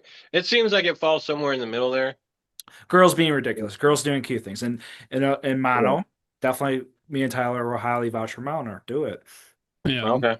definitely Mono. Like as a laid back fan, a laid back camp fan, you have to watch Mono, man. Okay. It's So that's great. just like yeah, that's just a natural progression then. Okay. Yeah. Cool. My number. What number are we on? 12. 12. Okay. Oh, Laid Back Camp season 3. Was that last year? Yeah, I Or think was so. that Yeah, I yeah? think that Okay, was yeah. last That's year. what I'm I think it going was with. summer. Yeah. Yeah. Yeah, that's what I'm going with for my number 12. All right, Okay. cool. Yeah. Peak, And I then guess. I love this show. I mean, I can't, every season is like just more like it's my I'm having a rough day, week, year, and I can just sit down and watch this show and everything just melts away between the music and the girls and the food and the camping and the Vibes. sightseeing, Yeah. the vibe of this show just like it this show has saved my life a couple of times because it's like I need this in my life and I need this now. And those girls, man, it's just like I have two figures of Rin. Oh, hold on a second. Man, I'll it's for grab I'll 2024. I'll grab my laid back thing. See, now they're going all laid back. Here we go. See, this is Okay, your there we fault, go. Tyler. They see all your stuff in the background. Now they competing. I ain't got no laid back stuff. I'm sorry. And how chill is this? I mean, like here she is in the blanket, wearing the shawl, with the coffee, with the hot chocolate, wearing the boots. I mean, come on. Edwin, I have a question. Was Go that a ahead. wallet? Was that a wallet slayer? No, neither of No. these were wallet slayers. Okay. Yeah. So No, I think wallet this is. slayer is I think both of those were Pop Parade, and Pop Yeah. Parade is okay. like usually they're Yeah, about 30, max $40. Yeah. Yeah, it's the simpler the base, the simpler the design, the cheaper it mm, is. Yeah. I mean, I've got other stuff, but those are my two RINs. So yeah. But that show is like, yeah, that's my balm. Yeah. yeah. That's my Wallet balm for this. Slayer. A Yeah. Wallet Slayer is a reference to our Oh, season 1 segments. Yeah. Uh-oh. we Does got Tyler know a about the wallet bag. flavor? Okay. What happened? Oh yeah. Jack showing his laid back His cam laid back camp bag. bag. Oh, hey. Jack, why don't I have that? It, Why it, didn't Whoa, why didn't you you, give it to him yet? it was yeah, part of the. Jack. I have two magazines worth of the laid back camp, and one of them came with that bag from Really? Kinokuniya. Yep. Oh, Got okay. got right off the bat, and it holds my figures. Woohoo. There you go. But yeah, Layback Camp is good. I've only seen one season of Layback Camp. It's one of those shows that I like to watch it every now and then. Watch a few episodes. You know what I mean? The vibes Yeah. have to be right, like you were saying. It's perfect for certain vibes. But yeah, it's definitely a good show. I see the appeal. But yeah, definitely watch Mono. You'll like Mono a lot. So. Okay, cool. You guys have sold me. It's happening. It's going on my watch list right after the podcast. Actually, Okay. can I just turn the TV back on? See Edwin over there just Yeah, looking at the TV. now he's itching for it. Yeah. Like they'll be like, "What's your number 10?" I'm like, "Oh shit, we lost Edwin." I'm watching it right now. Yep. Number 12. Ooh, I wanted this to sneak into my 10, but it didn't. May I ask for one final thing? Okay. Number 12. It had to appear on the list. We had Scarlett's another main character that's in contention for best woman of the year. She was awesome. You get a show with hands, revenge. Earlier we were talking about like the woman that was done dirty and by the husband or whatever. This show falls into that, but she gets her revenge. Except she's not afraid to punch. She's not afraid to throw hands. She's So like, I this love motherfucker right here. I've it. been waiting for this. Yeah. I've been dreaming about this shit. Yeah, I'm gonna make a name for myself here. Yeah, that's exactly what she said. You I'm know? about to make a name for myself here. And the dub, Yeah. man. The dub is insane. The dub is great. Yeah, I was going to say that too. This is another show that the dub was tremendous in this. Yeah, it was. The dub was tremendous in this. And, just the sub was good. The dub was really good too. So, and I think it kept up the vibe of Scarlett really well. Yeah. Yeah, when she realizes that the prince is just a douche too, it's like, she was like, "Oh, you going down too, motherfucker." Yeah. I love that part when she tried to do something like to enchant the prince, and she was like, "Oh, you didn't think that I would do this?" It just stole on him. She's like, "I've been waiting for this moment to get this dude."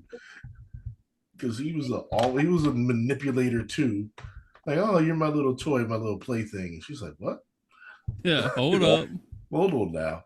Hold on Yeah, now. he's like, you done, because she was already like losing patience with him. Yeah. And she was like, what did you just say? You could see the gears turning in her head. Like, you could see, like, you didn't even have to see her putting the gloves on. She's like, oh, those gloves are coming on. Yep. In a world where bad people are getting away with so much shit, this is the show. This is actually my number 11. Okay. So, spoiler alert. Because just watching her wail on these watching her wail on these scumbags was just like, and then Cathartic. watching everybody's reaction to it, like her brother having nearly nervous breakdowns. The prince is like, what is, and then everybody else calling her a monster. Bakimono, man. They're like, oh my God, this chick is a beast. And it was just like that first episode where you're expecting the same kind of like, oh man, she's been betrayed. Nope. Mm. Bam, bam, Catch bam. these She just, hands. yeah, she's throwing hands, bro. Throw punch for you, throw punch for you. Keep lining up, man. Talk about a battle junkie, bro. She's taking them all out. She's like, you know Yep. what? I don't have to pretend anymore. I could be who I always wanted to be. Boom, boom, boom. One of And one of go my ahead. favorite clips from this show is like when they show her as a little kid and she's just like Yeah. with the blood on her face. Yeah. It was so good, man. Yep. Yeah. Yeah, and then I love the fact that this is kind of like not a reverse isekai, but a reversal on the Otome game trope. Yeah, the court Like, come up and my next life is villainous reversed. Yeah. right. Well, the villain is actually, the girl from another world. And Yeah. I thought that that was really cool, and I like the way they handled it. I like Yeah. that. Yeah, I like that a lot. I also like this little surprise betrayal Yeah. that happens. Yeah. That was I know pretty what you're talking cool. about. Yeah. Yeah, that was really cool. I was like, I was not expecting that. I'm like, oh shit. Like there's stakes, stuff's Mm-hmm. happening. Like people are getting like stuff's happening and like I'm like, all right, cool. Yeah. Yeah, So it's like, there was a lot in the show to keep it. Not only was yeah. it like satisfying to see her beat the crap out of everybody that was being a douche and a scumbag, but they also had like this really cool story that you watch develop. I really enjoyed this show. Yeah. And I Yeah. agree that was going to be my point. It's like, you go there to see her beat up these bad people, so you get, I was thinking like, okay, this is gonna get like episodic, like, okay, here's the bad noble of the week, she's gonna beat him up, but no, they actually layered on a really good story, Hmm. and it wasn't just like, all right, this is the bad noble of the week. It was like, I'm unfolding this bigger plot, and it's just that as the page turns, there's more that's being uncovered, and she answers, she solves it the best way she can. Wow. Which, me, Yep. man, I love a strong female lead. So Same. shout out to Scarlett. Shout out to Scarlett. Yep. So now we're on 11s, except for Evans, because we know his 11. Yep. Alrighty. So my 11 is gonna be Blue Box. Really Okay. enjoyed that show. It was a pretty good romance last year. I don't think it would be as high as it is for me, except for the fact that it's got two characters in it. It's got Hina, big Hina fan. Chinatsu was fine, but Hina, y'all already know I like the pink haired chicks. Like she's just such a great character. And then we added in Ayame, the purple haired girl. She was so fun. Like she came along and like made Blue Box so much better too. So, really great show. I'm I'm a big fan of things like this. So, can't wait for season 2, whenever that's coming. But yeah, watch it if you haven't watched it yet. So, really good romance, I think. Yeah, All right, cool. I haven't watched it yet. I was on the fence about it, and I was like, I don't know, and I didn't end up watching Jamal it. hates romance. It's a classic like shonen romance. It's like uh two love interests. One boy. Which one will he choose? Blah blah. It's the end of the first season. He still really hasn't chosen, but there's like a clear winner. or a clear leader. I would say leader. So it's a pretty good show. So Yeah, I just didn't want it. It was a Netflix show, and I just didn't feel like dealing with Netflix. I got you. But it has been officially confirmed for fall of 2026. Okay. Season two. Yeah. So Mhm. Apothecary Diaries, Blue Box, for fall. I love to see it. It's gonna be a good year. P. Go ahead, Jack. And my number 11 is Ugly Mug Epic Fighter, Okay. the best isekai of the year, and the, the same threshold of many adventures and many isekai breakdowns. This one takes the cake. It really does. And when Edwin was mentioning with the good vibes with May I Ask, this one has good vibes as well, like the positivity of being a well resounding hero and learning from mistakes too. Okay. You, I you, ain't seen it. I know that I knew that y'all was big on it. So yeah. um, You both. Jamal kept on saying y'all try to get him to watch it or whatever. So They Jamal watched did. it. You watched it, didn't you, Jamal? I No, thought you watched it. I did not watch it. You didn't watch it? No, I did not I watch it. think I think both of you would like this because it's not that OP power fantasy that they usually do. Like this show is totally different from most isekai. It's not this OP power thing. It's more like, like It's like a hiccup. It's like a flex. well, it's more like it. So in most isekai, it's because you want to escape something. You want to escape the world. You want to escape the modern world. You want to escape being an office worker. You want to escape being a teen or whatever. This is like fundamentally different in that essentially what people are escaping is a part of themselves that they don't like. That's what epic. That's I can't say the name of the show. Jack, help me Epic, out here. Ugly Mug. ugly mug, epic fighter. Usaman. Ugly Mug Epic Fighter. Yeah. So it's about people trying to escape the ugly part of themselves. And it warps them, and they kind of become either heroes or villains because of it. And so it's like wish fulfillment, but kind of in a messed up way. And I think that's one of the most interesting parts of the show because as the show progresses, you see that, this guy is ugly, but on the inside, he's like kind of amazing. And that's what transcends, like, that's what totally separates it from, that's why, it's high up on Jack's list because Jack got that, Um, it's kind of profound in the way that, it looks at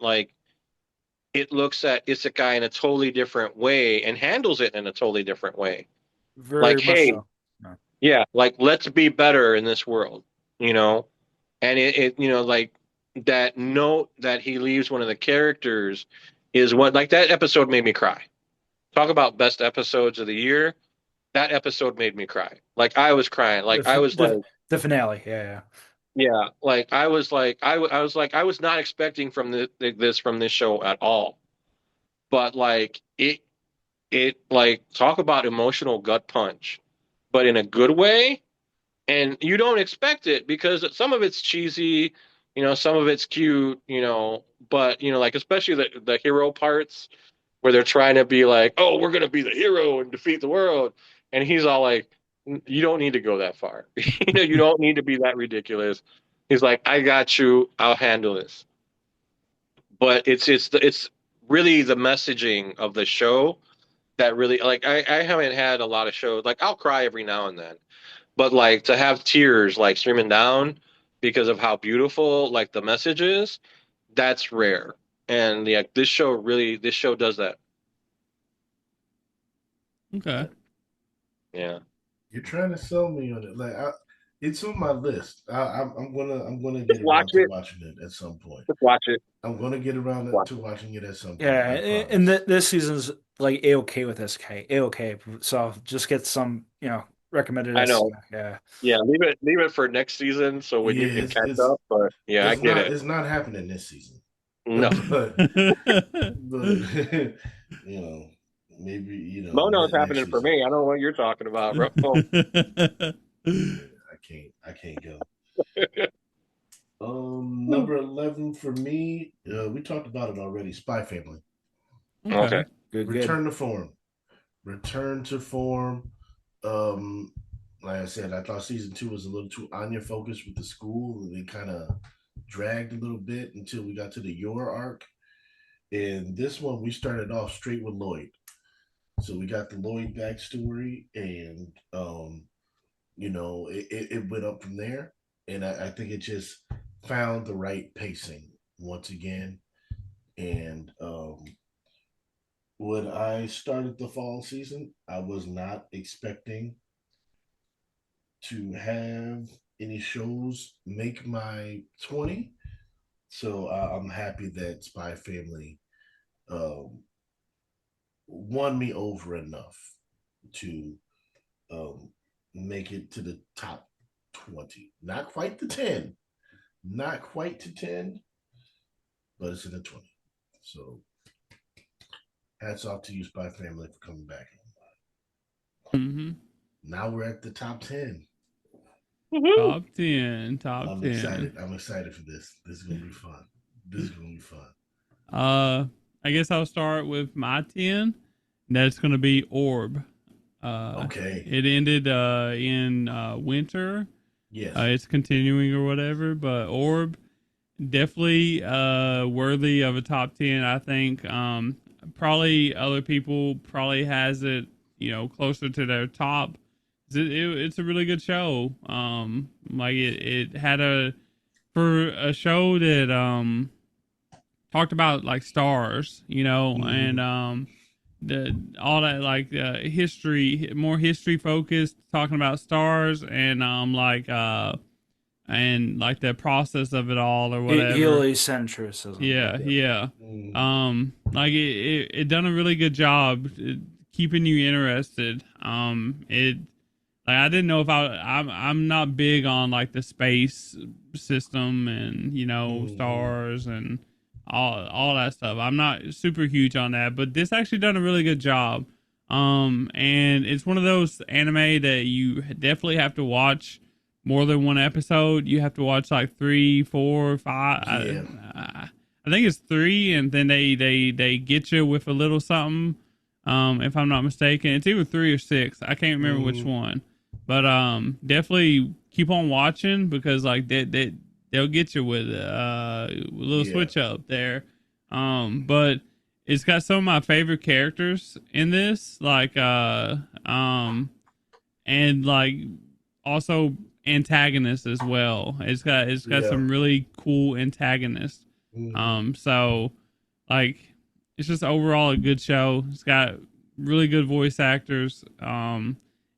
Madhouse I think done a pretty decent job with this too. So just I was a fan of it. Really big fan of it.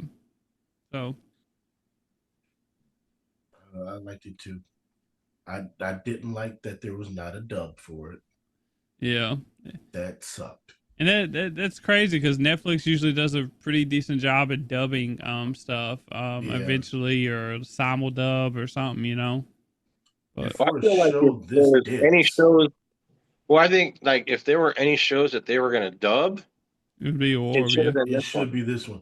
Yeah, Yeah. because it's such a dense show, and what they're talking about is so heavy A lot of that philosophies, a lot of talking, a lot of yeah, history, it's you know. all talking. So Yeah. like you Like, have a lot to read and to take in, pause, and it's just is well, it was a little difficult to try to keep up with it, but well, if there's any anime show that you can recommend to like other adults, this is it.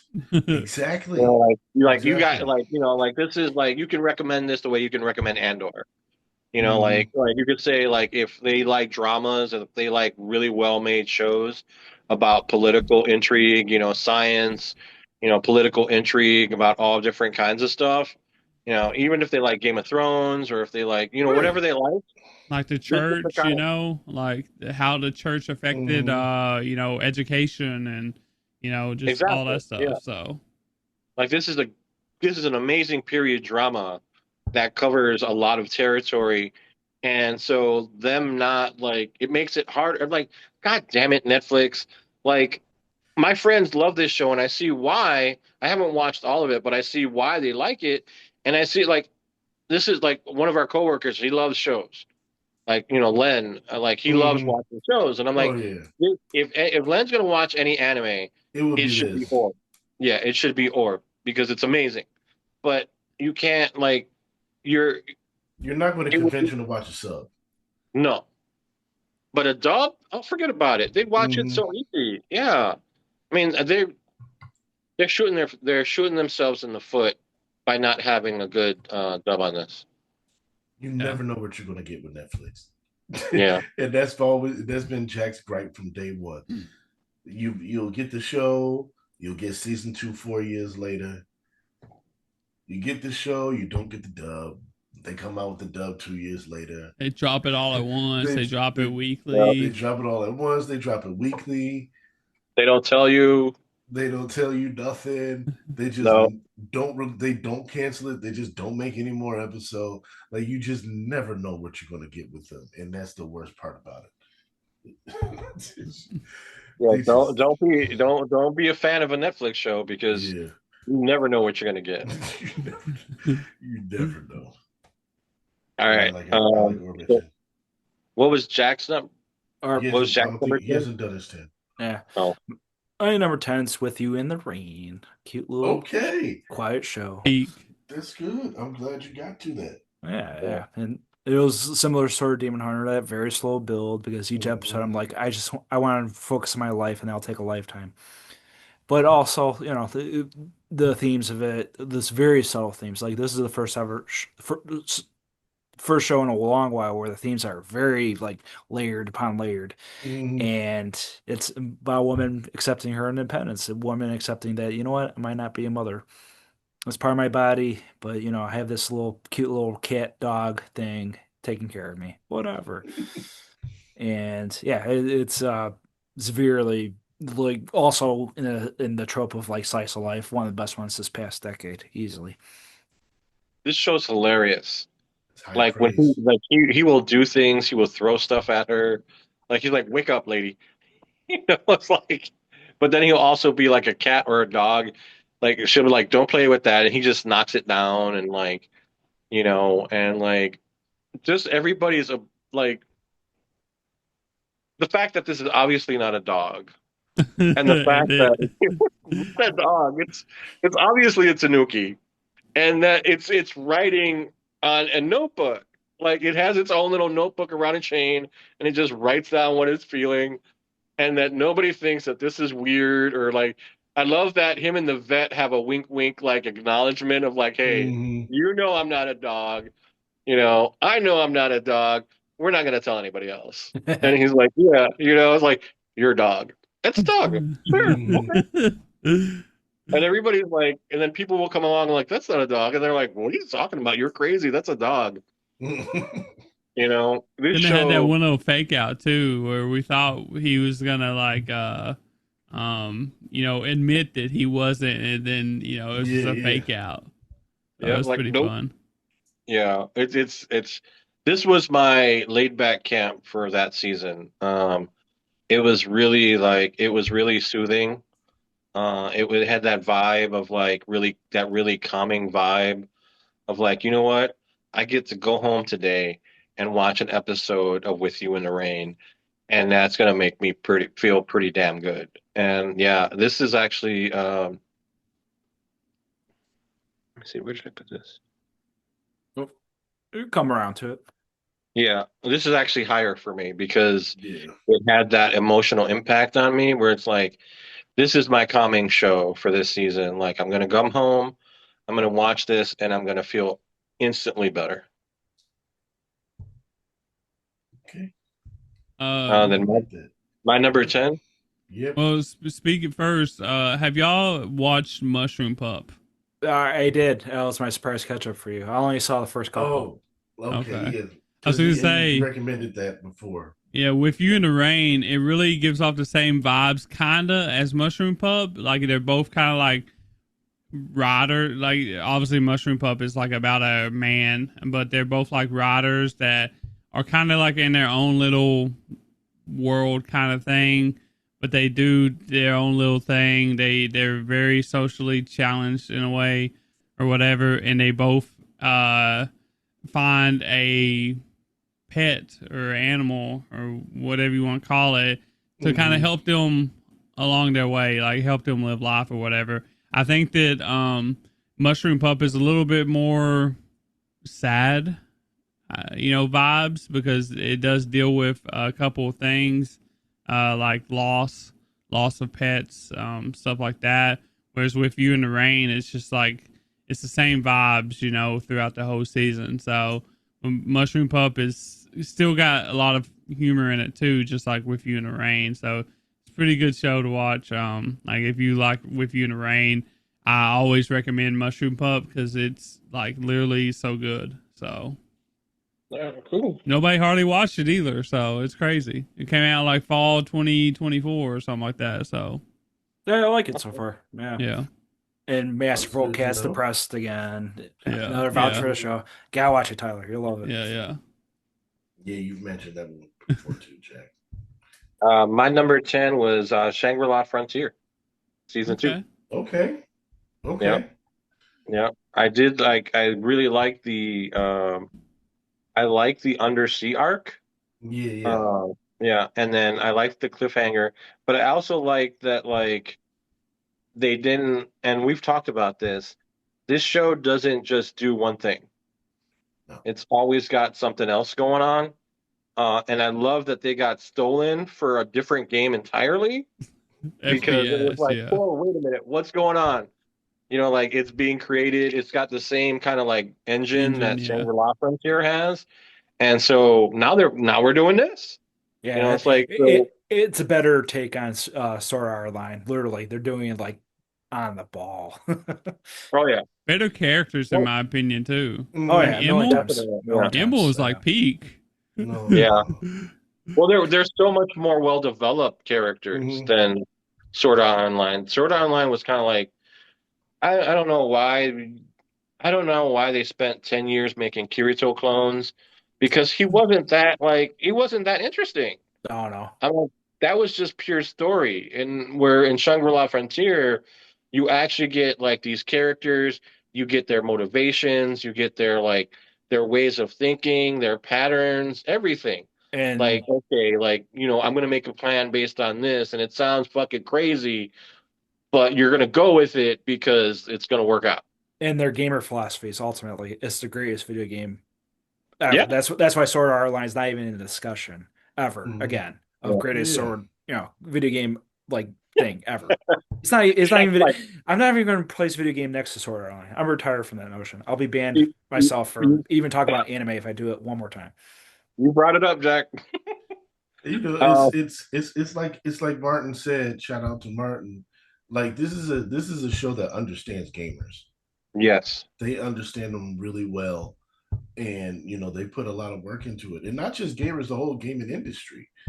Because some of the best scenes is with the game designer and the writer and the publicist is there, and they're just like They're because like, oh shit, we can't keep up with this kid. He's breaking the he game. broke the game again. I thought Yeah. you said there's nobody would get this far. And so she's like rewriting. And I love the scene where like something is happening in the underwater thing, and he's like, it's an update. And they just completely changed the game on him right then. Yeah, because they got to keep buffing the game. Yeah. They got to keep, like doing this, updating it to keep up with him. Yeah. And I love that it's not only this game, but he can Yeah. like Jack said, he carries that gamer perspective into all the other games. And the other games are not just like, oh, he just happens to be in a robot fighting game. There's a level of complexity to that game, and he Mhm. takes advantage of it. Like he's like, okay, I understand the game, I understand the level of complexity. I understand what I can do within the physics of this game. Like with that robot game, he builds the most jank looking like craptastic, like what is that bottom feeder robot doing here? And everybody's like, is he okay? Is he in his right mind? He And yeah, came back to do this. yep. He's like, are you okay? And he beats her because he understands what he needs to do in order to beat her. And Mm, that's like, yeah, that's one of the strengths of the show because other shows are not going to spend that much time thinking about that. They're just not. They're just going to like solo leveling. We have an awesome fight. Let's battle. That's it. But mm, with this show, it's like it actually puts effort into like the way they think about gaming and the way it affects how they play. mm. Yeah, in the way that like normal gamers would. Like when you're playing a game, it's like, or like even with me and you, like when we were playing Destiny and we had to figure out how to beat that boss. And, we did it on the fly, but we did it so well that people were like, oh, can we watch? We're like, Yeah. yeah, sure. Yeah. So, and the, that's the same thing with, the so, hit point is here in his foot. You yeah. have to. It was You ridiculous. shooting him in the head doesn't work like it would with anything normal. Yeah. But see, that's the thing. Those are the kinds of things that he does in Shangri-La Frontier. Yeah. And that's what makes it so amazing and so realistic and so relatable because he gets his friends on it too. He's like, look, guys, this is what we should do. And they're like, that's absolutely crazy. But you know what? We're going to back your play. And they do. They back his play. But he plays his role too. Like they play together so much that they all know each other.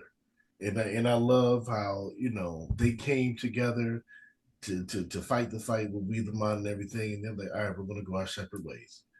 But we'll Yeah. come meet back, when something important comes in. And so they gotta go. And so he's running off and he's trying to do his things. They're like, no, come back. We need you to come back. We need you to focus. Yeah. It's so funny, man. So like, it's a great show. They understand gamers, man, um and I want to play all those games, all of them. The detail that they put in all of the games, and they're Yeah. all different, and they're all vastly different games too. Like the Yeah. game at the fighting cup, like it's like Jack going to Evo, and Yeah. it is. They have the game there, and they're like strategizing, and it's you just want to you think that the game that is just going to be like some little short thing that they're going to like, all right, they're going to do a couple episodes and then we're going to get back to it. No, we're going to end here.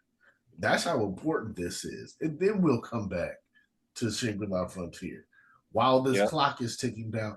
Like there's so, like you said, there's a lot going on all over the place. you know Shout out to Shangri-La. Pencil um Gun. Pencil Gun's great too. Pencil Guy's my favorite. Pencil Guy's my Yeah. favorite character. I love Pencil Guy. She's Yeah. my Abby on Crunchyroll. Yeah. Pencil Guy is hilarious. If Mau Mau wasn't there, she'd probably be there. So Yeah. Pencil Guy is Good choice. Yeah. I'm Ruka because I'm still Team Ruka. That's cool. I'll give you my number 10 and my number 9 at the same time because we talked about them already. My number 10 was Sword and Demon Hunter, and my number 9 is Shangri-La Frontier. Okay. So Cool. Mad Preps. Then what's your number 9, Tyler? My number 9 is Secrets of a Silent Witch, okay. which we've already talked about too. So y'all already know I'm a big fan of Monica, big fan of this show. It's peak, honestly. Yeah. That's all I need to say about it. And These are the my- kind. It's the kind of show we watch anime for. Yeah, Oh, yeah. exactly. Well, speaking of why we watch shows, this made me love anime more and more. Could have been like a number 10, or could have been like a top 5 last year or two, but it's my number 9. Rock is the Lady's Modesty. Yes. Wait, a show actually gets some love from you, Jack? A show that you repeatedly recommended? and We talks about recommend it. it. Actually, you're actually giving it some love. What? Him and Tyler got me to watch this show. Okay. Even though I haven't actually finished it. Because unfortunately, it is one trick pony with some of the gags. Mm-hmm. But they're doing like okay, a little confession time with Jack. They're doing like the music I've been listening to the last 15 years. Instrumental, you Mm. know, Blades of Glory. Bandmate I never checked out, and they do the OP songs, but they do this one band called Light, Lite. They Mm. do instrumental track of them, and this is bands I love like Mogwai, Duster. Blanking on a couple names right now. It's essentially post-punk, instrumental power. And Japan has a few great bands like Boris and I think Mono, the band Mono is from there too. Anyway, Mm. overall, this is a music appreciation show. Beavis and Butthead like energy with the rock, but it's also, watch it also for the commentary on society and watch it for the girl aspect of like, do they belong in the rock scene? Of course they fucking do. Awesome show. Yeah, the only reason why I haven't watched it or finished watching it, is because like High Dive was giving me a lot of issues. Like I let my subscription, my card didn't work or something with my subscription or whatever. Then it literally wouldn't allow me to resubscribe with a different card. It's like it wouldn't allow me to give it money. So I'm just like, what do I do? Like I'm not messing with it. I'm not begging them. So and I'm not gonna sell the C's, because I got a busy, schedule. Yeah. So I was just like, I'll just watch it some other time, I guess. So. High dive. Oh my god. Everybody has a high dive story. It's so funny. It's such a small platform. It should make it easier. Don't make it harder. I think they're just waiting for somebody to scoop them up, and they're like, you know what? We're just gonna keep putting out shows until somebody buys us, and like we're just gonna keep losing money on all these subscriptions that we're like that are with all these people we're screwing over until the point where like somebody will pick us up, and then it'll be done. We'll have our Somebody bigger will pick them up. AMC Yep. owns them right now. Mm-hmm. Really? That's weird. Not I like think the it's a channel recent, AMC. Well, it's a recent. They just bought them, didn't they? Yeah, I think some within the last couple of years. I think. Yeah, so that AMC that explains a lot. they own High Dive and Sentai, I think. Yeah. Okay. So it was a recent purchase though. Yeah. They used to not own Sentai and them, so. Right. So it's fairly recent. You know what? I know where all the money from AMC went to buy TNA. That's what happened. Jack will get that. Oh, yeah. Yeah, I like Rock is a Ladies Modesty. That was my first little foray into the girl band genre, and it was cool. It was cool. Very lesbian coded. Yeah, ish. But I didn't have a problem with it. The music. The only thing that I had an issue was like the CGI for the band, the music. It looked like the Chuck E. Cheese animatronics. Trigon Stargaze kind of has that too. It's kind of like a new terrain. Even the Kaisen, the latest episode of Kaisen, or the third episode of Kaisen, has that kind of like, okay, we're jumping into parallel worlds here. It's just the transition. It makes it faster, quote unquote, but we also deal with AI and shit. It's like, okay. It doesn't look good to me. It looks unnatural, looks stiff. Yeah. So that was my biggest negative of Rocket's Latest Modesty. But I liked it. So in girls band shows, like the performances, you usually, I hate to say this, but like a lot of the times, usually they do like CGI or whatever for that, and they kind of all, are gonna kind of look sort of like that usually. But like usually it makes up for it with the songs and like the performance and the concerts and all the other stuff that goes along with it. Usually you can overlook that. So, Mm, but you know, we gotta get you into more I'm gonna watch more. musical things. Jack, I'll didn't watch you, more. Jamal? Didn't you watch? What's this show we love, Jack? Oh my God, the pink-haired girl. Oh my God, Bocce why the am I Rock. blanking? Jellyfish. Bocce the No, Rock. Oh, Bocce the Rock. Bochi. Yeah, yeah, Bochi. Jamal, you didn't watch Bochi? no. That What? Rock is the Lady's Modesty is my first foray into the Oh, girl well, watch rock Bochi. band thing. There's But Ava Mujica on Bang Dream. There's Girls Band Cry. There's K-On. Jellyfish Can't Swim in the Night. There's K-On. There's Sound Euphonium too. Like Gotta give it there's to Jamal. there's so Beck, Love Beck, Live. Beck McGolney, Chop Squad. Yeah, so there's so many good ones, Jamal. Look, man, like last year was a year of me like expanding my boundaries.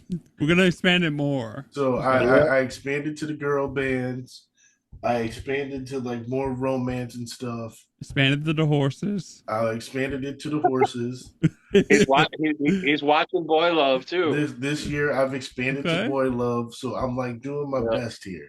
You gotta I'm doing my best. But Well, I Bochi the did Rock will be Bochi when you finally get around to it. Bochi the Rock is really good, and it's easy to get into. You're not expanding too much.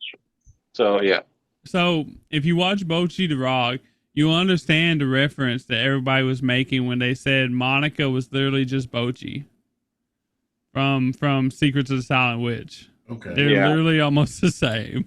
Yeah. So Yeah. one plays music and one's just a powerful witch. yeah. I'll watch Bochi. I'll watch it like it'll probably be one of those shows like, all right, season 2 is about to come out.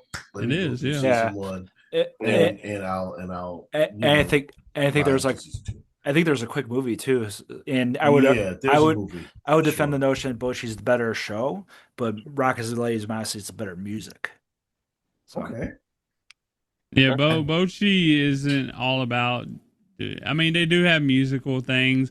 It's about like Bochi's journey of overcoming. It's kind of like I said, Secret of Silent Witch. It's about Bochi's overcoming, her fears or anxiety, kind of like Monica did. It's about character growth, and like she's a really good like player, but she isn't good in front of people. So Yeah. it's really good. And talk about talk about amazing side characters. Yeah, Like, man, that's a great cast. And yeah, like, it's really good. yep. Also, it's got a drunk woman, I think, in there somewhere. So Yeah, that's what I was gonna mention. I left it alone because I didn't know what that would do to Jamal, but yeah, she's great too. yeah, Yeah, she's the drunk fun. musician. Yeah, Yeah, he's like, I'll play for beer. relatable. Yeah, yeah. I'm okay with that. I'm gonna watch it. Like, right.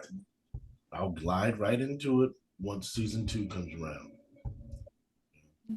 All right, where are we on the list? Number 9. Number 9. All right, Tyler, what is your number 9? Oh, I Big done Gun Man win. dies. It's on you. Oh, it's on me. Yeah. Wait, Jack did his. He did Rock is the Lady's Modesty. Yep. Oh, okay. Mine is I don't remember whether this came out last year or not, but Probably a not. Hair and Son season It 2. did. Yeah, Yeah, it did. Yeah. Fall, summer or fall? I think Summer. fall. Summer. Summer. Okay. Yeah. Yeah, I really like this one. The show just, I mean, it just kept doing what it did, and that worked perfectly. Too cute. They were perfect. That last episode was perfection. I was gonna say I heard the finale. Was really good. So Yeah, That was perfect. That was like just the what did the teacher say? overwhelming. Yeah, the So overwhelming. overwhelming. Yeah. Yeah, it's like I felt that at that moment. Like, yeah, it kind of left me speechless because it was like I'm like these two are perfect. These two are perfect. It was just, I like these two live for each other in a way that like a lot of anime characters wish they did. Um, and that was just perfect. That was a perfect ending for the show because it was like, man, like he sees him the way he sees himself, and the way she sees herself, and the way they see themselves together.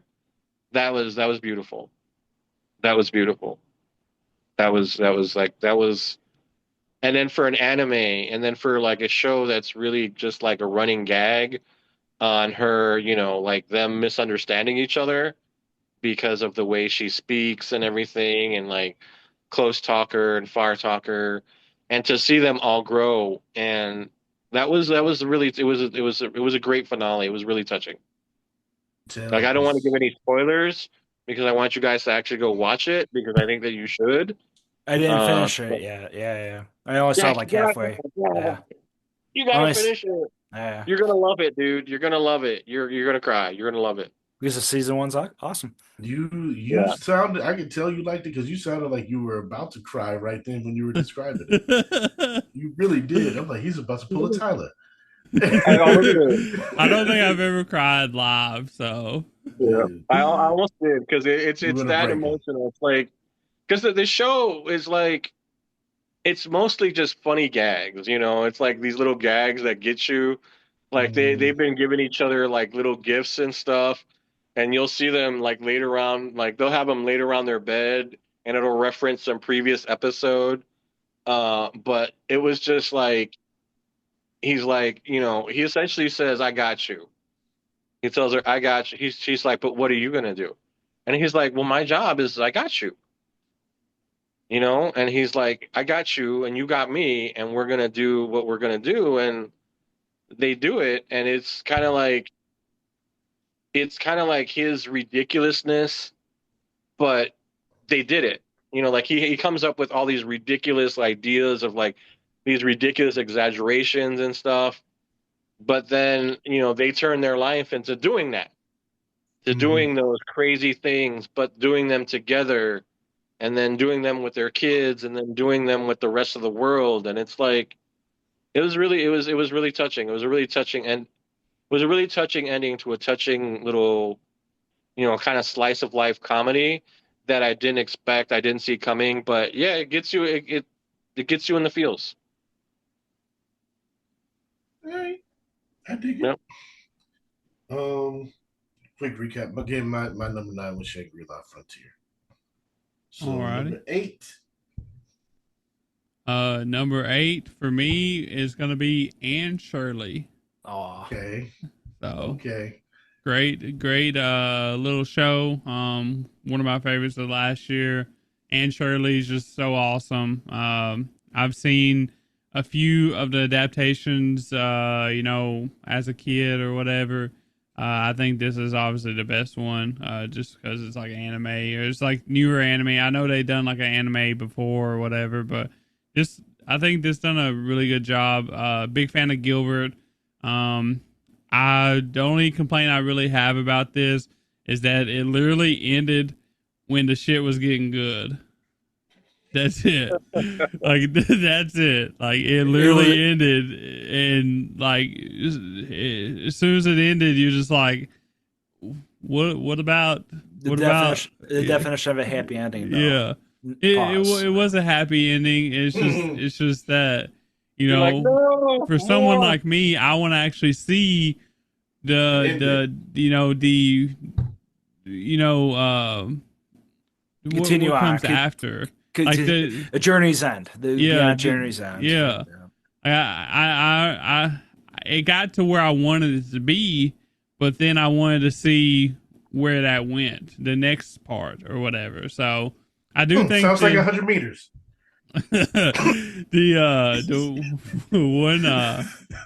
the one thing that I think that this needed to be longer, honestly, because it did jump around a lot. Which I feel like that I would have loved to have a longer show that didn't jump around as much, because like we skipped some like very important time periods for like Anne, in my opinion. Like we skipped a lot of her like teenage years, and in my opinion, like that's like the time frame that like matters the most if you're looking at a life. You know, if you're looking at someone growing up, you know what I mean. You don't want to skip their teenage years, you know, because like that's It's kind of funny because yeah, the OP kind of addresses that she becomes yeah. super tall, like out of the last part. Like, okay, they're gonna show her whole life essentially. Yeah, I think that like they go from like early teens to like college or whatever, right? And Adulthood, yeah, yeah. yeah. And so like I think that's kind of like I think they done it okay. It's just like I would have loved to see more. It's just my excuse for saying I want to see more. You know, this should have been longer. This should have been like, you know, 48 episodes or whatever instead of 24 or whatever. So, but overall, obviously, I really love it. So, I liked a lot of the characters. Um, Great voice acting. So, Gilbert's the guy, you know, Anne's the girl. They're just so great. So, Matthew the goat. So, but yeah, that's it. Another best girl contender. For my number 8 is Clevites, and similar to my Just Darling, how we have to drop the bullshit. It's number 1 in that category. For the final arc, the direction, the pacing, that's what you do. Mm-hmm. Things are happening. All this crazy shit's happening, but each and every increment, each and every section is doing something a million times more. Attack on Titan should have taken notes. It's that fucking amazing. So at the end of the day, it's a study upon a study of anime and the Let's medium. drop the baby in the fire. Yeah. It's like, what the fuck? Yeah. You're not going to stop him. You're not going to say, no. You know? Like, nah, I'm done with this farce. You know, it's like, what is that show was nuts. In the best possible way, that show was nuts. Yeah. My number 8 is actually Secret of the Silent Witch. It was higher up for me than all you guys. Monica Forever. I mean, my God, yeah. Like you get a lot of these magic school shows that work like this, and they don't live up to like even one of my other favorites from last year, a Gorilla God's Go-To Girl, didn't do the things. They did a lot of the similar things, but they didn't do them as well as A Secret of the Silent Witch. I mean, just the dragon battles, the humor, just the way she overcomes her anxiety, the way she's able to blossom in this new environment. Her familiar is great character on his own. And that last episode, which I'm probably gonna end up watching again tomorrow because we kept talking about it, and It's I'm so like, good. yeah, it's so good. It's The so book, good. man. Who would have thought a book would make me cry? The book. Yeah, it was Tyler. I went back and finished everything and like because of Tyler, and I was like, all right. And so yeah, it got higher on my list. Yeah, Because I mean, it did mine too. I watched that finale and I was like, damn, okay, this goes up. I remember you saying it got bumped up because of that last episode. Mm-hmm. Yeah. All right, Jamal, what's your number 8? My number 8, is, I think this was Tyler's number 10. My number 8 is Orb. Okay. Orb. I knew it was going to be in my top 10. I wasn't quite sure where to put it, and I'm going to slot it right in at number 8. It's a good choice. Good choice. I like it. Still mad we haven't got a dub.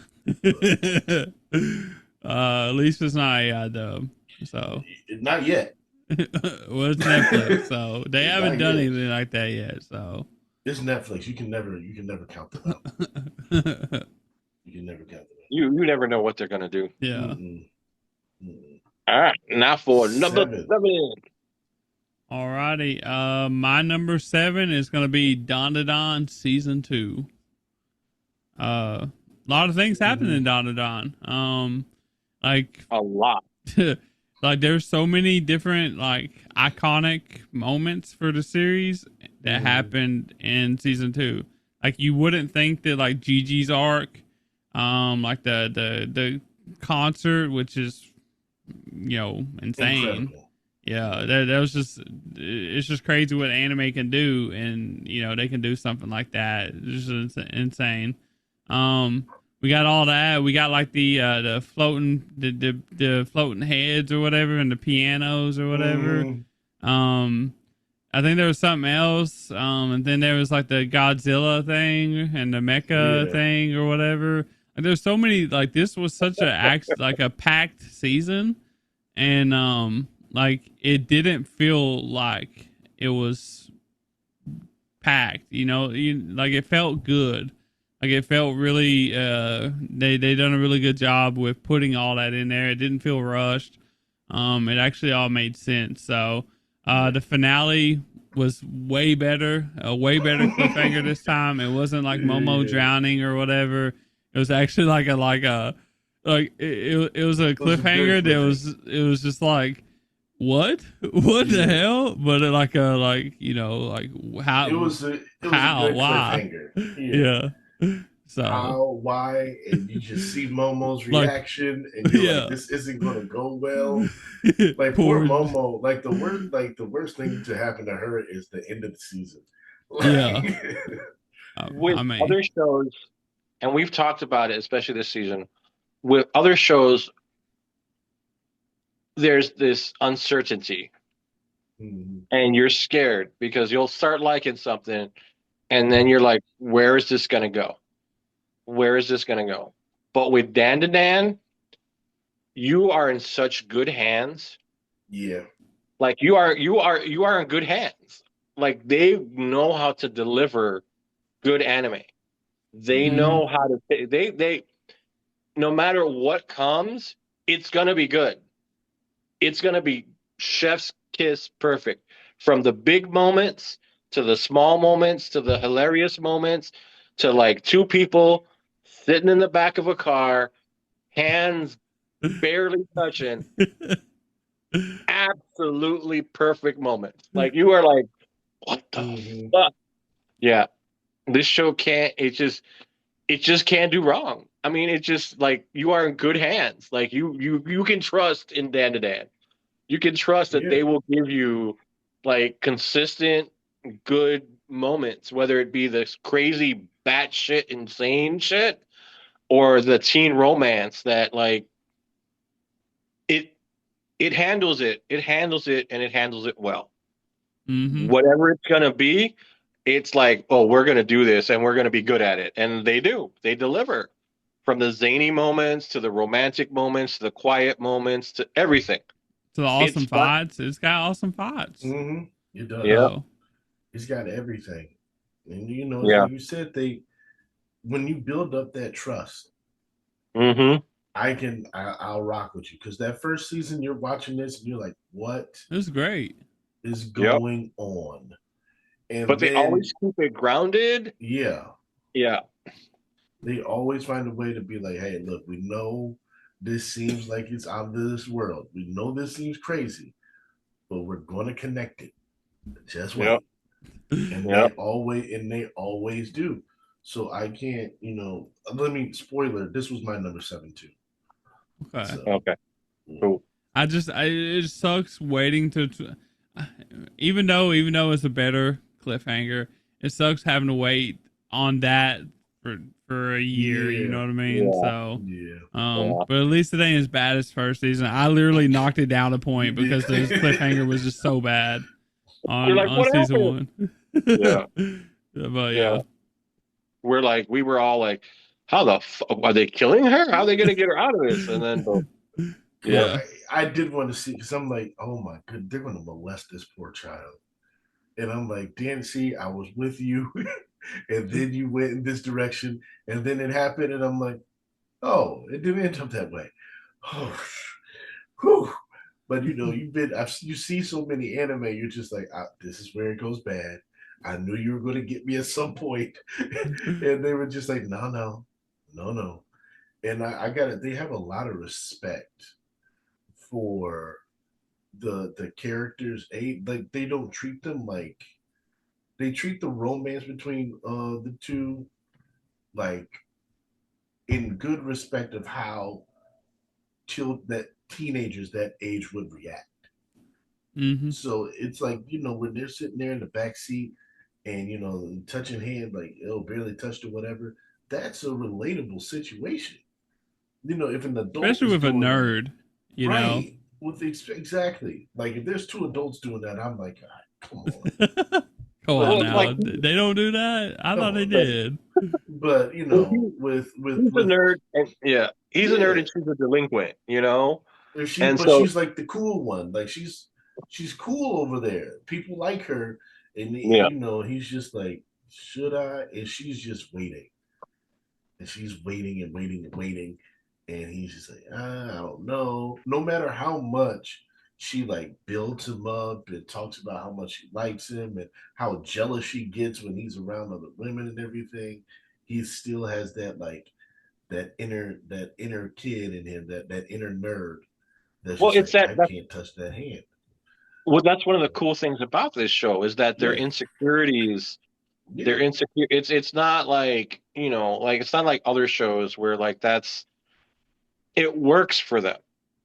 He has his mm-hmm. insecurities, but she has hers too.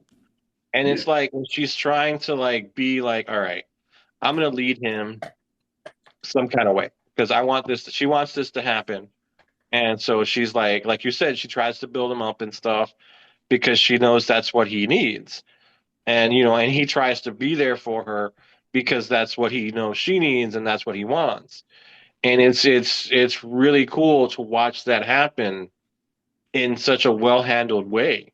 Like this might mm-hmm. like this is like people are like, oh, what's Dan to Dan? I'm like, it's one of the best fucking animated romances ever.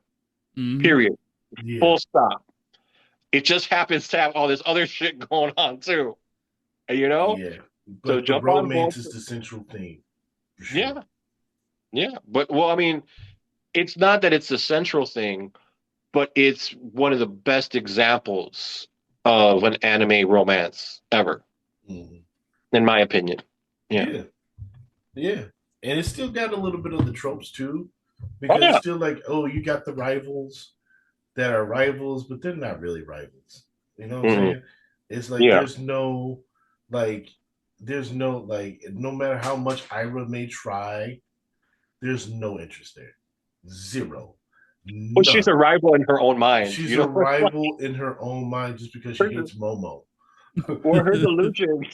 Her delusions are so much fun. Yeah, Like they're like they keep you laughing and like yeah. she's like, "Oh, you're just this possessed person and I'm going to take you out because, I'm like this saint. Honey, you found his golden ball." Like, calm down, you know?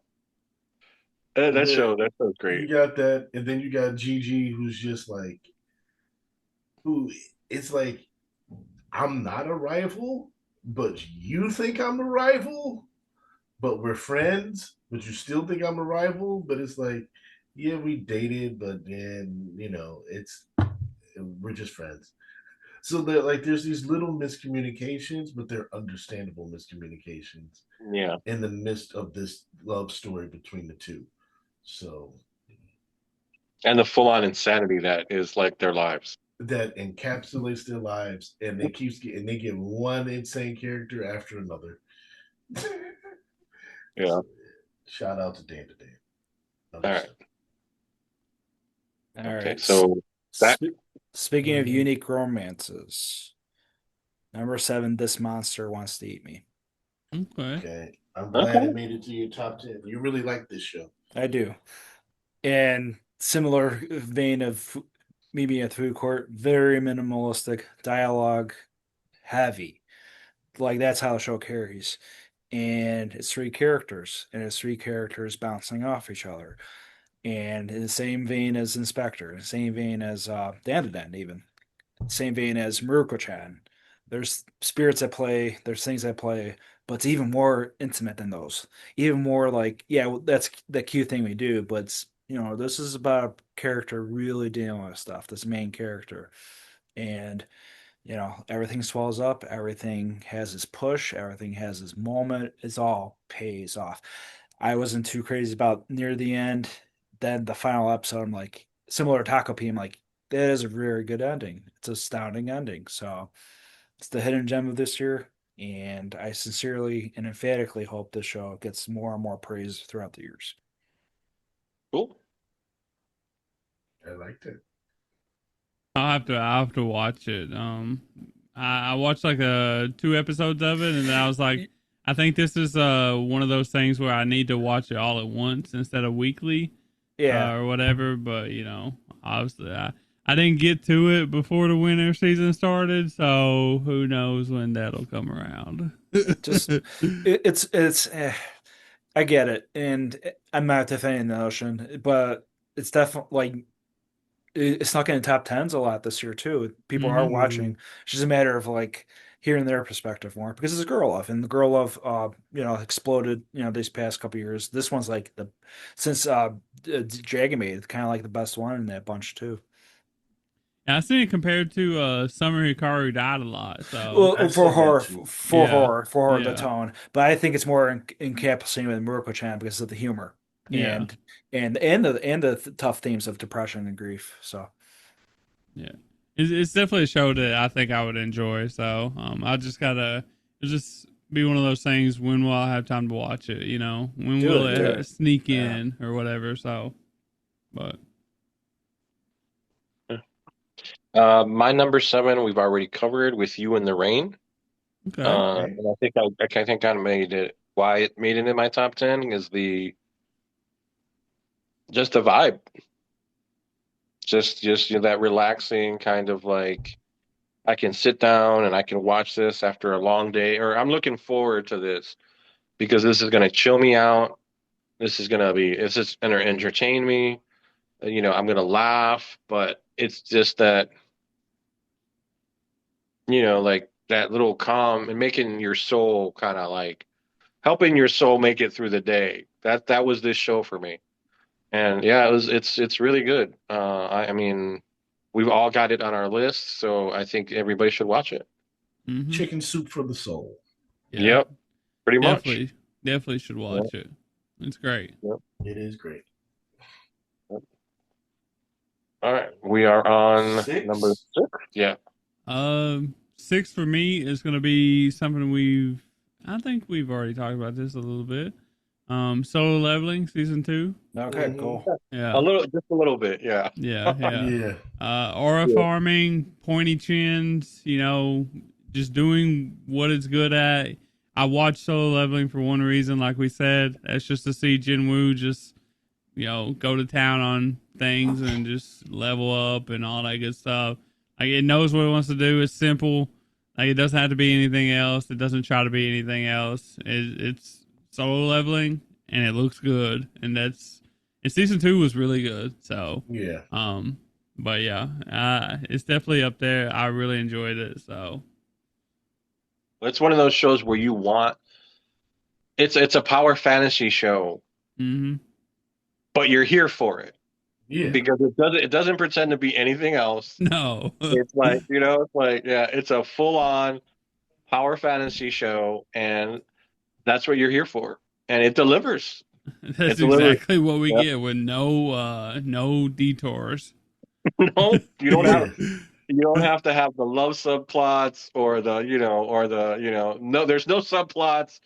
There might be, a villain of the week, tries to kill him, and it's like, dude, you're going down, and it's like, it's like, where's the challenge for Jinwoo? Where's it gonna come from? Because he's gonna smoke it. Yeah, Yeah, Yeah. just I'm just here to see him flex. That's it. that's right. Yeah, They yeah, tried to give a little story in season one with the guilds and everything. yeah. Nobody cared. And no, there was an audience of one for that. Yeah, I think But so. season two, they're like, all right. We're We throwing know that why all you're out the here. window. We know why we're here. We're just gonna stop playing. Here, take this. And then except Yep. they give you the one, what was it, like the elf girl or something that he saved? Yeah, the demon The girl or demon whatever, girl. Yeah. demon Yeah. elf or some shit. I Demon like Elf. how Yeah. they threw that in there because it's like, yeah, it's like hinting at like a romance subplot with her and also with that Was it one chick. Che Hara Yeah, or whatever? the top Yeah. girl or whatever. Yeah. Like it's hinting at Yeah. a romance between them, but it's like a one sided romance type of thing. Because Jinwoo don't give a shit about romance; he just cares about leveling up.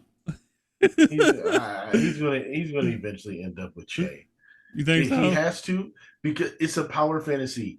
He's strong, she's strong. They Make have to babies, end make up strong babies. and they have to end up making strong babies. Like because we know the story's continuing. So it's gotta be Then Che. their baby inherits the thing or whatever, and has to like get the things and stuff to cure their mom, Che. Yeah. Wait. What if they have twins and they go solo leveling to Together. Futari.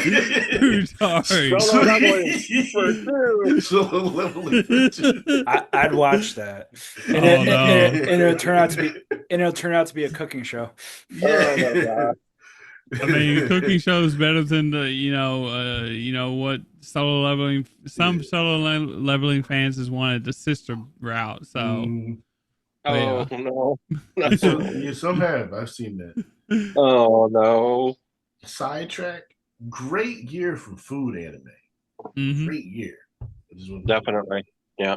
It definitely was. Mm. So, Jack, All what's right. your six? My most controversial, Uh-oh. I'm scared. Apothecary Diaries season 2. Interesting. Okay. Interesting. Okay. It unfortunately comes with terrain. Which one do I like more? This one or that one? Season 1 because of the ending. Mm. Season 2's ending, like the pre-arc for it, phenomenal. But if you saw it, concluded it on the nose. I'm like, Mm. Mm. that's why I love you. But season 1, there's the stakes. That's my humble Yeah. opinion. So Okay. I don't think it's that controversial. As long as it's in the top, Yeah, I I'm mean gonna it's top just 10. high. yeah, Yeah. but when we discussed with Tyler, reinforced the notion. I'm like, yeah, I agree with him more. I think about it because that initial starting blocks is like, oh, okay, mystery of the week to weird political shit. Yeah. Here we go. The whole time, you think you figured this out, huh?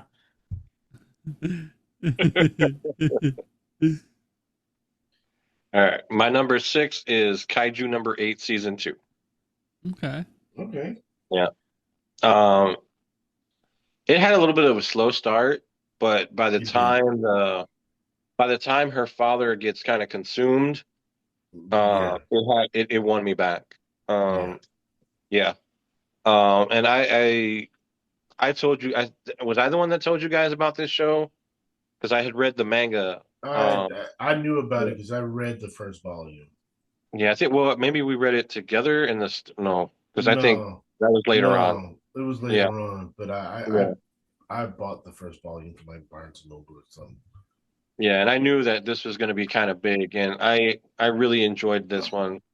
Um, I want them to push him a little bit more, but I love how the entire, like all of them are kind of pushing themselves to the limit to be better and to like get to where he's at. But I also like that kind of like they brushed away all of his doubts about like, hey, dude, we don't care. We don't care that you're a kaiju. You saved all of us. You're part of our crew. You're part of our team. Come on, stop being goofy. Stop being stupid. I did love the episode where they followed the commander around, and Hoshino? yeah, Yeah, that was that, funny. that was that was funny. Yeah, That was funny. yeah, it was a good season, and Yeah. I'm glad that they brought it back.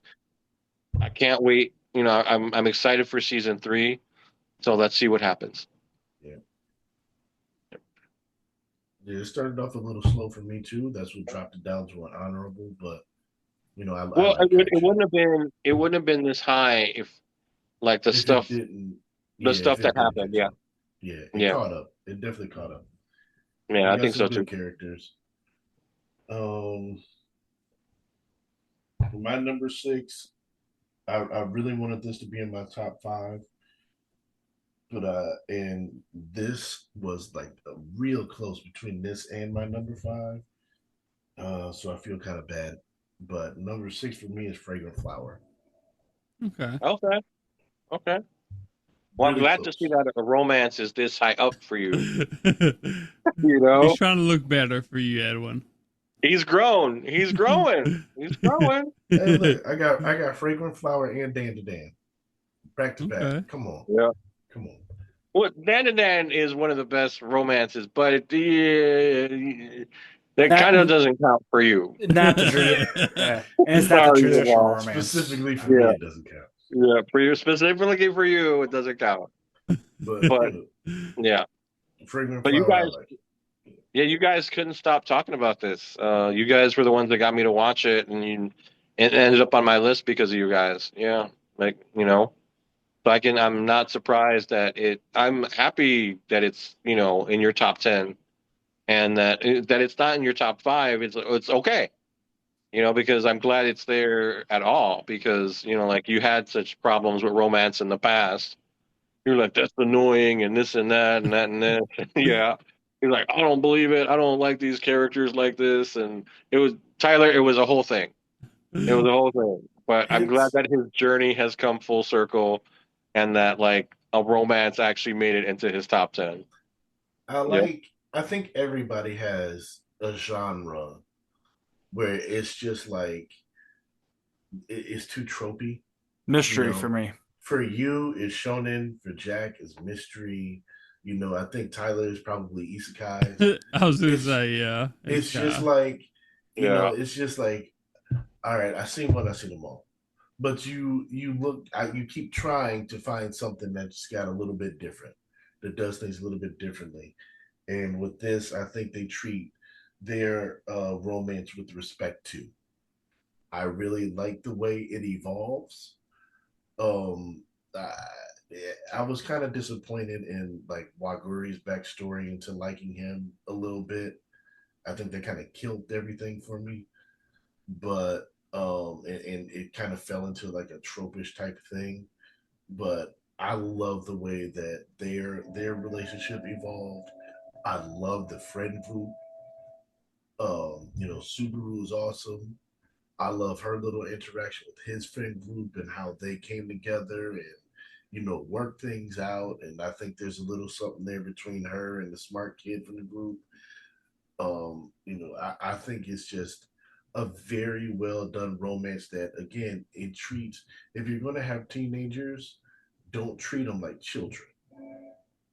Like they Yeah. do have some emotional intelligence. They may not be all the way there, but they have some.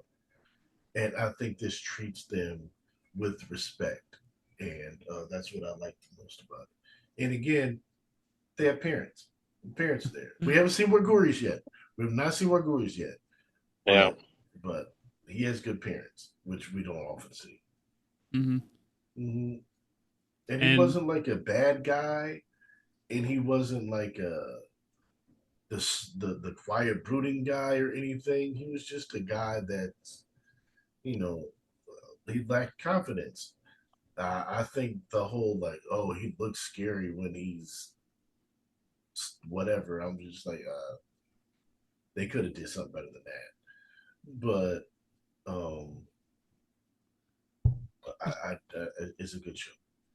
speaking of looking scary or whatever, it reminds me of, like, how good his mom actually is when he wanted to change his hair color blonde or whatever, and she Mm-hmm. changed her hair color blonde too, so he wouldn't feel lonely, left out or whatever. It, That's just peak shit right there, you it, know. remind, She's awesome. it reminded me of the time in eighth grade, seventh grade when I painted my nails. My mom Yeah, finished it for me and she cleaned it off for me. Like it's sometimes you need that connection sometimes. yeah. Yeah. But yeah, I also really liked it how they actually handled, like, they actually talked things out and handled things Yes. And like Yes. a lot of the times there's they played like the miscommunication tropes, and like they could have done it here too, but this romance actually, like, they actually talked about it. They actually explained, you know, so you might have thought it was just a little bit too much, but I actually enjoyed it because they talked about it. They talked it through and stuff like that. So, Well, I didn't because think it was it's too like much. I like that. I really like that aspect. mhm, I like that too because it was like this connection is important enough to me where I Mm-hmm. want my feelings to be clear. mhm, You see Yeah. that especially with Tabaru. She says, "You are an important person in my life, and I messed up, and I want to explain this to you. Because you are that important to me that like I need to explain this because I can't have this ending over miscommunications. Mm-hmm. mhm, Like it's that level of maturity, but also that kind of growth of like this is how you handle this. You Mm-hmm. don't just like, oh my God, go into a fear spiral. No, you tell the person what you did, you own up to it, and you accept what comes. And I love that because it was like you don't see that a lot. You don't mhm. see that a You lot in don't. life, Mm-mm. let alone in anime, where people own up to their shit and say, look, what I did was wrong. Can you forgive me? Or can we work through this because you're important? And that even happens with his friends. They're Yeah. like, man, why is he acting so weird? Maybe we should find out, and then they do. And then they work it out. And it's like, that doesn't always, those miscommunications can destroy things. Yeah. And I love that this show takes the time to actually have those conversations and work through those things to reach a different end. Yeah. And again, I said like one of my favorite scenes in the show was when he was acting strange, and they were like, "You do what's wrong?" And he's like, "I don't want to tell you." And they're like, "What?" And the smart kid, he was like, "Look, no, this is different. He usually would say nothing. This time he's saying he does. I don't want to tell you. That's a step." And he had that recognition of his friend, and it clicked for not only for him, but it clicked for the viewer. Like, this dude really does care about him. To notice that small distinction, like, no, he's saying, I don't want to tell you. That's something. That's a step. And that's a very important step. And we got to take advantage of that. And then to top that off, being such good friends that they are, they're like, well, we're not gonna pry anymore. He'll tell Yeah. us when he's ready. That Mm-hmm. that's a really cool thing that we don't see often either.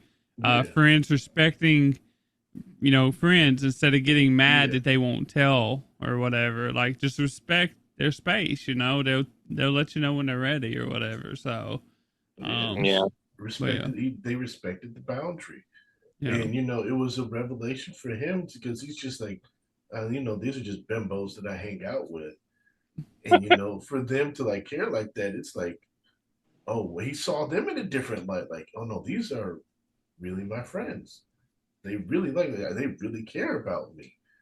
And like, it was just, and it's the small things like that that made such a big difference in this show, and why like I'm still young in the romance game, but it puts it right up there with the best to me because the way it handles these situations. Mm. And supposedly it's only going to get better. Yep. The beach fireworks stuff. Mm-hmm. One of Oh my yeah, favorite episodes. that was good. Loved it. That was good. Wait, did you cry? Oh, I cried a lot in this show. Even though I knew what was gonna happen. It's still different when you see it animated. But yeah. But I guess the part that I cried the most is probably like the mom The stuff or mom, whatever. yeah, So she was it was awesome. really She good was stuff. awesome. But yeah, And not to hate on the dad was really good too, even though yeah, he was yeah. more of a background character. He was really good too. Mm-hmm. Five, All right. Where are we? Number 5? five. Oh yeah, five. So My my number number. five. Oh wait, go ahead. Wait, Or is it Tyler's mine? five. Yeah, Yeah, my it's Yeah. Tyler's five. five. Okay. Okay, Yep. so my five is My Dress Up Darling season 2. We already talked about it. Okay. Marin and Gojo, they're literally some of the best characters in anime. One of the best, animations or whatever from CloverWorks. Peak. It's just great anime. So that's why it's in my top five. So Yeah, that's my number five too. So okay, Okay. yeah. love to see it. We got the same ideal. Yep. I love when we have these moments where like, oh, that was my five, and that was my seven. Yeah, Because synchronicities. so different, Yep. we're in like different spaces and everything. So it's always really cool to see how that like lines up. What you got, Jack? Exactly. Number 5, my favorite slice of life this year. Catch Me at the Ballpark. Yes, I'm so glad Okay. you had it on yours. It I was didn't make wondering if mine, that was but gonna come up. I Yeah. wanted it to make it. Oh, I'm so glad you had it on there because I wanted it to be represented on this so bad. Yeah. Thank you. And what a great character in that too. Speaking of catalyst characters, yeah, and she's technically like the best supporting character if you think about it. It's that the Mm, dynamic of a character, and it goes through the motions of a daily life at a small little area in a baseball field. A professional team that's struggling. Kind of mhm. like a realistic approach of like, they're not the best team ever, but hey, we're gonna support our team. Gambare, gambare, gambare. So you know, it's in my years playing baseball and then seeing my nephew play Mm, baseball for travel league. It's that vibe. People are there for the same reason, and that yeah, show reflects that. It's the probably one of the greatest sports shows ever, and it doesn't even like. Well, it does the layers both. It's almost like a cheat code, but still, yeah. yeah, It's sports related, sports related. But it's not like slam dunk. It's not like blue right? lock, but It's not about Yeah. the actual. It's not like competing in the actual sport. precisely. Though they But have some scenes, it's about the stadium and the yeah. people. Yeah, Even the mascot, even yeah, the old guys that coon on hmm, the beer slingers. So yeah, yeah. it's a beautiful show, and hopefully with the voice actor for Farazai, you know she does the dances with the song, and I love the OP in closing. Ah, Hmm. It was good. Man, I'm so glad you had that. Thank you, Jack.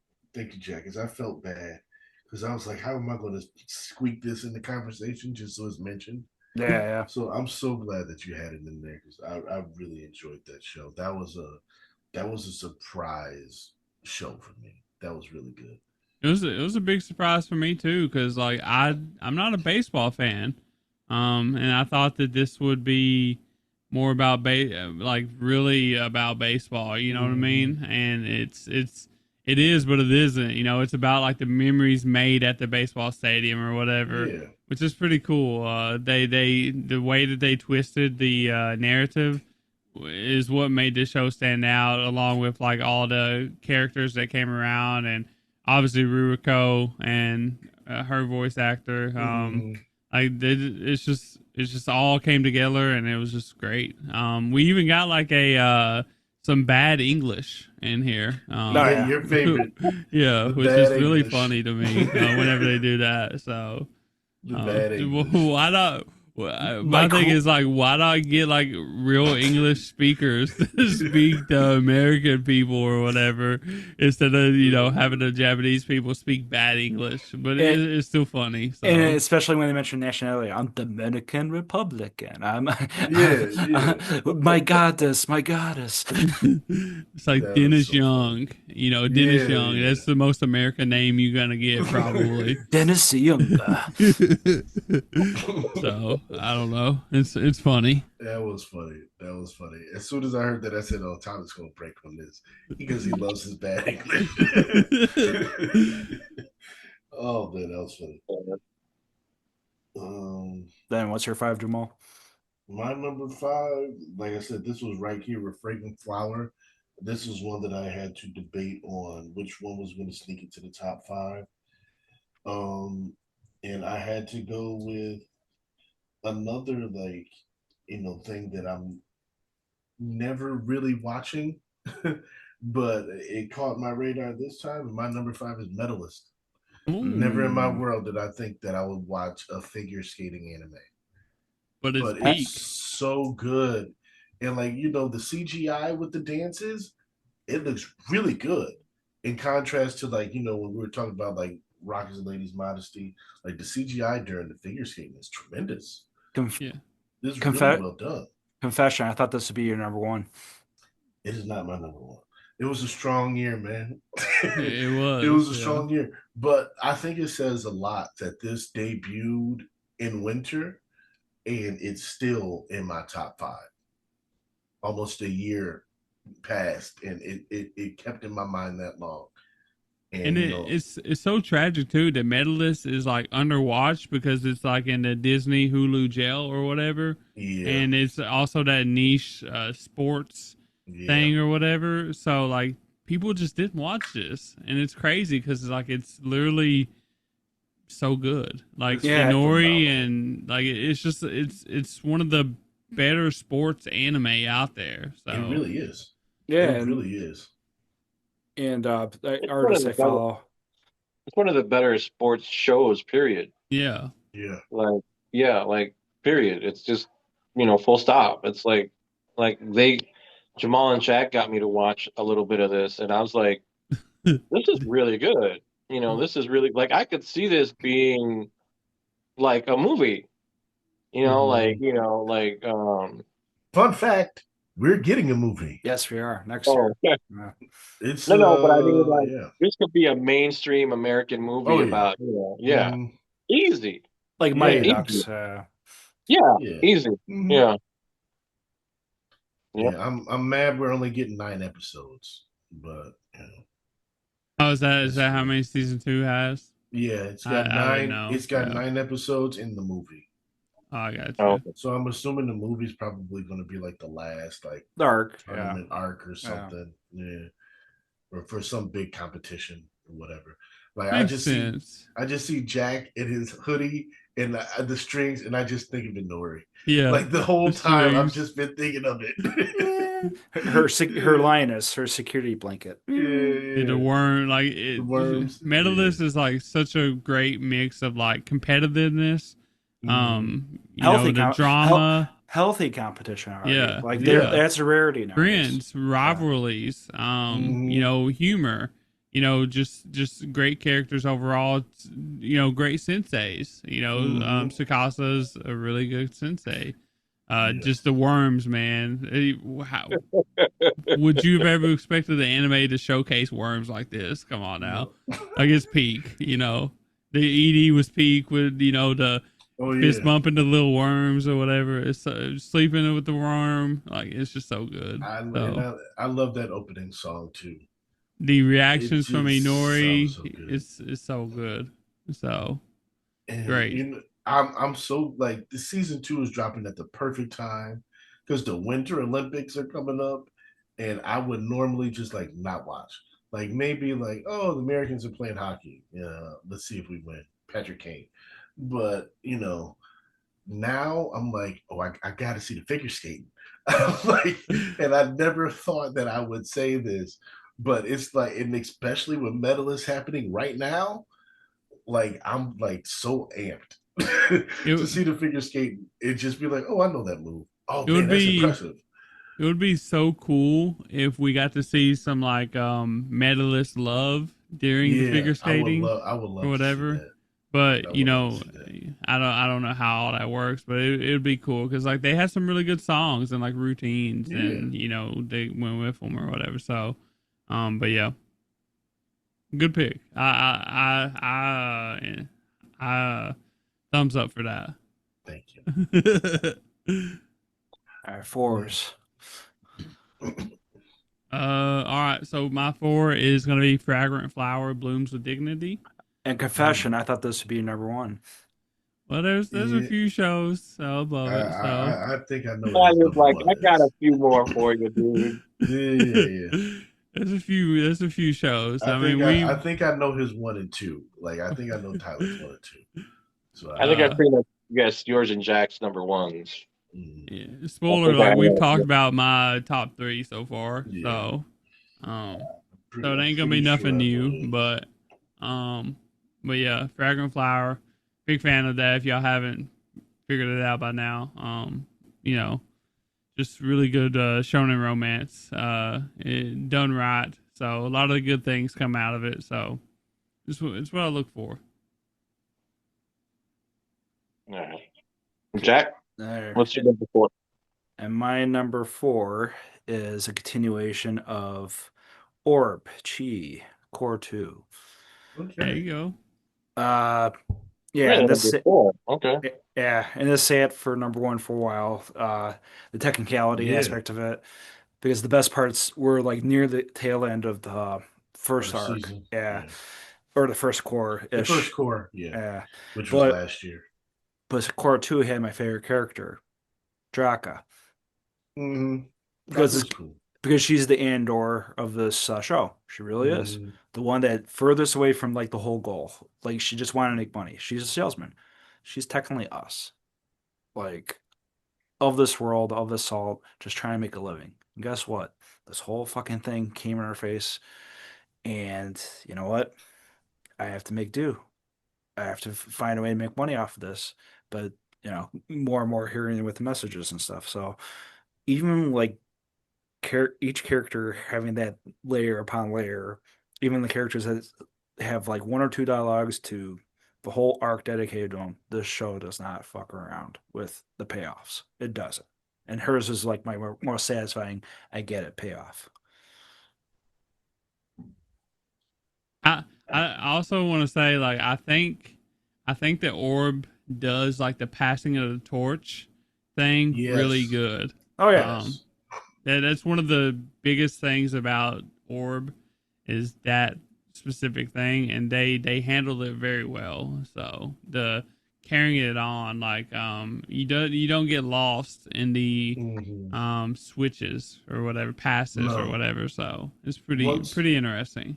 yeah, it's like you said earlier. Once you get past those first few episodes, You figure out what it's doing, you and you know. figure out because at first it's just like, oh, you killed off the main character. Okay, Yeah. so it's like, oh, you're one of those. You're going to kill the main character, but then they do it again, and you're like, okay, what's going on? And then you like get the idea that, oh, okay, we're telling a much larger story here. It's not Hmm. about these characters, it's about the No. idea.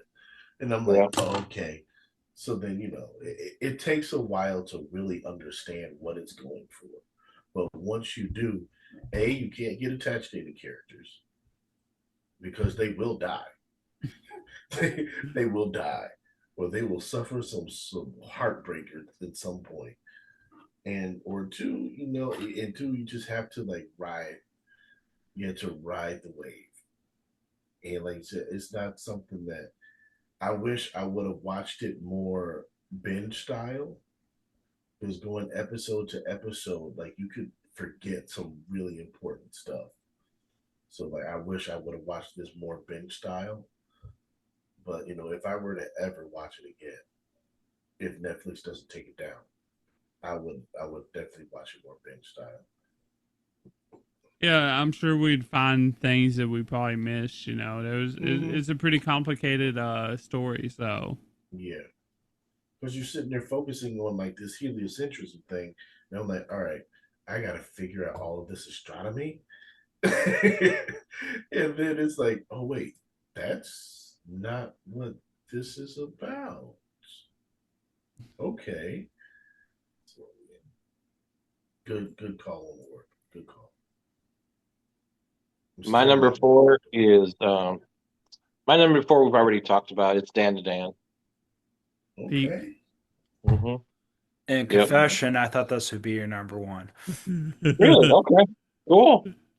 Yeah. No. A No. few other another show stole the spotlight. It really. I mean, it just. Well, when we get there, you'll see. All right, I I'm think.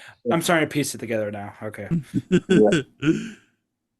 Well, I thought Orb would be your number one. I was like, I'm kind of shocked that it's not. there you go. Yep. So some surprises are still to be had. Yep. I thought my dress up darling would be higher on Jack's list. That was the one that kind of caught me off guard. I was like, oh, 11 or whatever it was. Okay.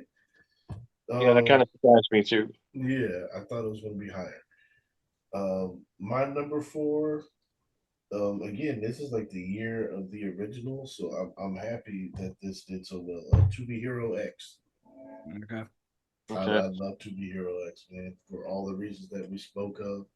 And again, it's like how good it is going to depend on how good you think all the individual arcs were at a time.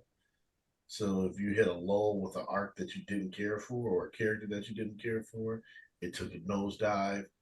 But all throughout the story, it's like setting up this world, the trust values and fear, and how people's power levels vary on that. The idea of the heroes, and then like the shady backstory between these heroes and the corporations that manage them. Like there's a lot in To Be Hero X that is to be enjoyed, and I cannot wait for season two. It's gonna be Cool. a fun time. Yeah, for sure. Cool.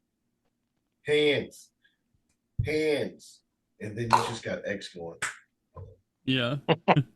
which was amazing. Like, because in the beginning, you're like, I don't know what's going on here because you see this flip between the 2D and 3D until you find out that like that's the power that he has, and it's like all this time, like that was such a cool little twist.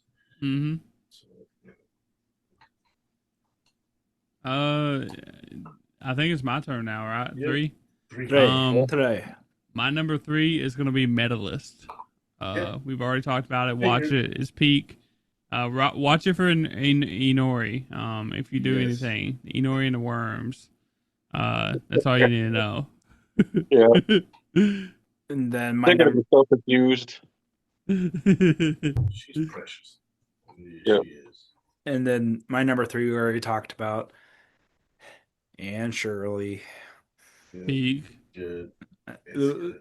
the little plug-in I will give is the director of Hey K Story and Silent Voice and Colors Within did the OP art and the closing art and handled the care. I think she did the character designs too, and she directed an episode. I'm not sure which episode though, but yeah, probably literally the next Miyazaki handling this project. Gotta watch it. Hmm. Hmm. They done a really good job. I'll give them that. So All right. My number three, we already mentioned too. It was Senju. okay, Sinshu's Really? Yeah. pretty high. Okay. It's because of that Yeah. first episode. It's because of that Yeah. first episode. I did not think that it was going to be that high for you. It's Yeah. That's Nausicaa. shocking. The first episode is Zach knows. Nausicaa. Yeah, Yep. Yeah. Zach yeah. knows. Zach knows why. Because that's pretty much what this is. It's a love letter to like it's a love letter to those animes, to those old anime movies that made you fall in love with anime. Like, man, this goes back fucking like Jesus. How old was I? I don't remember how old I was. So my aunt took me to the video. So this is how far back this goes. Um, because this is like her love letter to the show that she loved, right? Yes. This is the movie that she loved, and this is the movie that kind of inspired her as an anime fan. And so this goes all the way back to my love of Nausicaa, which was called Warriors of the Valley of the Wind. It had this terrible ass cover, but I remember my aunt taking me as a kid to the video store, and I'm like that one, that one, that one, and I grabbed it and I watched it, and that was the first time that like I like to draw, but that was my first after watching Nausicaa. That was my first time trying to make my own comic. I drew Nausicaa comics, Okay. uh, and so watching her like fall into the movie, and then bringing that character, bringing one of Oh my God, I forgot what they're called. I'm getting so old.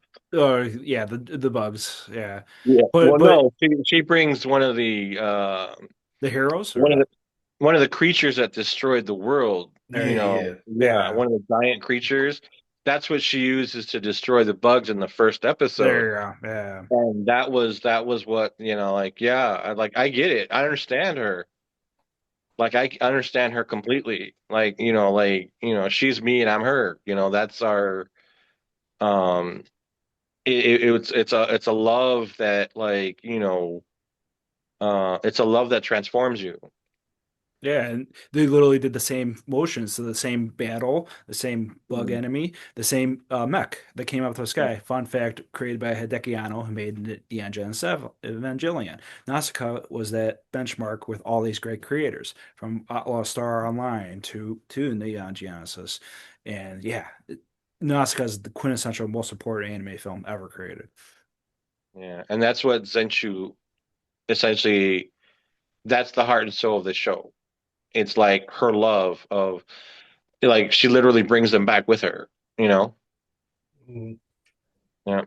I mean, that was the crux of the show because she was, I can identify with this because she was writing a romance anime or whatever, She couldn't do it. Yeah. and she couldn't do it because she had like no measure of romance, and the editor's like, well, think about your first love. Like, how did that feel? And so it's like, my first love was this, you know. Yeah. And so, when she gets to see, this story with Luke and everything, and this story of this movie that a lot of people like were upset with, but it was like the best thing ever to her. And it's like that's the feeling that she was searching for. So man, again, and Mappa did a great job with the animation on this. Uh, They really did. They pulled out all the stops great because it story. really looks like one of those. It really looks like one of those, like a post-apocalyptic, like right out of Nausicaa, like right out Mm-hmm. of, like, this is one of those kingdoms that's been destroyed by war. Yeah. All right, Jamalio, what is your number three? I knew for sure this was going to be my number one all year, but um, Oh shit. I bumped it down to three. Um, Apothecary Diaries. Okay. Top Like three. That's pretty good. Yep. Nice. you can interchange my one through three. Like if you want to switch it to two or one, I'd be like, all right. And it's like This I said, was like the ones from like I would say 12 to 1 could have been top 10 every other year. Really, mm, really. yeah. So what So you're saying, Jamal, is these are all a three-way tie for number one. no, no, I don't do ties. That's what he's saying. If you were to be like, nah, I like this show better than I like Apothecary better than this, I'd be like, all right, I can see it. I can see it. Like once you You enter a have certain said, echelon, yeah, you you said got that they were interchangeable. you can be in the conversation. All right. So like there's certain like if you're talking about the greatest basketball player ever, that's a conversation between you gotta be Michael Jordan, you gotta be LeBron, you gotta be Magic. Like you had to be in this top. There's like 6, 7 names tops that can just be in the conversation. Not saying that you're there, but you can be in the conversation. These three Understandable. shows, they can be in the conversation. But Okay. I'm putting Apothecary at three. Okay. Um, and it's just because Apothecary, it already built up that trust in me, and it merely lived up to the hype. My other two shows, I went in with no expectations, and it far exceeded, and that was the barrier for me. Fair, Okay. fair. But Sure. Mao Mao, Chinshi, all the whole crew over in Apothecary, you just want more. you just want more. So Well, she very quickly, and I remember I read the manga, I read some of the manga, and I was like, guys, this girl's, like this is really good. This is a yeah, really good like period piece Sherlock Holmes. you But did, and she I can managed. vouch for that because I listened to all of your previous year end stuff, Hmm. and I think it was the 2021 year end. Our first one. Yeah, for best manga, you said Apothecary Diaries, and you were like, "I hope this gets made into an anime." So you saw it early. Yeah, That's and in the archives. I can yeah, vouch for that. and I think she became. I don't think it's an understatement to say iconic Mhm. in like how quickly and how well received and how well loved she is as a character now. Yeah. Like, Yeah, yeah, she stole the show. Yeah. I think iconic is a fair word, and that's not a Hmm. word that I throw out lightly. Hmm. But But yeah. to say she's an iconic character at this point, I think it's well deserved. Yeah, I for mean, sure. she's legit one of the best written female characters in anime Yeah, ever. Yeah. yeah, And like even the Shonen Bros are watching Apocalypse. I mean, not Apocalypse, Apothecary Diaries. Uh, and that's crazy. What how they come over to that. So, literally only watch Shonen like Battle Shonen stuff, and they took a chance and watched Apothecary Diaries.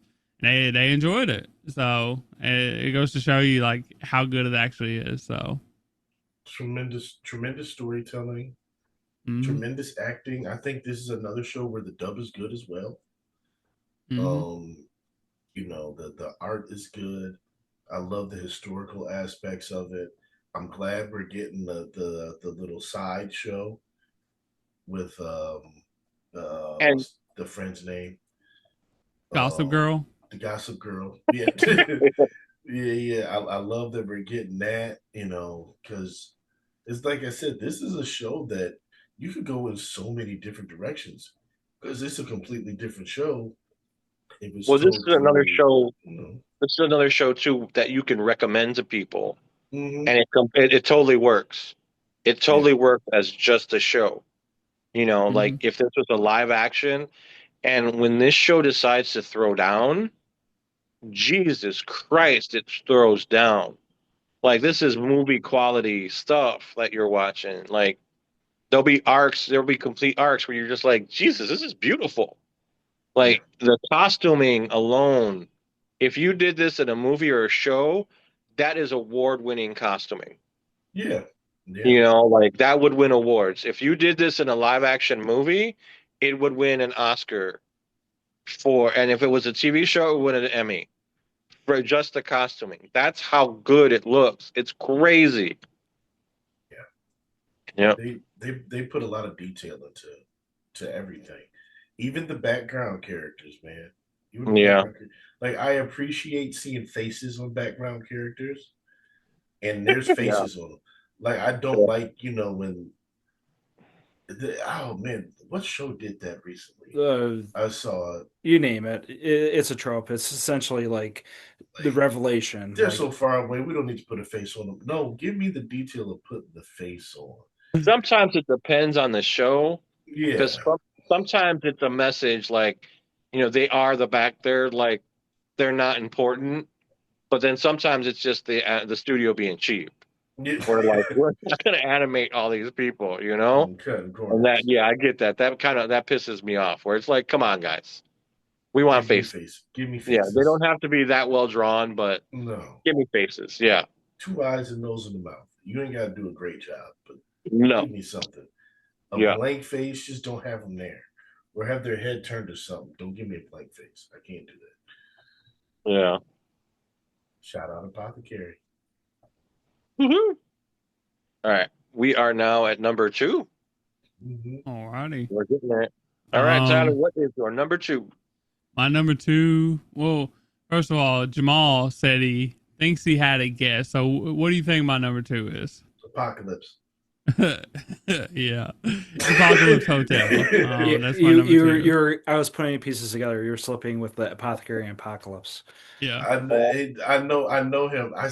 You see right there to the right of him. I can tell who number one is. So I knew his 1, 2, and 3. I'm like, okay, I got a pretty good idea of what his 1, 2, and 3 is. Yeah, Apocalypse Hotel. Like this is what I want original anime to be. I wanted to like surprise me. I wanted to do different things. I wanted to like be great like this. Like I didn't expect to get what we got here. I know we already talked about it a little bit. But Ponko, literally one of the greatest characters ever. In my opinion. She's so good. I like a lot of people like Yachio out of this, and she's a great character. Don't get me wrong, but Ponko literally sells this like she carried the show for me. Then we had like Harmy come through. Like this show had like good action scenes and good slice of life scenes, good drama scenes, and it was hilarious with like a lot of great characters. It made you even care about like the doorman robot. Like who does that? You know what I mean? Yeah. So it's just really cool. It's a really cool anime, original anime that I really hope that it could literally have like a lot of seasons if it wanted to. Just doing shenanigan type shit. And it would work. And I really hope that we actually get another season sometime. Who knows if we will, because I'm pretty sure not a lot of people watch this. So, but people need to watch it. It's literally a masterpiece. 10 out of 10. Not a lot of people. So, I think it depends. Like Edwin, you like Mother's Basement, right? I think that was his number one for the year. Yeah. People should put it out there. Like I've seen I've seen a few lists, and I've seen Apocalypse Hotel high on a number of lists. So like I think it's something that's like kind of watched within like the more fervent anime watchers, but it may not be something that the casuals have picked up on yet. What I would like to see for a season 2 is her accept the fact that she's the one in charge, that this is her hotel, and that she can start a chain of hotels across the galaxy. Try to bring back civilization or something. Like try to create just be like Rimuru basically. And create her own thing or whatever. It'd be pretty cool. But in her way, not in Rimuru's way, but in her way. Like bring, civilization back to Earth and make it a thriving metropolis by, doing different branches of the hotel around the world, but also in space where it's like, and then because this show does such a great job of taking those sci-fi references and turning them into something. And I would love to see that play out across like the vastness of space where it's like, she just takes it there. They take it there and they go and they explore space, and it's funny and it's meaningful, and and you laugh and you cry and you see the growth, and somehow, some way he programmed in even more like, like you've reached this achievement, so you've unlocked this, you've colonized your first space planet, achievement. Yeah. And spoiler alert, this is my number 2 too. Okay. Another thing that they could do that I would really enjoy, you know how I like skipped a lot of time, here and there or whatever. Yeah. It could also like go back and revisit those periods of times and like tell us what happened during those, and like that would be a really cool perspective because it would lead into something that we already knew happened or whatever. So they did sometimes like they were like, oh, it took us 50 years to develop they jumped a lot of time or whatever, or it took us 100 years to create this hot springs or whatever it was. Well, For example, like what happened while Yachio was in space? Like we didn't really get to see that. We just came back and we seen that Ponko had taken over and like everything had changed because Ponko was the leader or whatever, and they had a rod from God, and like what happened during that time frame? We don't know, because we just came back to chaos because Ponko is a legend. So. Ponko's a legend, a married legend. Yeah, I mean, yeah. So like, there's literally so many things that they could do with this show since it is an original. And I would be happy with any of it. Just give me more content, please. And one of the best, one of the that opening, very unique, is not only it's unique, but it's so artistic and soulful at the same time. And it's not perfect. Like it strives to be not perfect. It reflects with the song too. Yeah. The song is like not your typical jibby jabby type of song. It was cool. It has like this melancholy vibe to it that's really like wow. Like you guys are doing something here, Just kind of skipping down the stairs and everything. Yeah, it was cool. Yeah, it's great. Everything about the show, man. Everything about the show. So if my number one wasn't here, which everybody probably knows by now what it is, if it wasn't here, this is my number one new show of the year. Like it's like literally gonna probably be in like top 20, top 15 of all time for me. Maybe even higher than that. I don't know, but like it's way up there. It jumped really high. So yeah, it became like an instant classic. Yeah. All right, Jack.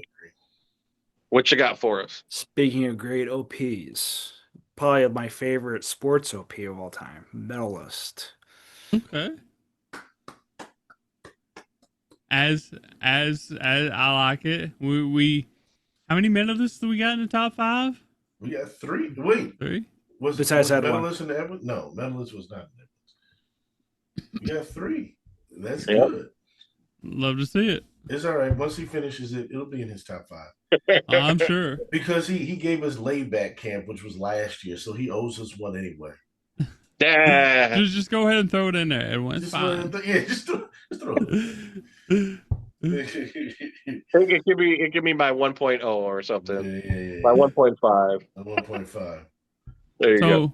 Medalist, what'd you like about Medalist? Did you already tell us? No, essentially natural energy for it, but it's also kind of like, it's kind of like a realistic take on, people knowing that this is their new life. And even for Ishinori, that's her new life. She's a sports competitor now.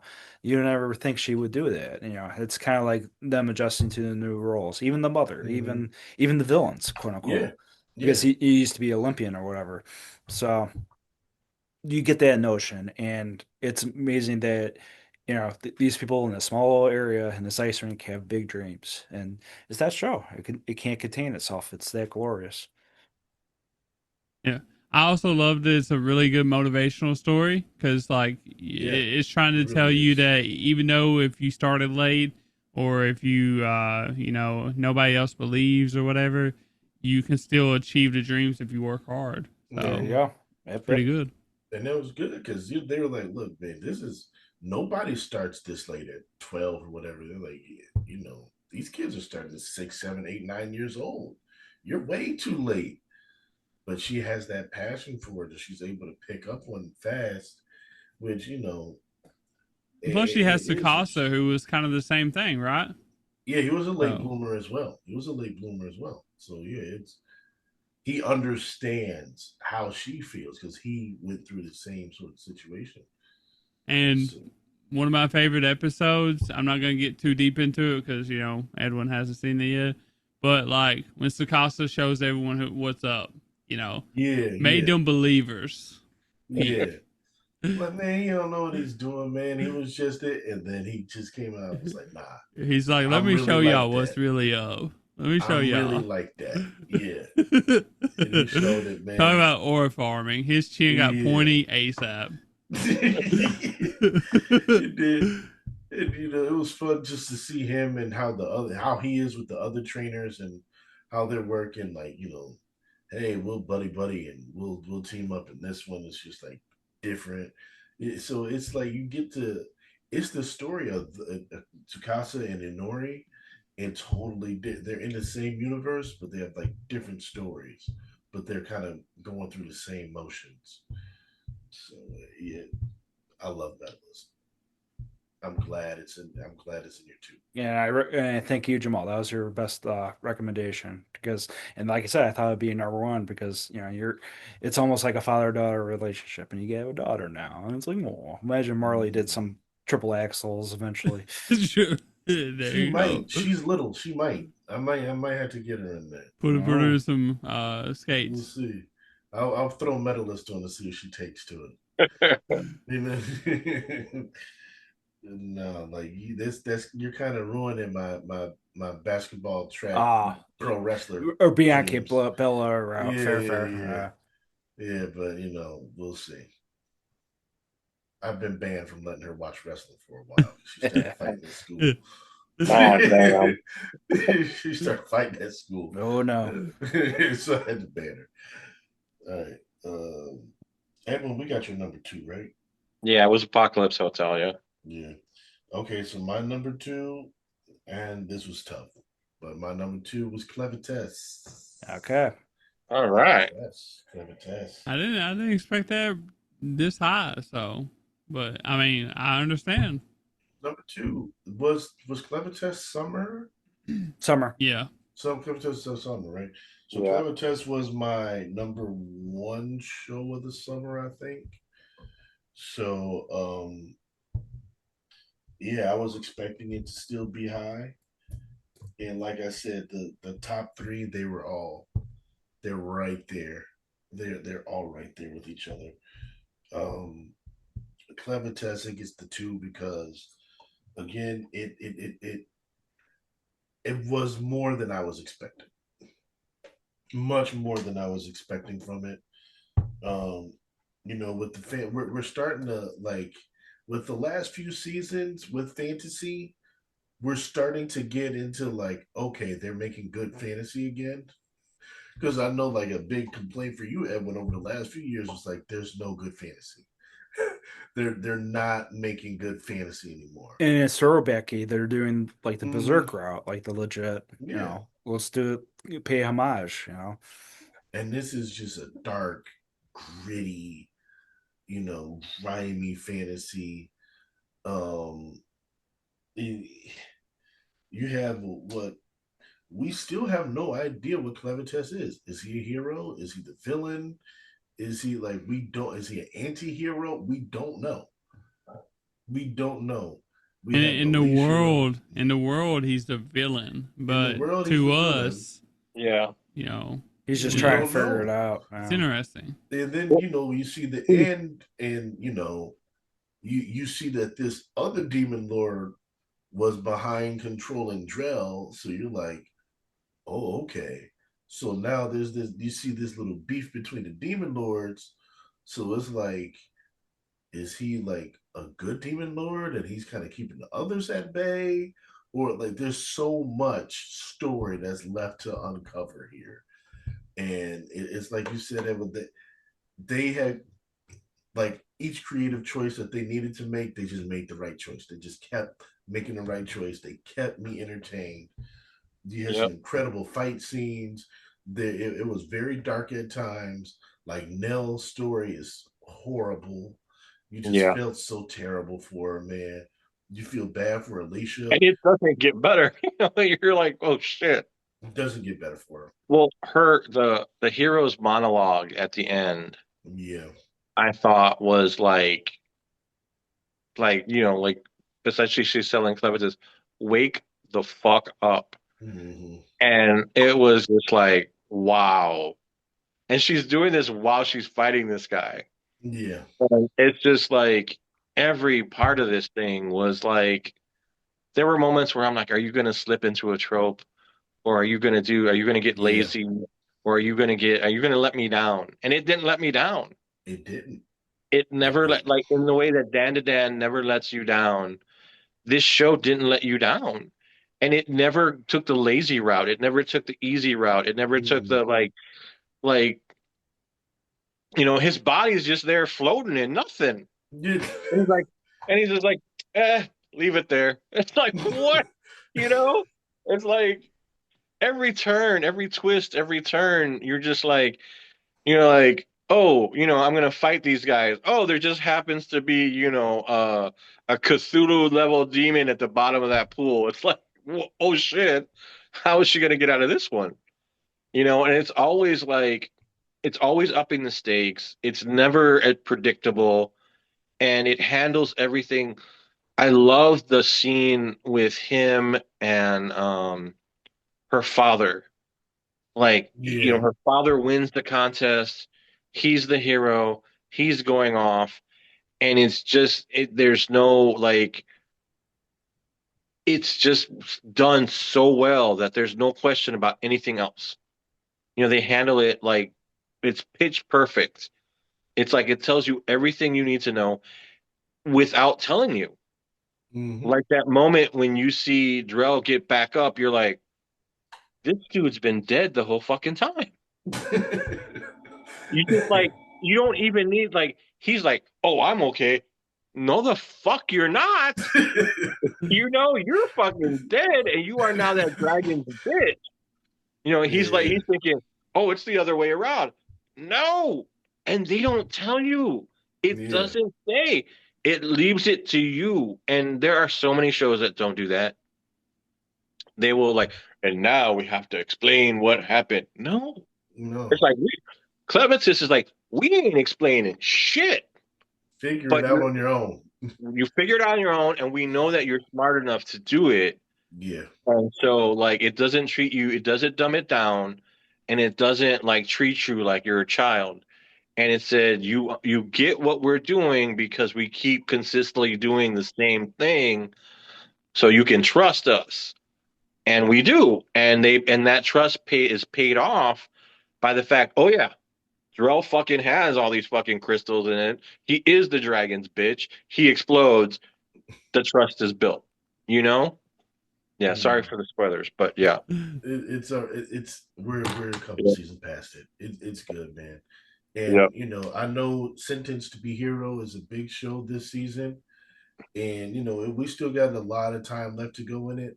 But already, like, I can't help but to be like, Clever Test did it better. Yeah, and that's Clever the Test we- Oh did it yeah, better. definitely. and that was the weird push, and I feel like, oh, Mm-hmm. guys, you jumped the gun a little bit, just Mm, go back a little bit. You'll forget this silly show. because the accent is cool, but it's like I seen Alicia and Clever Test. She's the same way. She's a slave to Clever Test. She cannot die. He will revive her, but she has to feel the effects of going through death every time. And I love that she's a character that she was one of the strongest heroes. And I love that she's a strong hero, but she is still just taking beating upon beating upon beating, man. And she's fighting hard. She's a hero. She's got a legendary weapon and everything, and she's still taking beatings, man. She's getting arms chopped off, and she's getting eyes slashed, and she has to feel these pains and still continues to fight all along, trying to figure out, like, how can I be? It's like we said before when we talked about this show, when Clever Test was like, I never said you couldn't be a hero. Go do your hero thing. Yep. And so she's having to figure out, like, what is it to be a hero? Like, the whole thought of the Demon Lord thing and everything is turned on its head. And now she's a slave to this Demon Lord. She has to take care of this baby. Like, there's just so much going on, and it's yeah, what a phenomenal story. What a Well, phenomenal because story. they're on the same journey, Yeah. they're both figuring out what it means to be who they are. Mm. And when he gives her that like point, because the thing is, she can't die, and she feels the pain, Yeah. but it's her choice to get back up, Yes. and do what's necessary. And she That's right. realizes that's what makes a hero. Yes. I'm going to get back up and I'm going to do what I have to do. And I'm not going to let it, they can knock me down as many times as they want, but I'm going to get back up and I'm going to do what needs to be done. And she's yelling at that. She's yelling. That's her monologue. She's yelling at him while she's beating the crap out of Drell. It's like, we're doing this. Yeah. Which was so satisfactory. Oh So God, yeah. satisfactory. Yeah, that show Yeah. was satisfying on so many different levels. Yeah. It delivered. Like the bad guys were bad, the scoundrels, the scumbags were the scumbags, and it gave you just enough mystery to be like, what the fuck is going on? You know? Yeah. Yep. Like a book? What? What? Yeah. We're The whole beholden to time the this king book. was a book? What? Yeah. Yeah. Yeah. Like, oh, okay. And then those twists and turns, like, oh, I'm just gonna throw this baby into the fire. Wait, what? Yeah. A headless man is like, all right, throw the baby in the fire. And Clevitus is just standing there like, Okay. Let's see what let's happens. see what Yeah. happens. you piqued my interest. Yeah. Yeah. But the thing is, that's so him. Yeah. That's so him. That's fitting with his character. He's It's like, like, I still don't have, I'm still trying to determine whether you humans are even worth my time. So, yeah, if it's just one, it's just like, yeah. Well, okay, go ahead. if you kill this baby, I'm just going to wipe the rest of you out anyway. So, Like, so it's a Tuesday. yeah. Oh, man, I can't wait to see where that story goes. Yeah, I'm excited too. I'm really excited. And Edwin, was that your number one? Yes, yes, it was. That's We that's knew my it. number one. We knew it. Yeah, You knew it. yeah. I think you pretty much guessed it. Yeah. Yep. Yep. And we know Tyler's number one. Yeah, Apothecary Diaries. Yeah. Mm-hmm. Mm-hmm. Mm-hmm. There wasn't no other option, honestly. Big C, I'm a really big, Apothecary Diaries fan, big Mau Mau fan. I'm really big Shisui fan, and season Yeah, she 2 was was a good. She was big really good. Shisui arc. So, She was really good. but yeah, uh, those three characters, Mau Mau, Shisui, and Xiaolin or Gossip Girl, Yeah. I call her. Those three, like, I love watching their shenanigans. We got a lot of that this season. Like I said, we got a lot of Shisui and her side of things or whatever. So it was just a really good arc. I don't know where I don't know which one I would have over the other one. Honestly, they're kind of, I really like season 1, but I really like season 2. I couldn't tell you, they're tied. I'm gonna throw the tie in there. So it's just really good. So 10 on both. So oh yeah, 10. 10 to 10. Yeah. Apothecary Diaries is in my top 5 probably. So Yeah.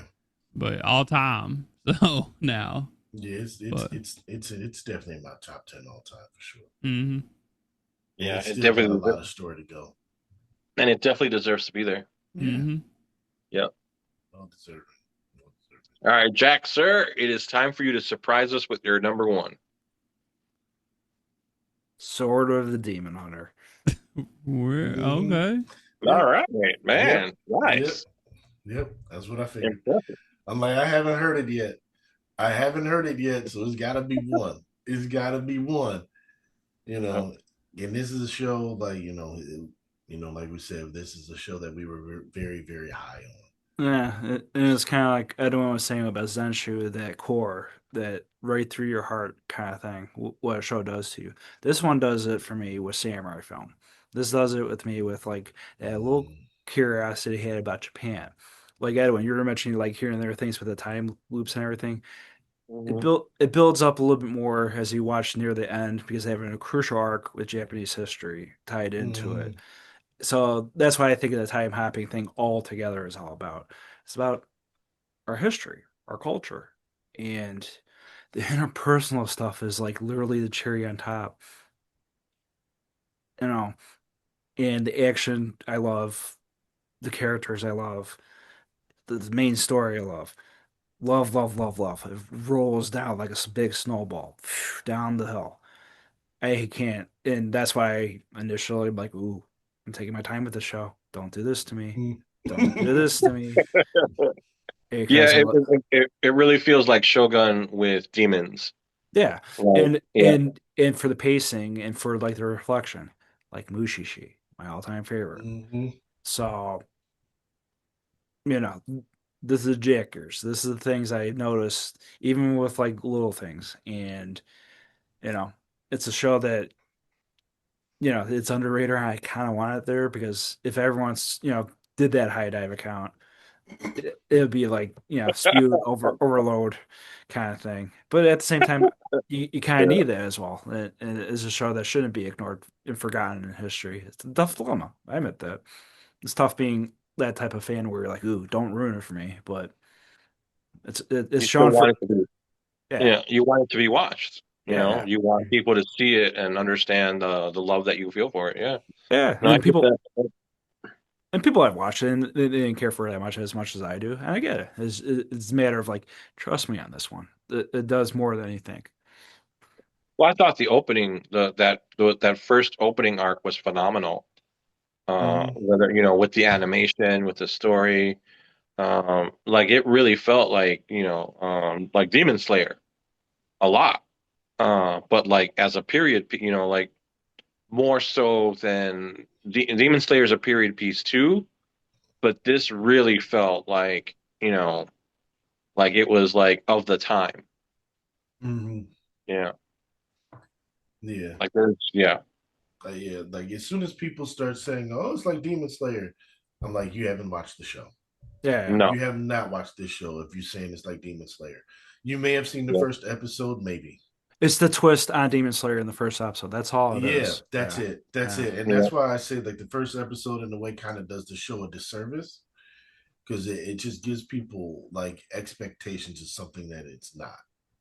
No. Yeah, And it's not so that at all. it's not that at all. It's a Now, much it's a much it's a much quieter, less bombastic show and mm, more an examination on humanity and what it means to be who he is. mm, Yeah. And everything else, like Jack said, everything else is like just like on top of that. Or I think you both kind of like said that. It's like it's his journey and the sister thing is just kind of like the sister thing, Yeah. you know? And Yeah. it's weird, very weird. That's why I appreciate our time with Anime Field Guide in our review because we mm, watched it right as we finished the first time. A lot of callbacks. A lot of things you miss yeah, in the first a time around. ton. Yeah. Yeah, yeah. That first episode alone, when I rewatched it, I'm like, oh man, I missed this. I missed this. I missed this. I missed this. Because I was when I those first few episodes, I was thinking it was going to be something different. I was thinking, There's but a lot going on in those first few episodes. yeah, There's a lot going on. there was a lot, man, and I'm just like, oh, this is going to be Demon Slayer. I'm going into it with the Demon Slayer mindset, and then after about 3 or 4 episodes, I'm like, well, this is different. Like I actually got to pay attention to this. The So, funny thing is that this is what I thought Demon Slayer was gonna be. Ah, mm, good When call. I first started watching Demon Slayer, I thought that it was gonna be like, here's the Demon of the Week, and Demon Slayer is like fucking crazy off the walls, bombastic, insane. You know, like you love it, but it's like solo leveling with spirit and heart, with mm, spirit, heart, and story. Like you go there for the spirit, the heart, the characters, and you stay for the battles. You know what I'm saying? mm, So it's firing on all cylinders. This is completely different. This is that like procedural, like kind of like week after week after week, watching him like grow old, like not grow older, but watching him form these like relationships with all these other people as he tries to figure out why it is that he does what he does. Yeah, this is a great show. It is a great show. Yeah. I'm glad So it's number Jamal, one. now it's your turn, dude. I think we've all revealed ours. Mine is one that I don't think anybody expected me to put as my number one, but it's here, and we're gonna go with it. Baba Bond Vampire season. No. I'm just, I'm So just full of shit. So Speaking full of of shit. speaking of callbacks, speaking of callbacks, So full of shit. my number one is Apocalypse Hotel. Love to see it. it makes Apocalypse sense, Hotel. and it makes sense more I think about it because you love Death Parade. Yeah, so Apocalypse. This show, like, it was the epitome of I had no idea what I was walking into, and it just took me for you know a ride that pause. I couldn't. I didn't want it to stop. It was just so good, man. Like those first couple episodes, I'm like, okay, we got a nice little slice of life thing going here. Hotel, blah blah blah, and Alien. then Alien, and then they get their first. It's like okay, they're getting the hotel ready.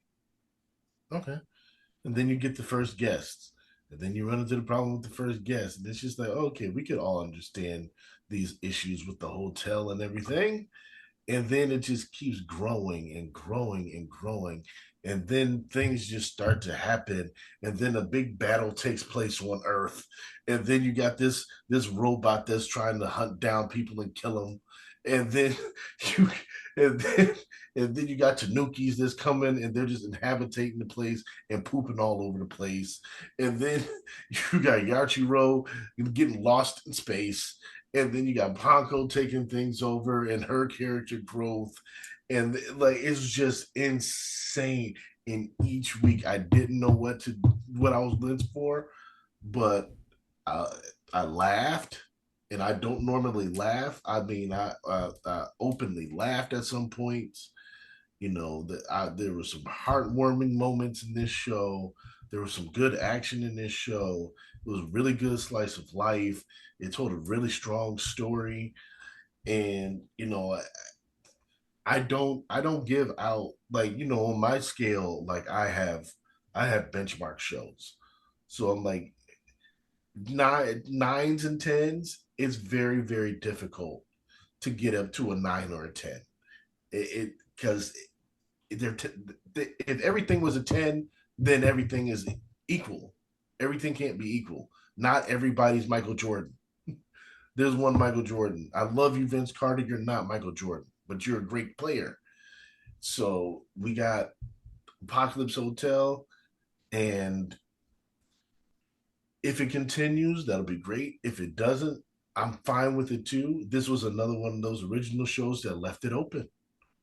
It left it open. You get you know the ship going away with the revelation about the humans, and Yar she wrote. It's just cursing them out as the credits are starting to come out, and it's hilarious.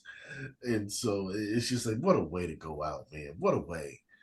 But like you said, there's so much story that could be told. But if it's not, I'm perfectly fine with that too.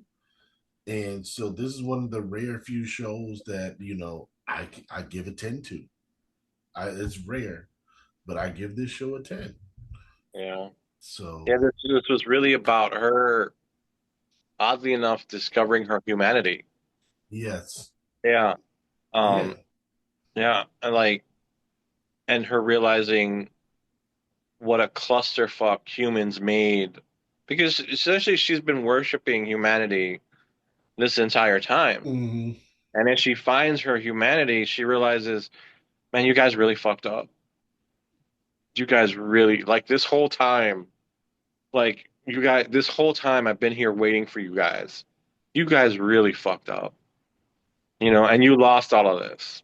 And this is amazing, The world's amazing. The world's a beautiful place full of all these creatures, full of all this magic and wonder and like heartbreak and like, new lives and old lives and connections and like just trying to make it day by day, the stupid little things that like make us go crazy and stupid little things that keep us sane, all of this. And you guys just screwed it up, and here you are and like I did all of this for you and you just screwed it up. And it's like it's so relatable, Mm. on such a like kind of heartbreaking level. And yeah, I mean, it's an amazing show. I can't even like, every now and then anime will make something where you're just like, wow. Yeah. Wow, this is great. Mm. Yeah. Peak. And as an original, because like I said, last year's the 24's originals they weren't. We didn't have a great selection, And I and don't even then remember like, and yeah. and then this year we got just in our top tens alone, we got Apocalypse Hotel, we got Zenshu, we got To Be Hero X, we got so it's like all of these shows, man. So it was a great revival year for the original series. So I'm very happy with that. And four different number ones. I love that too, man. Yep. I love that we got four different number ones, man. It was out of all the shows, man. We had quite a big crossover, but we had a lot of different stuff in there too. We A covered a lot lot of of ground. stuff. We covered a lot of ground. So I think that's a testament to 2025 and how good of a year of anime it was. Yeah, it was one of the best years in a while. Yeah. Like, or I think that it even changed the game a little bit because I remember being able to keep track of all the shows I had watched in a year, Mm-hmm. and it was like a manageable list. But man, recently it's like it's getting hard to keep that list together, number one, and number two, to keep like how like we have a top 20, and it was hard, to Very get it difficult. was hard to make these, to boil that down. And when had that happened before? And I think this year is going to be the same thing. Mm-hmm. Yeah. This year's I going to be mean, even worse. yeah. I mean, because just this, if we do a season recap, it's going to be like, how many of these shows, a lot of these shows are going to be like, okay, we need to do a top 15. Mm-hmm. Yeah. Because we usually do just the 10 for the recaps, I think. Ooh. So Yeah. that's just a test. Like you said, like to do a 15 for this season, that's still going to be tough, man. It is. Yeah. It's still There's a going to lot of be it. Yeah. tough. Because, like you said, if you're watching 35 shows, that's more than half. Like you're Yeah. cutting out 20 of the 35. Like, how do you do that? It's like, and then this is just the first season. I got 3 other seasons worth of stuff coming. Yep. And And it's stuff that like I'm really waiting for. stuff Yeah. that you're waiting for. So it's just like I got another apothecary coming. I got a clever test coming. I got these different seasons of these shows coming. I got a story of Wand and Sword coming. We got Like I Witch got Hat all these Atelier, you got Witch Hat Atelier. Like it's Yeah. Frieren, all the stuff that's happening this season. It's that's just crazy. happening now. Smoking behind the Ascendance of the, supermarket. Smoking behind the supermarket. Like oh, God. Yeah. it's like how Ascendance of the do bookworm. Ascendance of a Bookworm. Like Dangers that of we've My been Heart, the waiting years movie. for. Yeah. Yep. It's like how do you like a 20 we're struggling to do a top 20 now, and you can do a top 20 for this season alone, man. This Yep. season alone, like we talked about how strong winter 25 and summer 25 was, and this season is just as strong, if Yeah. not Mm-hmm. stronger. I think it might be stronger. I think it might be. I think it might be a smidge stronger than some of the previous seasons, just because these shows don't feel as. Sometimes some seasons feel like they're full of a lot of generic shows. Mm-hmm. Like we've talked about this last season, where like this show is okay, but that show was better. And this season, I'm like, you know what? These shows are all pretty original and trying to Mhm. do something different this season. So some of them I got to give a little bit more credit to because I'm like, you know what? You're actually trying. You're not like giving into the tropes. You're not giving into the same isekai. Like you're trying to push the envelope a little bit, and it's greatly appreciated because you get to the point where you're just like, yeah, this isn't even as good as the last five isekai that I watched. But this season, I'm like, you know what? You guys are not. You guys are like not doing the Kirito clones anymore, and I'm here for it. It's like, hey, cool. Mhm. Yeah, They're doing something different, man. They're all standing out on their own. yeah, And that's good for us, but it's bad for us because it's like, dang, how do I find time for all these? And how am I going to chop this list down? Like, how am yeah, I going to do my anime corner top 10 list of this? And that was the thing with Sword of Demon Hunter reminding me why I'm an anime fan as well. On top of it, Mm-hmm. just at your own pace. I know we do this podcast. We've talked to other podcasts and all these great guests. It comes into your own retro, in your own form, in your own rules. Just enjoy the ride. I know. I had to learn that Yeah, lesson too.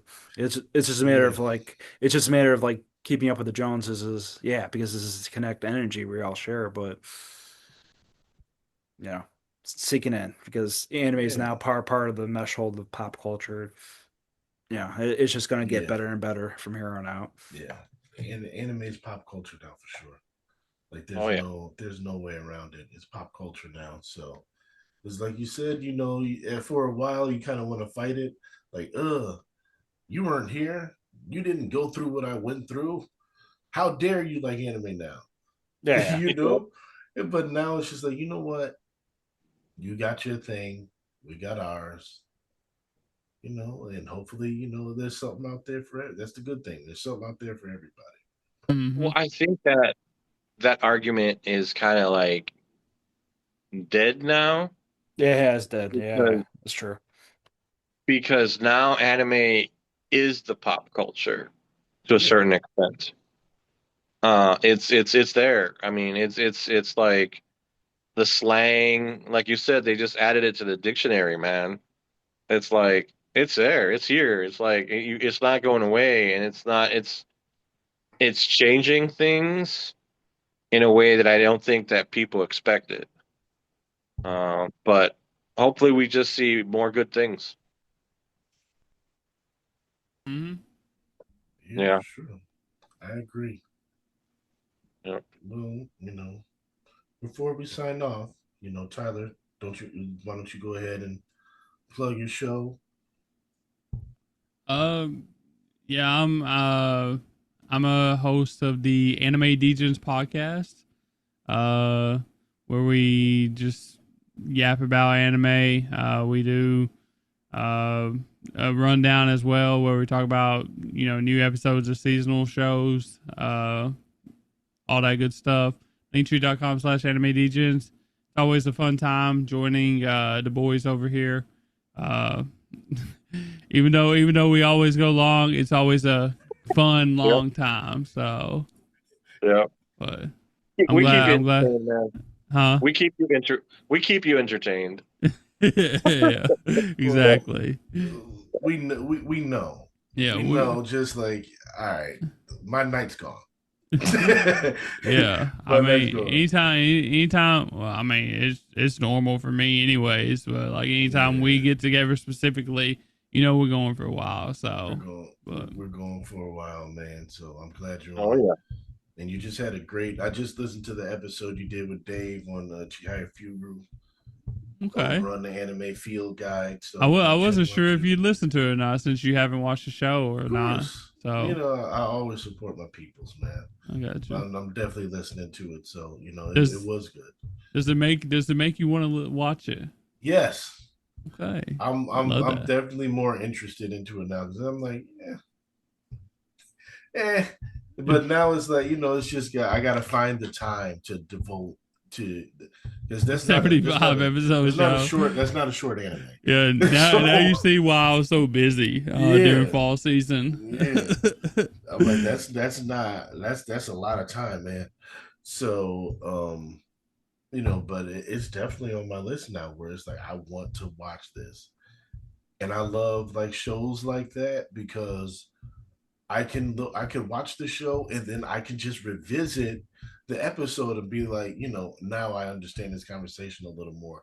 Yeah, I like that moment, because when I'm watching it, I'm not necessarily going to have the conversation in my head. Mm-hmm. But when I listen to it again, it'll jog my memory.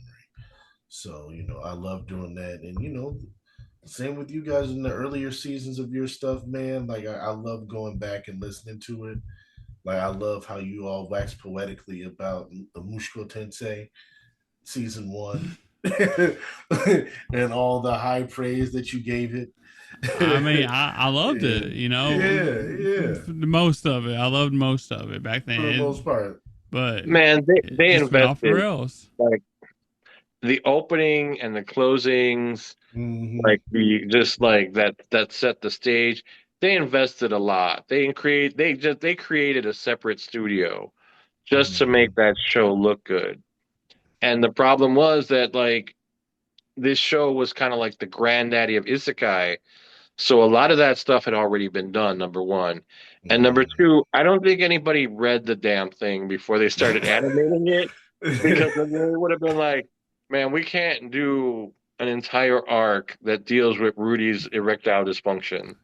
Oh, but they can. But they did. Yeah, they did. But I mean, did. And I think that there were some creative choices there that could have been made. Like, because I get what he's going through. He's like, I've been rejected by the woman that I love. And like, I'm just not ready to get it up for anybody else. That was really one of the women that he loved. That just happened to be his cousin. Look, man, he's gonna have a harem. It's gonna happen. You're just gonna have to accept it. Yeah, it's gonna happen. I'm not gonna watch it, but it's gonna happen. I still haven't seen the end of season 2. But I like looking back on it, like, and not just that, just like the deep dive episodes that you guys did, and it was really cool to like go back into your best of 21 and 22 and 23, to really see what you guys were saying. And like I said, you talking about Apothecary before the anime was even announced, and then it comes out and it's Tyler's #1 show. Oh, and the crazy thing is, we done our preview that year, and I wasn't even the one that found it. Dan's the one found it, and I wasn't even high on it. Like, the only reason why I watched Apothecary Diaries was because it looked pretty. That was my reason. It looked pretty. The trailer looked pretty, and now look at it. And now look at it, man. So that's why I love kind of going back, and I love that there's a big enough archive to be able to go back and see this stuff that it may have lasted one season, or like I said, like I caught up on Tis Time for Tortured Princess just because I was listening to it and I was like, it was in one of your top shows for whatever season 1 was, and I was like, this, I don't remember you saying this was one of your top shows. So then I'm like, all right, let me watch this before season 2 drops. Like, so I love having the back catalog and stuff, and with the Degens with their rundowns of shows, like it's really cool. Like, there's been a few times where you guys kind of got a little ahead of me, so I'm like, okay, I cannot listen to this show now. But I'll listen to it when I catch up, except for like Sanda. I didn't care. we didn't care either. Yeah, you didn't care either. But for Sanda, I'm like, I don't care if I'm spoiled because it's not a big thing. But like, I love, like, and I'm glad that you're uploading like the older rundown episodes, because I'm like, I would love to revisit some of these and hear. It's so cool to like hear it, and like being in season 2 and season 3 of some of these shows, and being able to revisit season 1 and hearing your thoughts on it. It's a really nice callback, and I think it really shows why we do this, man. like you could always go back to it, and it's like you need a primer on this show here. This is going to take you step by step of what happened in every episode. We could always go back to it and see how wrong we was. My fan theory was, and it's like, oh, it did not go that way. So yeah, that's. I just wanted to like really shout you all out for that, because I think you all do a tremendous job in your back catalog with the work that you've done and highlighting shows. It'll be easier in 2026 though for people to keep up with our stuff. I know it used to, it was a lot, 2 episodes a week, at least an hour and a half long or whatever. But now we're going to 1 episode a week, so it's a big change for us, big change for the people that listen to us. Probably they probably still expecting 2 episodes a week still, but it'll give people a little extra time to branch out, watch more anime or something, So it helps us out too, because we done 2 episodes a week for 3 years. That's a long ass time for That's 2 episodes tough. a week. So that is tough. but yeah, I know when they started, like they were doing 2 episodes, but you guys kind of did it in one sitting and just kind of broke them up. yeah, Right? we Yeah. done like the So, first I yeah. don't know how many episodes. We done just 1 episode, but it was like we did the rundown and a bullshit hour in the same DJing episode in the same episode or whatever. But then like we split them up to 2 episodes because we was like, we feel like we don't have enough time to talk about the rundown shows, whatever. Like we're rushing or whatever. So we just split them up, and it's been like that ever since. Two episodes a week, 3 years, hour and a half, and that's not counting like the prep time and Right. like it was busy times, So, it's a heavy burden, man. It's a heavy burden. Like I say it all the time, man. I miss hanging with the guys. Going out to the library and meeting, and grabbing something to eat afterwards. I miss those days, but less frequent when we record. But when we record, you're getting a month's worth of stuff. So you're getting a month's worth of stuff. So it's still like I still like really enjoy just getting on and talking to you guys. Like this is I don't have a man cave in this little 2 bedroom, but I get to they go to bed and I get to sit here and just hang out with you guys. So I really appreciate that. oh yeah, Of course. I mean it's always a fun time. So Yep. We do have fun. We do. Well, I think that's it. It's 2 o'clock in the morning here, so I